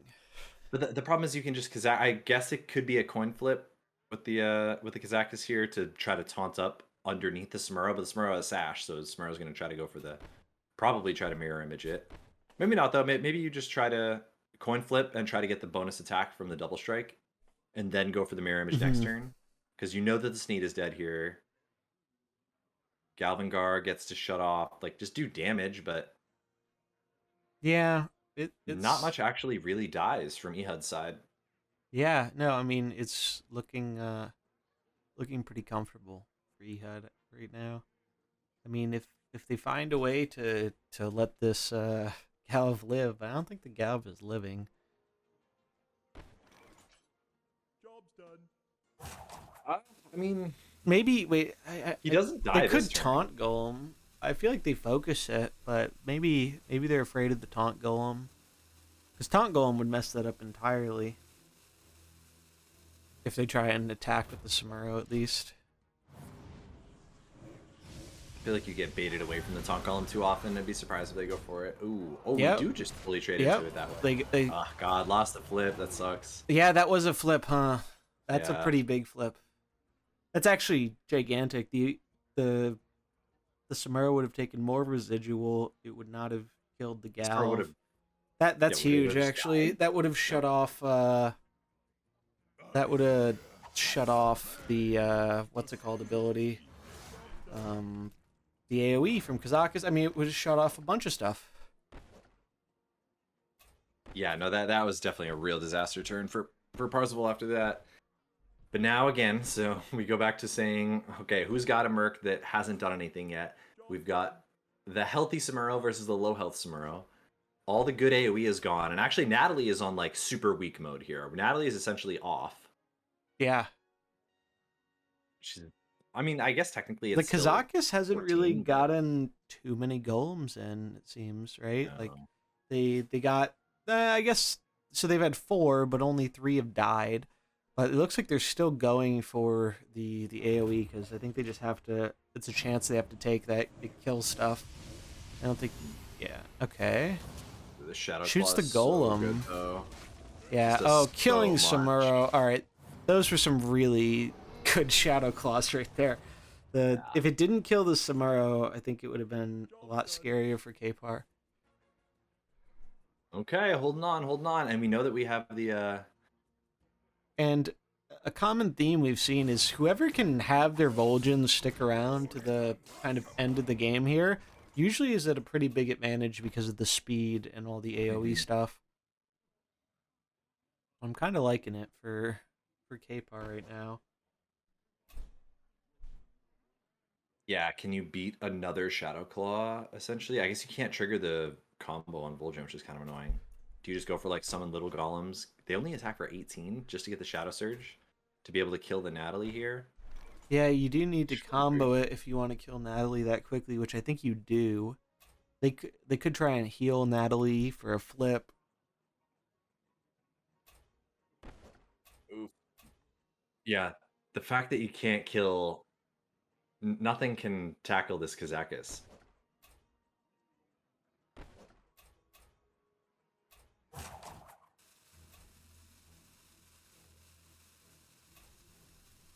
Yeah. It looks like that Kpar is going for it looks like Kpar is going for the shadow combo here to kill the Natalie. And yes, we do have a Discord, by the way. I'll drop a link to that in chat. Oh yeah, we gotta turn on the Discord command. I got Yeah. you there with it. Awesome. Okay, managed to squeak through. Huge damage, just one left. Also felt very back and forth, honestly, in this game, but now A just ton the of back and Galvangar will forth. not be able to 1v9 here. Yep. Boom. Looks like Kpar is going to take it down, and Still squeaked it out. Yeah. Little stumble in game 2, where again maybe they. I mean, honestly, this type of outcome feels good because it felt like Kpar got unlucky in a lot of flips, and maybe he could have Yeah. still won in game 2, but then managed to clutch it up for game 3. So GG's, very spicy. Brought it back to the edge. I mean, that's the definition too of make him have it. yeah, Don't give up. Keep playing. Like Pretty your much opponents can mess exactly up, that. They can everything in Mercenaries can change. So well played. yeah. No, congrats. Both players put up some very good games there. But it is Kpar who is going to be joining us for our grand finals. So I think we'll take another short little break here. Give Kpar a minute. You know, he's only played through how many games today? Let's see. Losers bracket. Terror. Boom. All right, two there. More games than I can count. Yeah, just a casual 28 games or something. They've played 14 games so far. Yeah, that's nuts. That's so much Mercenaries. Like my brain would probably be off after game number 10. Like, so props to them for still putting up a performance. So we're gonna take like a 5-minute break here, and then when we get back, we'll begin our our grand finals with Hagart and Kpar. And we're going in. I think I'm specking Kpar. I want to say our underdog. Yep. All right. I've got Team Scabs. Yeah, of course. Fitting, right? Scabs and Sky Admiral. You gotta root for them. Oh yeah. Against Kparzival, the Voon villain. Yeah, and that looks like what they are leading with. They are leading with the dragons. Going with Voon, Onyxia, and Nefarian.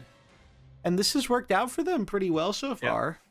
Similar openers, that we've seen this repeated opener from both sides so far. And Hagart has the double red counter. Yeah. I really like Hagart's comp like a ton. Like it really, when I first saw it, I wasn't totally sold, but it's done some crazy things this event. And I really think Varian was kind of slept on versus this field of very powerful greens.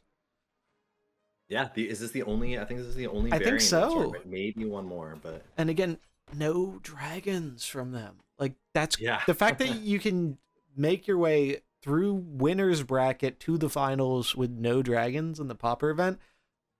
I would have been betting against that. Mm-hmm. I'm still very surprised by that, but the testing paid off, it seems, because it's just working out. Wow, and no retaliation here. I'm actually really surprised by no retaliation here.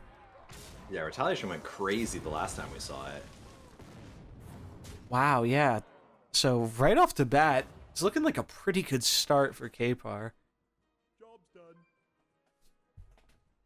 Yeah, again, when is our Tyrion ever dying? It's going to take at least another 1 to 2 turns for Tyrion to die. Though there is an argument here to, they want to get rid of that Mukla because those bananas get really scary really fast. Mm-hmm. So I like the line. They got some nice residual damage too. I definitely am surprised that we didn't see a retaliation there. Maybe they didn't want the residual damage because it would have been a lot of damage to take. Yeah, the retaliation from retaliation. Yeah. Right. Retaliation. And we did see the buff, so retaliation. Yeah, no longer do you take as much retaliation damage, which is kind of really what it needed to be pushed. Only if you have, here. I think, the equipment, or did it buff the non one too? I don't really remember original retaliation. I think it's just the equipment. +5, but that's true, and they're not taking it, which is kind of surprising because I think once that equipment is buffed, I think it ends up being better than the Charlemagne. I disagree on that one because I've tested both, and it's just too conditional, or at least in the normal Mercs meta. Yeah, I think it's maybe ladder versus Pauper. Is there a big difference there? I don't know. Yeah, of course. But I found it, like, I wanted to use... It's great when it goes off, but if your opponent plays around it, you would much rather have the attack. Oh, yeah. And look at that. That's a mean play. Look at that. Rogers doing absolute work here. But the Shadow Flame, it was actually kind of better that Kpar's unit died, because they did they dealt a bunch more damage with the Shadow Flame. So that was a very heads up Shadow Flame from Kpar. And now they get the Yulon swap in. That's like really good here. Protect your dragons a bit. Like, you could also go for Sin, but you can't be sending Sin into that 35 attack variant. It just doesn't add up very much. Yeah, who's dying? Who's actually dying here from Hagart's side? Like I think the Yulon, you're a little bit spooked of this Rogers just going 70 you. Yeah, these humans are pretty scary right now. Yeah, here's the Yulon. Okay, yeah, this might be a Kings plus. Yeah, we're seeing Hagart thinking about the Kings, but looks like they're putting it on the variant instead of the Rogers. No, swap them back around. Interesting. So Kpar really wants to get this Onyxia AoE off because they just spent that whole last turn buffing it up, essentially. Oh, are we gonna cleanse some nests, or are we gonna deep breath? The cleanse the nests, because that's 30 damage. That's like almost clears the whole board, and looks like they're going to be using Yulon to taunt to try and like protect the Onyxia, which I like, because Hagart doesn't really have a way of getting past a taunt right now other than just like pure raw damage. Yeah, no, and honestly, I didn't even notice. Onyxia has the passive when a dragon dies, it deals damage to everything. Right now, I think Nefarian's going to be able to kill off its summoned dragon here because there's just too much attack. No matter what, it's going to die to the combat damage. Let's see. Taunt up. No, didn't even go for it? What? Oh, but they still got it because they still get the kill. Anyways. But the fire damage, it looks like they... Wow. It looks like they fixed it. That used to be bugged. So that passive is fire damage, but it used to be bugged and did not scale off of Onyxia's fire damage. It looks like that has been fixed because unless I missaw that, I'm pretty sure that passive dealt more than 7 damage. Nope, yep, it did 22. When I hovered it, it said 22. So that's really, so that's huge actually. No, it was not. It was bugged before. It used to be bugged. All right, Kparzival up on their patch notes. Yeah, I mean that's huge. That's actually huge. And now the double greens, I'm not sure if they can throw down with the Sinestra and the Nefarian at 80. Like Anna has 30 attack. Yeah, I did not know that was fixed. I thought someone told me that it was still broken. So that's that really took me by surprise there. I mean, you gotta imagine Kpar has tested that out and knew that, because that makes their play make so much more sense by protecting with the Yulon. So when the Yulon dies, they get the trigger. Like really heads up play there, assuming they knew that.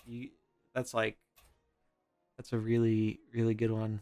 It pays to practice. I was assuming they were going to use the Draconid Rush summon from Nefarian, but honestly, you just didn't really want to take enough damage. No, like you don't want to put the retaliation damage on Nefarian, I think, and they ended up just going for a heal and steal some attack, and Yulon did it for him. Kind of worked, yeah. Like, I mean, the Scabs is still scary for sure, but the Sinestra does just barely live, and now look, they can even hit through the stealth there, and it looks like Kpar is going to be taking game 1 here.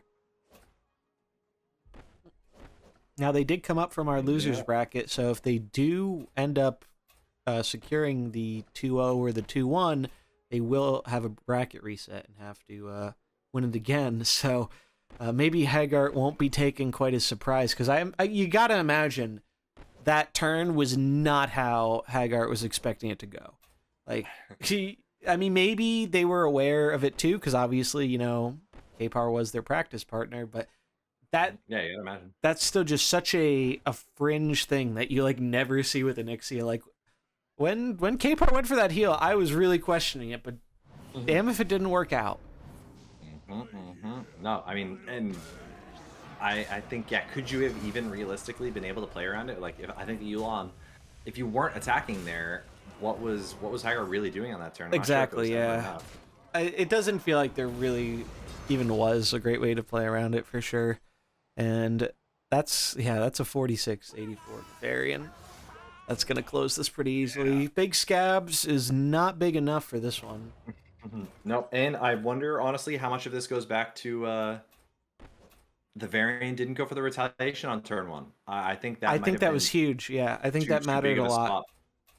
I think we saw it go it just super duper popped off last time and toasted the Nefarian summon, did the damage to the Onyxia as well. Like, it just cashed in the Varian for everything that you want to be able to cash it in for. In my opinion, if you're running that Varian like that, I mean, this is a splitting strike kind of deck in that sense that there are a lot of humans. They do go for those setups to get the bonus attack a lot, and it works a lot, but I wonder if the game would have changed if they had gone for the retaliation on turn 1.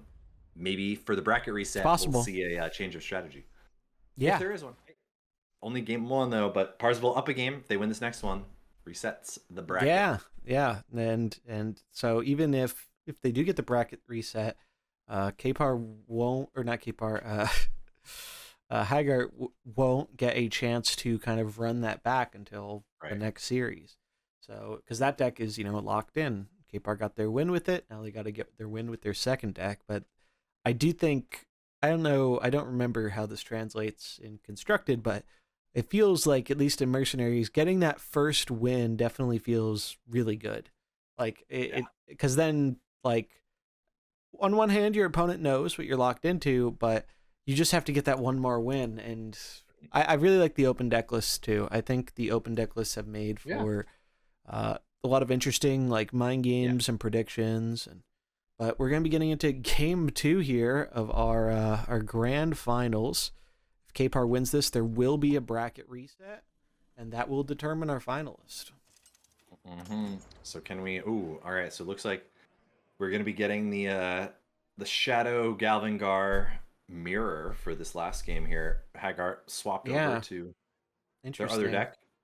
And we've seen that quite a bit, right? Like we've seen when someone goes down a game, a lot of the times it seems they switch. Yeah. Which is definitely interesting. I can't say if it's the right or the wrong move, but it's definitely a decision we've seen made a lot throughout this tournament. Yeah, I think it's a classic, like, people that lose on stuff want to just swap off because they like, immediately feel as if it didn't really work. And like a lot of times it's not reaction, a rational action. Yeah, and sometimes it works and sometimes it doesn't. But I think a lot of the times people will argue that there is kind of a best way to do it. But some players really, like, their mental is a huge part. Like if they feel like they just want to mix it up, or if they feel like they made a mistake, or they don't want to overthink it, or they're going to get anxious, something like that. There's a million different reasons to swap and not swap. For sure. And Conquest, people always talk about Conquest just being like, stop thinking about it, just roll a random die, and just pick a random deck. Like, don't metagame yourself. Literally out leveling yourself. Yeah. Exactly. We see Hagart going with a funky opener though. Kparzival is still in the tank. But it looks like we're going to get triple blue from Hagart here. The full Shadow Open. While we hold the Tamsin in the back.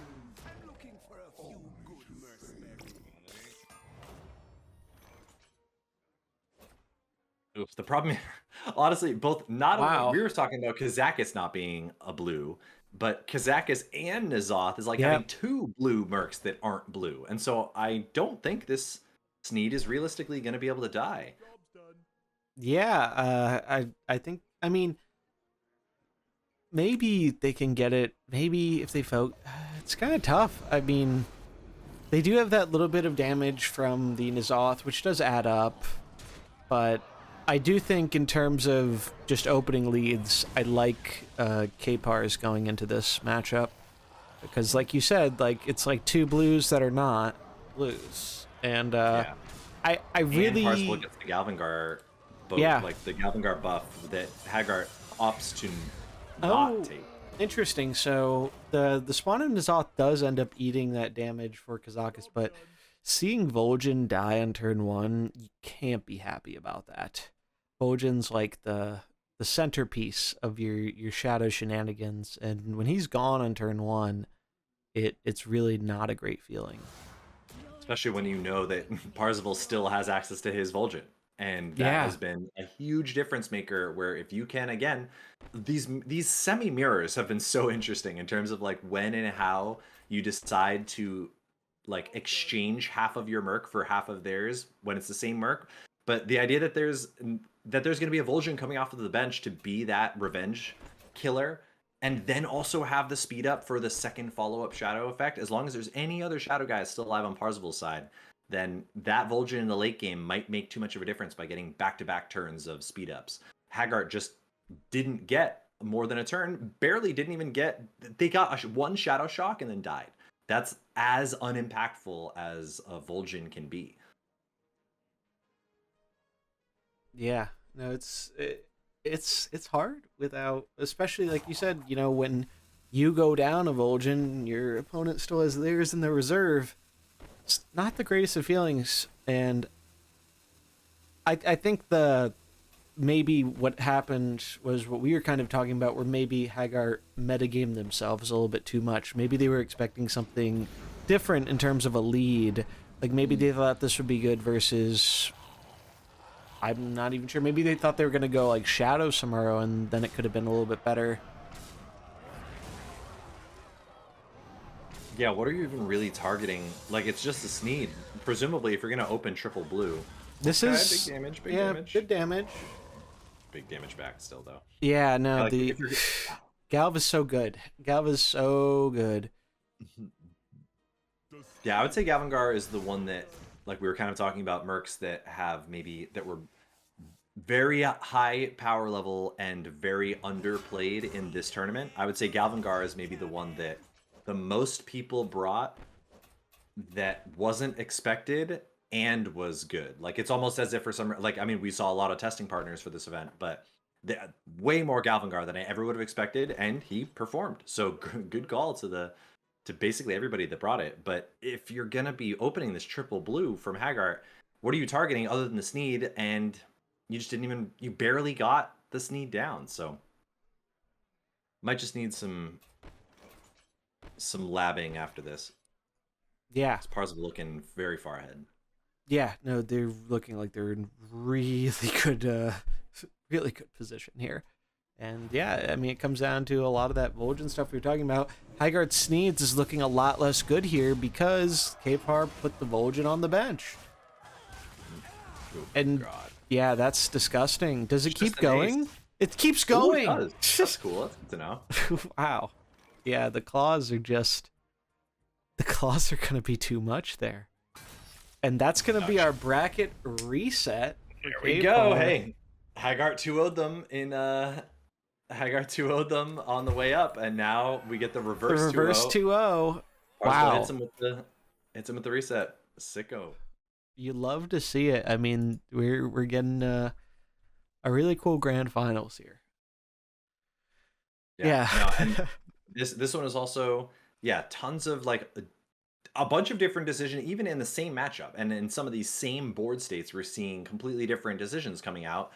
Potentially, direct reactions to testing experience, direct reactions to the tournament itself, direct reactions to just like getting mixed up on or trying to go for a mix up that again you maybe don't need.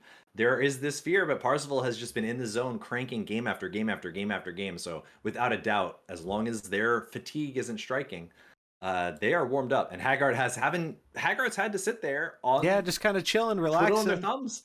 Yeah, that's a very different style of having to prepare and having to wait, having to just like stress it out and sit there. You can't go practice on ladder.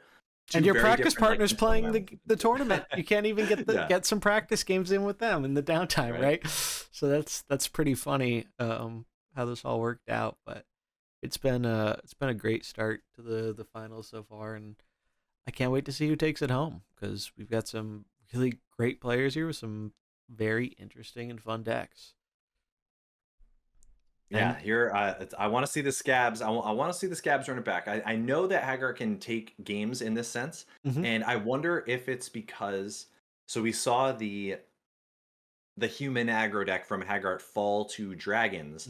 I wonder if maybe the good matchup for that deck is the shadow deck. Like, is it actually supposed to try to be lined up against the shadow deck, or is it trying to be lined up against dragons? I'm not really sure. I'd be curious to hear what they said. But if we do run it back, I want to see that retaliation, I think, from the variant. Same. But at this point now, it's starting to get too easy to start to play around it. So we'll see what they decide. Getting into it here, and it looks like Kpar is going with their shadow comp to start off this bracket reset, and Hagart's saying the same. So this is really interesting. You know, this is basically a rematch of I believe, the two comps we just saw last game. Yeah, the very last game, yeah. So will they change things? You'd imagine Haggart's really got to be thinking, all right, I've got to do something different because that did not work out. And which was a different thing, right? They tried a different thing, which was the triple blue opener, and it did not go very well. You have to imagine they're not going to triple blue open again. Yeah. No, you got to imagine they're going to switch it up. Which should be interesting because that would mean probably having Vol'jin on both benches because it looks like Kpar's going with pretty much the same opener, the Sneeds, the Kazakus, and the Galvangar. Yeah, I've liked that open. That feels great. like the most consistent and kind of coherent, powerful open that it protects everything on the bench that you want. If anything, to me, it only really says that like maybe the N'Zoth shouldn't be in this deck in the same way. Like the N'Zoth, the passive has been good, the combo with the Tamsin has been sweet, but the Sneed Galvangar, even just the Galvangar Kazakus opener has been a package within itself, and then the Sneed has seemed like it's just been there for value. Yeah. It's Do you true. need It's the N'Zoth like, at that point? I'm not sure. yeah, N'Zoth hasn't been like, he's been fine, but he hasn't been like the backbone of either of these comps. No. It feels like he's just a good synergistic include that's been fine. But I'm happy both players brought it because it definitely makes for some good storytelling when N'Zoth wins the N'Zoth tournament. Oh, I think we had a disconnect here. I think we might have had a disconnect, yeah.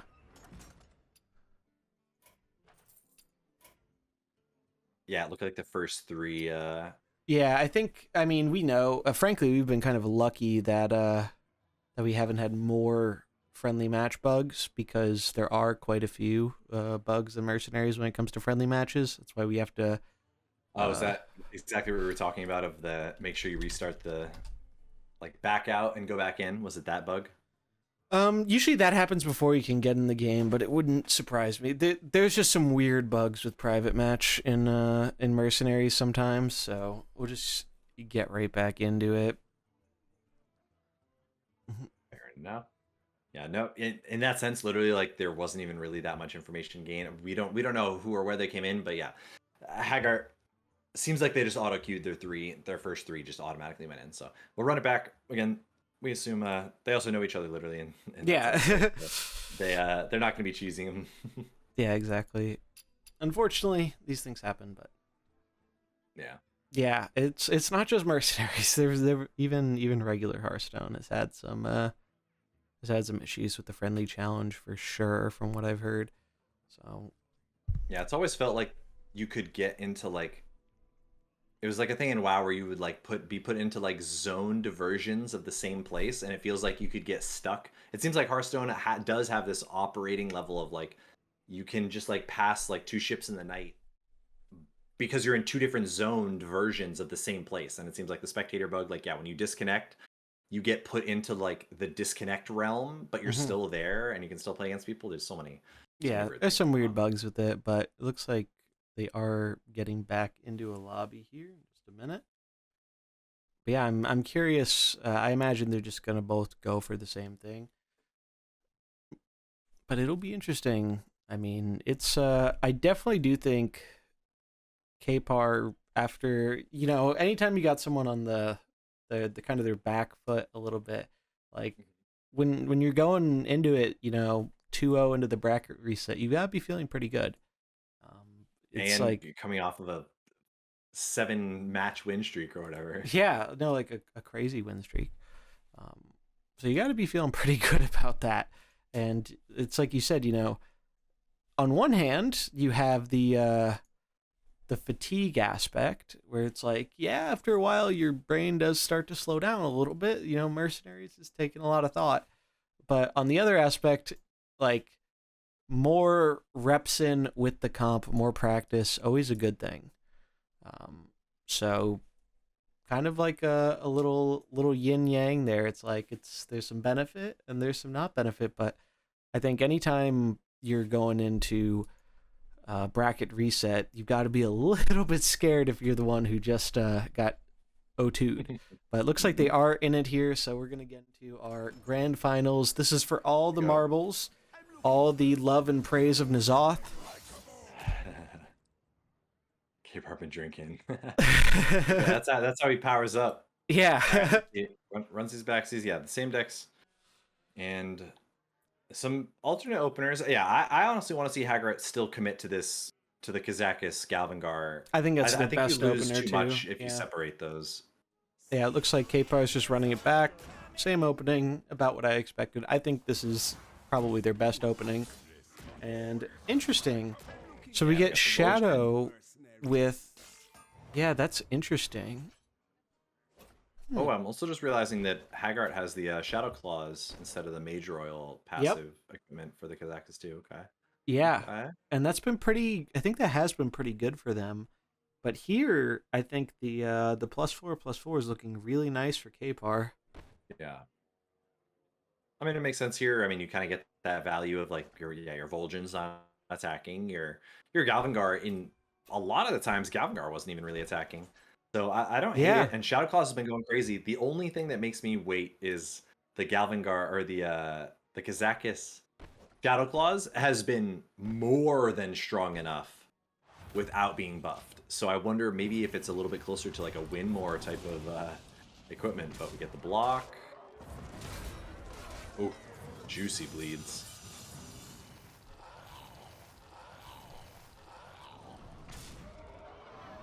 I mean, it's still... That's... Wow, yeah. Killing there, that's a pretty huge golem hit. Yeah, honestly though, is it a good thing? Like we've really been... Maybe, yeah, maybe not. Maybe they want the swap in. No, I mean, I guess if you assume that... Because you get to have you would have had the fast golems, and so being able to lose out on the extra 5 attack on each of your golems is actually... That does feel pretty bad, even if your Goblin Guards died right away. Yeah. And comes the Sneed from off the bench. But that Vol'jin's at low HP, and I wonder if we're going to see like a repeat here where the person who loses their Vol'jin first and the one is at like a pretty severe disadvantage compared to the one who decides to keep it on the bench for the late game. And I think this is kind of showing a weakness in Hagart's comp here in that it doesn't have the greatest way of dealing with particularly I think blues, right? Like they only have Galvan Guard, like they're so blue heavy with this version. Yeah, it's a and quad like blue. Like you said, it's not even really quad blue in a way because like N'Zoth doesn't really deal a lot of blue damage and Kazakis does kind of but doesn't. So no, that's a good point. Literally they like slant themselves really hard, which I think actually people still really underplay comps that are very color slanted, especially on ladder. Oh yeah. Yeah, this is literally like it's like saying you have 1 fighter, 1 protector, and 2 casters. Like, how are you killing anything in a certain sense? That's another reason why I kind of wish that N'Zoth might have been something else, but my god, look how much damage that is.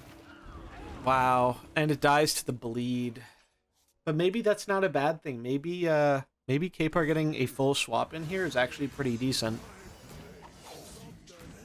Yeah, because what do we get from the whole bench? And we have these 8/8s that aren't going to die to anything. I guess we can try to get a Shadow Claw off again from Kazakis, but...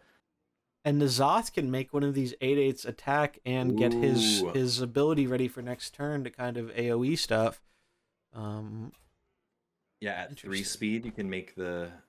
Vol'jin could go for a flip here, but Kpar does have... Well, looks like Kpar might not be going for that 3. Kpar's going for the summon on N'Zoth, it seems. But they still could go for a 3 on Samuro, but looks like they're going to go for... Well, no, they're thinking about it between the attack and the mirror image here. I do like the mirror image to... I mean, I guess maybe you have to end up taunting too often with Kazakis just to be able to block so much stuff. But that's a cool interaction. I keep forgetting about N'Zoth's damage at the start of turn. That guarantees that Blade Master Samuro is always going to double strike no matter what. You don't even have to target it. I like that. I like that. That's pretty cool. That's pretty cool. I swear, even when I know it's there, I forget that ability is there like half of the time. It's like, oh, we get damage at the start of turn. Yeah, and we're actually seeing one of the weird downsides of, again, having some of these like staggered setups. Okay, good damage, and we get the block. Oh, the mirror image. Yeah, the full board. But they do get the kill there, and Kazakis dies to the bleed. And now this Samson has enough stats to maybe go the distance. Interesting. I mean, it is possible. I still kind of like Kpar's position here, but N'Zoth versus N'Zoth. Yeah. The fact that that's what I was starting to say is that we see again another situation where like the staggered mercs means that we're not getting one of the cool combos again of N'Zoth's passive that we were talking about with the Tamsin shadow damage. That's going to be really delayed for a turn or two, but we shouldn't be losing either of them, so it should be able to go off next turn. This is really interesting. That shadow damage and that start of turn effect might actually matter a lot. Yeah, I'm not sure if the Samuro can do enough fast enough. Yeah, But he doesn't it's really pretty take that much retaliation close. damage. And there's not even really, like, N'Zoth doesn't even feel good, like, using his third skill on this golem, because it's only 8. 8 isn't enough, even at 0 speed, to do anything of real substance. I mean, I guess you could do that to guarantee... No, it's already guaranteed dead from the Volgen, so yeah, there's no reason... Oh, and it just dies start of turn to the N'Zoth that I literally talked about and forgot about. Okay, we did. Ooh, winning the flip against the taunt is gigantically important. Blocks the other one, but Oh, but they steal yoink. it. The yoink. Wait, so you can do that? Yeah. So if you So did that target actually, I think they targeted their own. Wait, was there? No, there was a summon no, on board. They targeted the other one. golem. Yeah, They targeted the golem. Okay, cool. I'm glad that does work that way. Yeah, where it does. lets I've seen that still before. Cast and then slurp someone if they shows up. Okay, good. Exactly. Yeah, that's a Okay. really cool interaction that might actually be pretty meaningful. But now, Kparzival can steal it back at 3 speed. Because That's right. Oh, yikes. Oh, no, but we can destroy it at 2 speed. Oh, With our own oh N'Zoth, we yeah, can because slurp it up. N'Zoth is off cooldown now, huh? Wow, that's actually huge. And it deals 20, so everybody takes 4 from that. Oh, no, but it Curse dies just to the slips out at Volgen. 1 speed. Oh, but the No, now he wins. And now the beginning of turn trigger kills it. Oh Wow. my god, it ended up killing the Tamsin. That's insane. That was great. 25 to everything, and N'Zoth, the one and the only, is going to take game 1 here for Hagart. That's wow. That was a crazy one. And That was yeah, so cool. That was game 1 of the bracket resets, and so Yep. it was reset by Kparzival, and now Hagart takes it up. We're up a game, and they now have to basically just have to get a win with One this win. Scabs. Can Scabs get there? Oh man, that was I can't even believe that. Like, that defied our expectations. You know, it looked like Kparzival was in like a pretty decent spot. They even had that Volgen off the bench. But like that interaction, I mean, I really want to know if the either players really expected that outcome there, because that was pretty crazy.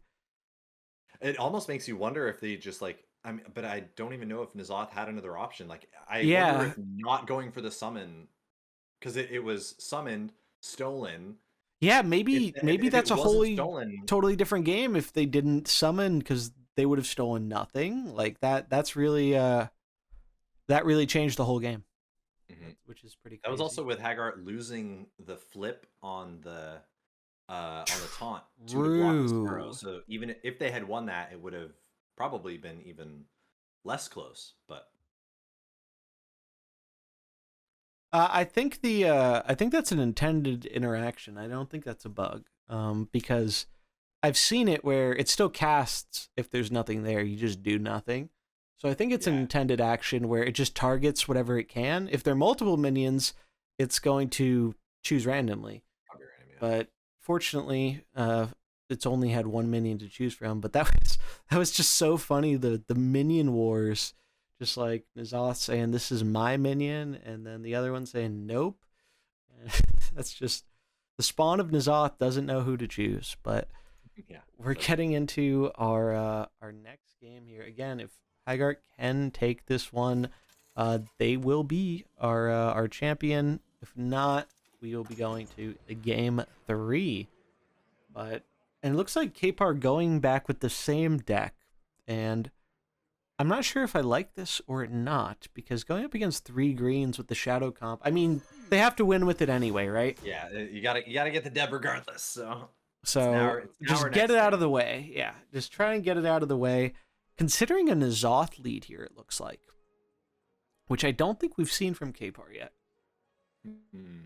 That could be a little bit of the like sacrificial setup kind of vibe, where you just want to, if you can just fade turns and kind of whittle away. I mean, the classic like anti-Tyrion strat is almost like if you can slow down the game against a Tyrion, that ends up being pretty good because you can kind of pick people off, keep the Tyrion alive.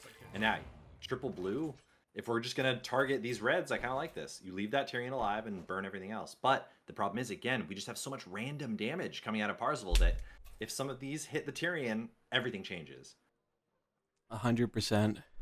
And this is actually forfeiting the Galvangar combo again with the Kazakis. Now I think I kind of get why they went with the triple blue. You know, they are familiar with Hagart's comp and their strategy, and I think they were predicting this double red Tyrion open, and I kind of like it. The triple blue against it. I mean, yes, we do have blues that aren't really blues in some way. Oh, these bananas actually matter a ton. Oh my god, a bunch of whiffs again. Yeah, not getting... I mean, to be fair, they needed the majority of the bananas to go on the Muckla there if they wanted to kill. Actually, no, they only need 2. They only needed 2 there. This is the grand finals, DGThunder. So we had a bracket reset. Kpar swept 2-0. Now Hagart is up 1-0. So if Hagart wins this, they are our champion. If not, we'll be going to game 3. And this opener seems... So, in terms of the randomness there, Kparzival managed to dodge attacking the Tyrion. Only one of the little tiny Kazakis columns went and attacked into it. I guess you can make the argument that literally you don't want the Galvangar on Kparzival's side because you don't want to do extra damage to the Tyrion. Like, you actually want the random stuff to kind of do a minimum. Yeah. You're just trying to stack up your Shadow Claw. You're just kind of trying to stack your N'Zoth for now. So, a cute angle to think about, but we're already seeing Hagart's lineup. Again, it's a very damage light lineup. If nobody's attacking, we're not getting the retaliation out of the Varians, so things looking okay for Kparzival here. Yeah, I mean, I really like their line. I think they made a very good call with this. The Shadow Claws, that's just such a blowout. It's a full clear. They don't lose a single mercenary. That is crazy. And now we have basically no AoE to count on at all. Wow. On that side. This might be we might be going to a game 3. So it's probably a little too early to call it, but I mean, Kpar has 2 full health mercenaries. Hagart does get the 2 green switch in, but it's still going to be slower because Vojan giving all that speed, and I mean, they could speed up with the Rogers, but can you really afford to like use Rogers' whole turn on a speed up on a kill you're going to get anyway? You're not really preventing that much by denying them an action. I mean, maybe it's a speed tie on the Vol'jin if you want to take that, but yeah, maybe actually you have to, if you think that Kazakis is going to go for another Shadow Claws or something, then you could arguably try to like speed up. You could go Scabs plus speed up the Samuro double strike and kill the Kazakis. Yeah. But if they go for a taunt, that's just like... They're definitely... You gotta imagine they're going for a taunt here. Looks like that's what they locked in already. Just kind of trying to decide what to do with this this Vol'jin, but I really like just AoEing. Looks like they might opt for... No, they're going for the AoE.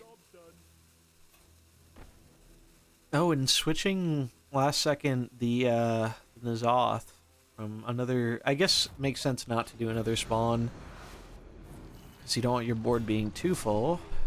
But this position's really good from Kpar.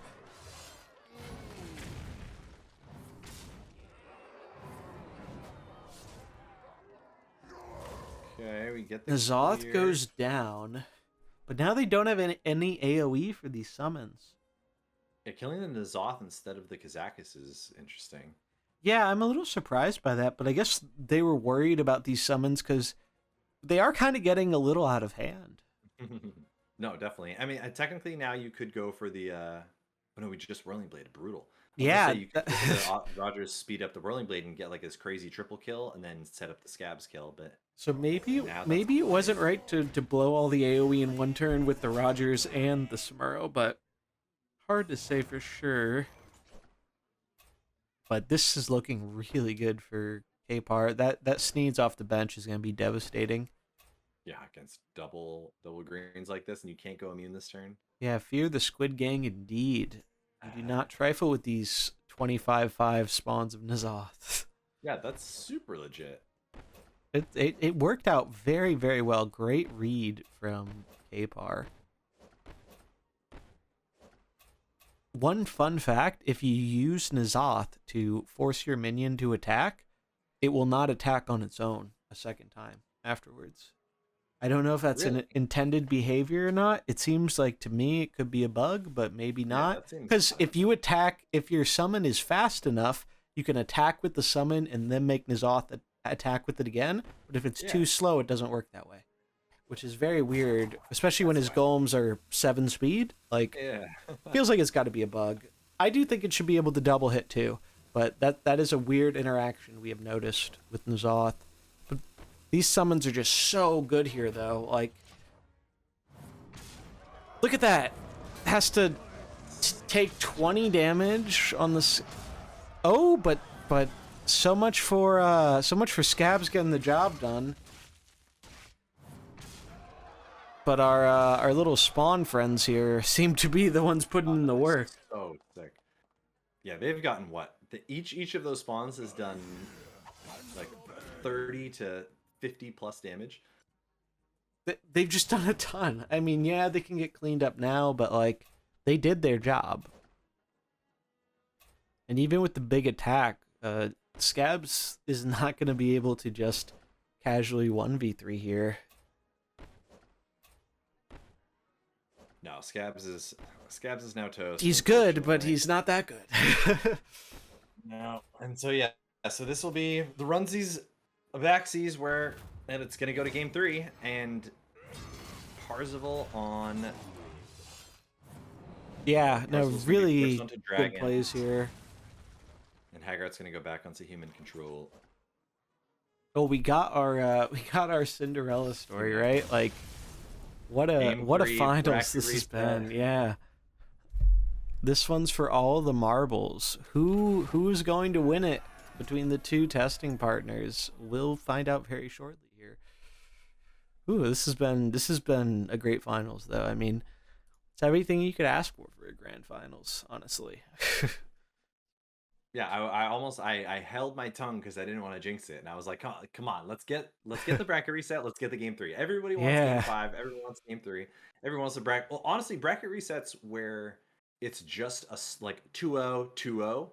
Those bracket resets almost feel the worst, but when it's a bracket reset into the other person winning, then it's always hype. So Oh, yeah. I'm glad that Hagart's clutching it up. And again, this is the one where Hagart theoretically made some changes in this last matchup, and they didn't work out. So if they go back 2 steps, then it could 100% be a winnable game, if not an actively Hagart favored game, because this matchup, he went for no dragons. This deck, you would have to imagine, should be able to counter dragons or have a good spot. The retaliation on the Varian, how powerful that would be.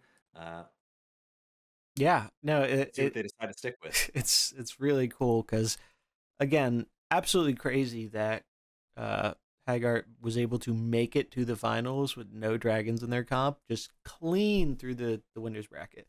Like, just ridiculous. Like, never would have expected that. So you got to be thinking they have prepared for dragons, but at the same time, who did they prepare against dragons with?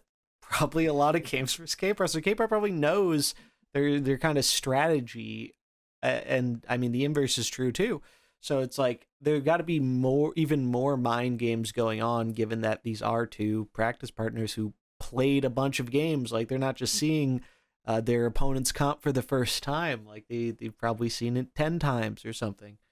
So really, and it shows, right? It really does show in some of these games. Like, the players know the interactions between their units and against their opponent's units very well. And you have to imagine that Hagart is more disadvantaged by their opponent knowing the matchup because they're the one playing the weird deck, right? Yeah, they're like on the one tech. trying to get they're trying to get the equity out of their cool human aggro deck. Most other players would have no reps against it whatsoever and have way higher likelihood to stumble, fumble, mess something up, not be familiar with something, and Hagart was probably riding a good amount of that now. Will that fall apart as soon as his opponent knows this kind Yeah. of off meta strat. Because you got to imagine most of the I other did. players in this event were not prepared for that. But yeah, I'm really excited to see. I think we did have a little bug there. I think Kpar is restarting, as we do. It hasn't happened, I don't think, a whole lot this tournament, but there can be a challenge bug sometimes where it just doesn't let people into the game and you have to restart. We ran into it a lot when doing King of the Hill. I don't know if it's been fixed, but hopefully.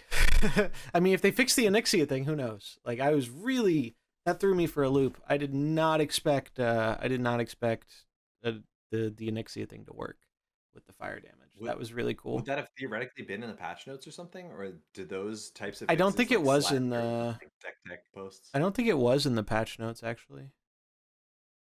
Yeah, it sounds like the challenge bug has not been fixed either. Which I didn't think it had been. I guess we just got lucky today. Not a lot of people were having it. Or if they did, they were already familiar with the bug because we've done a lot of private matches.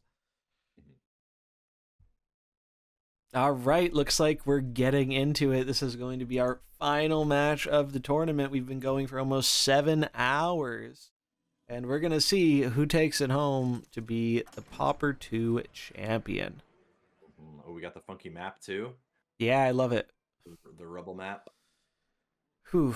I mean, the leads here are going to be pretty important, right? Like, you got to imagine.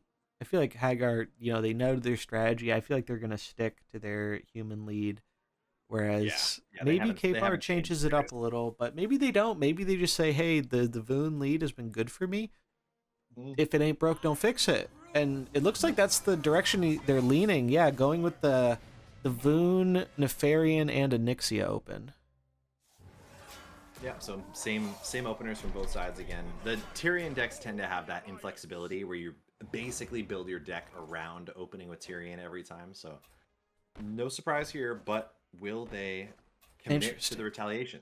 That's what I want to see this time. You gotta. There's no way, I think, after losing those games in the before the bracket reset, I feel like that's got to be the biggest thing you take away from that, is that my opponent's going to attack. I think I metagame myself by not doing it before. I mean, maybe there's a little bit of doubt that they try it now, but you can't not swing with Onyxia and Nefarian here. Like, you just can't. Well, same thing. Still no retaliation. That's very surprising. Let's see. They must have a plan. It looks like that plan is to just kill Mukla, but wow. I'm shocked. I really thought they would go for the retaliation there.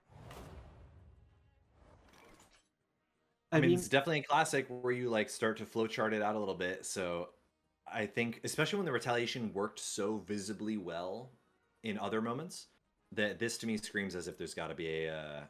maybe there's something they know that we do not. Yeah, like maybe there is something they're thinking about here. Like, this is a splitting strike. Like, here you can use Rogers to speed up the Varian to one-shot the Voon, to give the splitting strike to everybody, and then Tyrion gets in a bunch. And, like, again, I think that's the idea, but I don't know if it's going to be good enough. I really think the retaliation was pretty important there.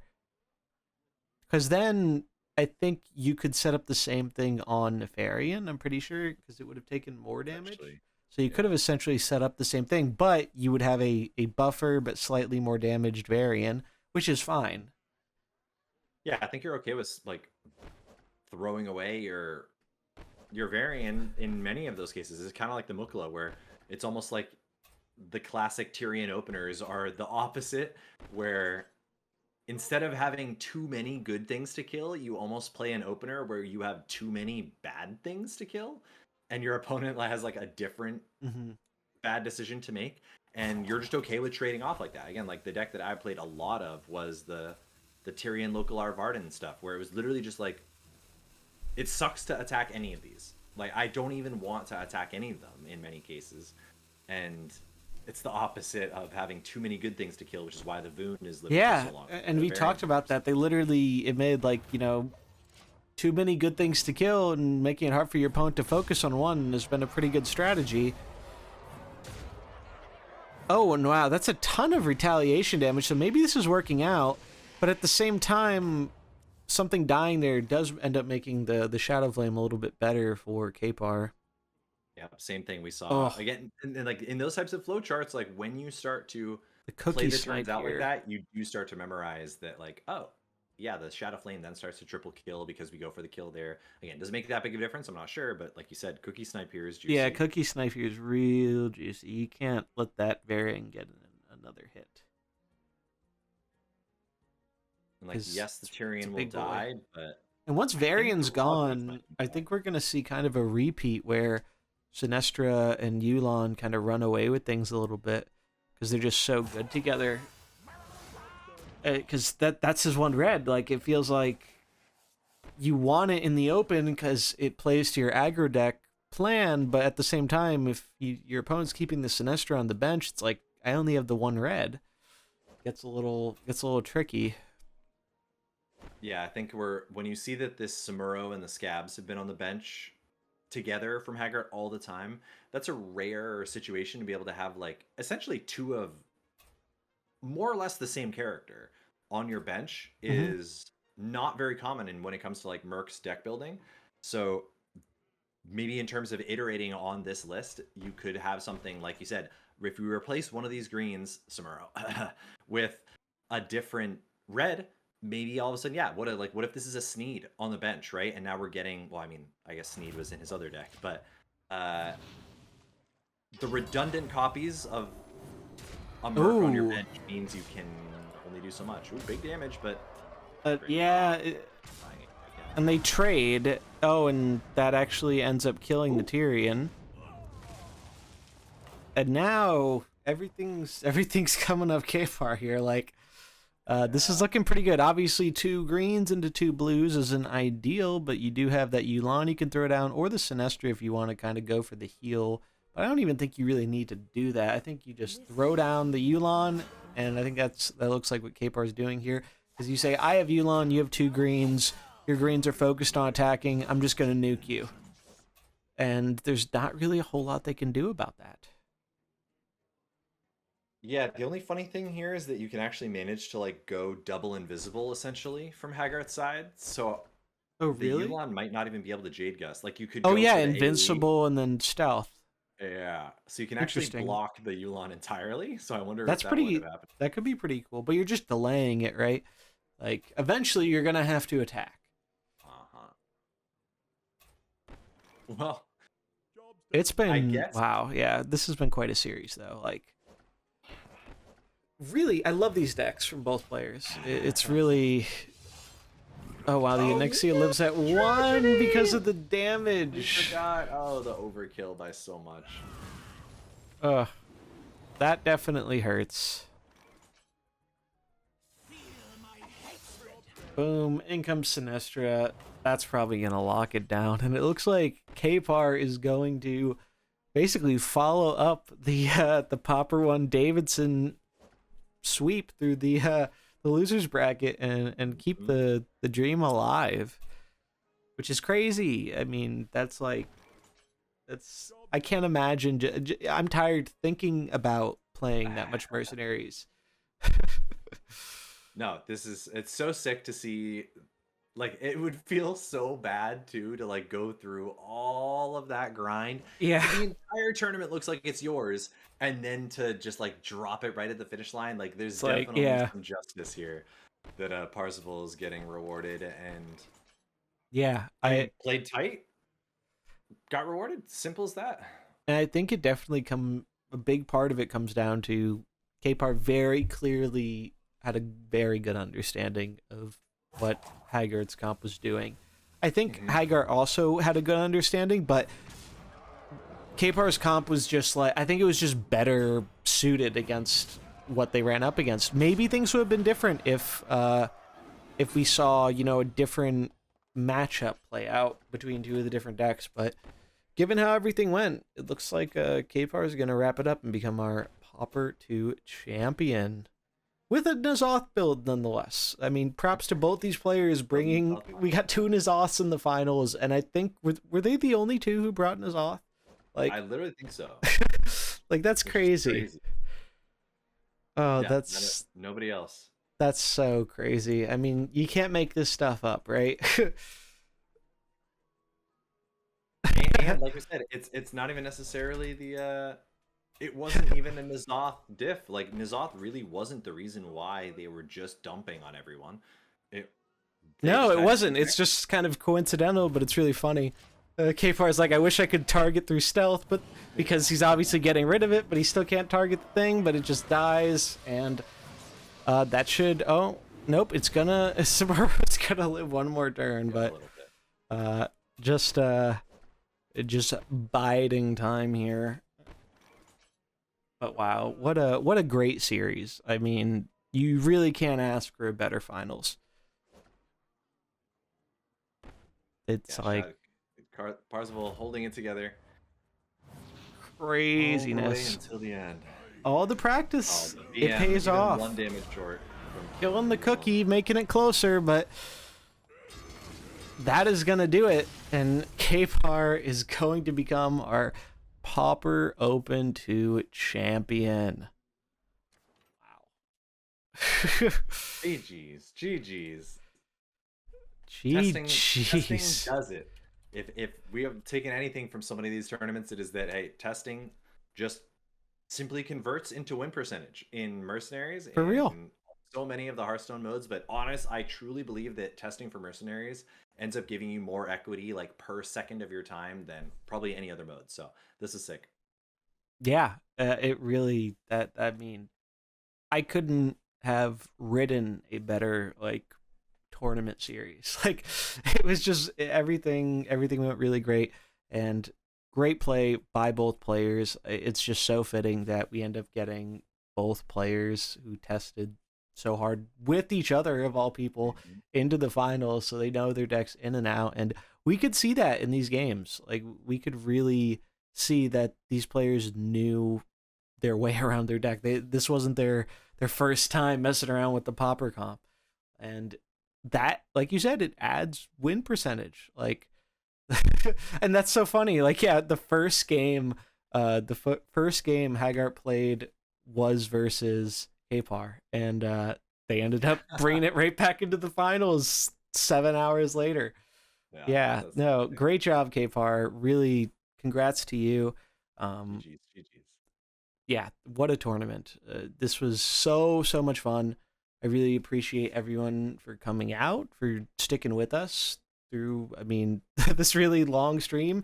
I'm really happy with the format. Maybe there's like one or two tiny little things I'll tweak, but like overall, I think this is like a pretty great way to do the Pauper stuff so far. Maybe some stuff will get tweaked with, you know, the new Mercenaries, and if they happen to balance Trigor, please God. But until then, we'll just wait and see. But I don't think we're gonna have as crazy long of a wait for the next one. I mean, because God, our first Pauper tournament was literally like the first month of Mercenaries or something, like eons ago, and so there won't be as long of a wait, and we will try and figure something out as well so we can get our EU folks involved. So definitely stay tuned for all that type of stuff. We'll plug some stuff here before we head out for the night. But yeah, join our Discord. We have a Fighting Pit Discord that has been a kind of a recent creation. But if you're not already a part of it and you want some Mercenaries news and to interact with the community and all that fun stuff, definitely join the Discord. I really should have a command for it, but I'll just grab the link and there will be a command for it next stream or something.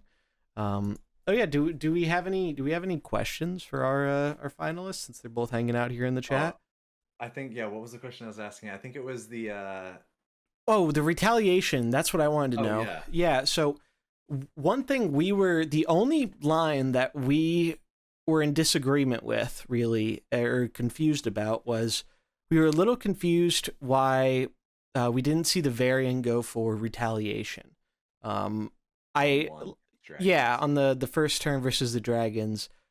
What we were thinking is they were trying to set up for that Rogers comes in, speeds it up, gets the kill, gets the death blow, and that did happen, but it didn't seem like it worked out. And Yeah. Okay. So, well, we just wanted to make sure we weren't missing anything. You never know. Yeah. Yeah. So even Hagart saying, yeah, that was probably a mistake in retrospect. But again, it's been a long day, so totally understandable. But it is nice to hear it from the player themselves and their perspective, because you never know. Like, there could have been a line there that we weren't thinking about because we're obviously not nearly as familiar with the comp. But yeah, would it have changed the outcome of the game? Really hard to say. Like, I think it would have been slightly better, but I do think in general, Kpar's comp just lined up really, really well. Oh, apparently the variant dies anyway if he retaliates. They tested this out a bunch. Oh, because the Onyxia equipment. Interesting. Okay. Oh, were we against a different Onyxia that didn't have that equipment before? I would believe that. Maybe because there was at least one other Onyxia in the tournament. Yeah, Zampage had it. Gotcha. Okay. Okay, well that's good. Thank you for that insight, because obviously we have not tested that matchup, so we would not have known that. So let me grab I'm gonna grab our Discord link, plug that in the chat. Definitely, if you want more Mercenaries content stuff, or if you missed some of the tournament, definitely go check out the YouTube channel. This will be edited down and post up there probably within the next week. So before our next podcast on Saturday, a week from today, sometime maybe Friday, sooner if I have a little bit more time, but let's call it Friday. This will be going up on YouTube. It will be edited down, so no downtime. We didn't really have that much of that, though. Really, everything about this tournament went honestly better than I expected. So, a few little things I'd like to tweak. Like, probably next time I'll do deck submissions. Like, I'll make the deadline probably like a day before, just so we can make some graphics for the player decks and whatnot, and all that stuff. But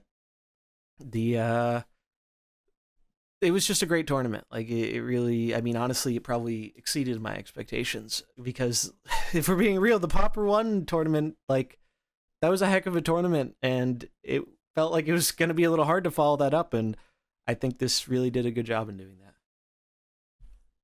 Yeah, no, I think we killed it. Awesome. Good job, everybody. Well, we do want to thank everyone for hanging out. I think we have like 50 people here, or I guess a few left now that that's over. We still got like 40 people here. We're going to find someone to raid. But again, if you're not already, follow the channel. If you want to know, I'm going to be trying to do more stream stuff. We got Mercenary stuff coming next week. So, I mean, in a few days, really. So yeah, everything we know could change in 3 days. So and hold on to this last vestige of the old world, potentially. Yeah, no, so I think this was a great way to send, the Trigor meta out with a bang, right? Like, no Trigor allowed. We're going to have some fun. We're going to see some, like, crazy comps. And, I mean, that's exactly what we saw. And I was so happy we didn't end up seeing, even though she was strong, we didn't see a single Sinestra tie. Nope. Like, that was great. Like, and huge Galvangar MVP. I mean, how many? I think Galvangar might have been the most played Merc, like, across all the comps. He was in like everything, and he was great. Like, and you got to imagine that's some of that tech against the Sinestra, because what else shuts off healing? You don't really have much in the way of options. I guess Tamsin does too, I guess, right, with their shadow thing. But you don't have much options. So really cool, great deck building from all our players. Thank you to the players for participating. We can't do this without you. So really appreciative of the Mercs community. Yeah, it's why we keep doing this. But I will message our winners here. Definitely, if you're not already in the Discord, definitely make sure you are. I think both of them are already in the Discord, but I'll send each of you a message on Discord, because I think I added both of them today, so it takes like 2 or 3 days or whatever for to allow me to gift the winnings. But both of our finalists there do end up winning the 15-pack bundle with the portrait. And if you don't know, fun fact, you do not have to redeem this instantly. So hold on to it. Okay, to cool. make it So I right. added, that's right, I added Kpart earlier, so I can send theirs right away. So Hagart, it'll have to be, I think it's like 2 or 3 days or something. But I can send Kpars right now. Also, pro tip: do not redeem your gift until after the patch goes live. If you want a chance at getting the new merc from the legendary portrait. I believe that's how it works. It's a portrait, so it's not a guaranteed new legendary like some of the prior deals, but I think you still have a chance at getting a skin for one of the new legendaries. So I'm literally holding on to that bundle right now. So looking forward to Wednesday when we can open it, but let's find someone to raid. See if there are any Mercenaries people online, but I doubt it. But we'll find a friendly Hearthstone person. Let's see. Yeah, thanks again, everyone. Congrats to Kpar. Like, really great time all around. Let's see who is online. Yeah, and everyone, I hope you have a great night. Thanks for hanging out. We are going to, I guess we're going to raid Team America, who's doing some heroic brawls. So if you don't know, Team America used to be like the mercenary streamer before Valera and all the other stuff. So we're gonna go show them some love. If you have the emotes, if you happen to be a sub here, spam some Pogfish if you got it. But yeah, thanks everyone for hanging out. Again, the edited down version of this will be going up on YouTube probably on Friday. And look forward to the podcast on Saturday because it might be our biggest one yet. Because who knows how many mercs are coming. But I have a feeling it's a lot, and it's going to be a lot to talk about for the fighting pit. So It'll be a fun week. Oh, yeah. So thank you again to Mullahu here for taking the time to cast with me. Next time, we will try and have all three of us. But, life stuff comes up sometimes, so totally cool. I know Wizard Beast is looking forward to catching the rerun. So, thanks everybody. Say hi to Team America. Have a great night. We'll see you next time.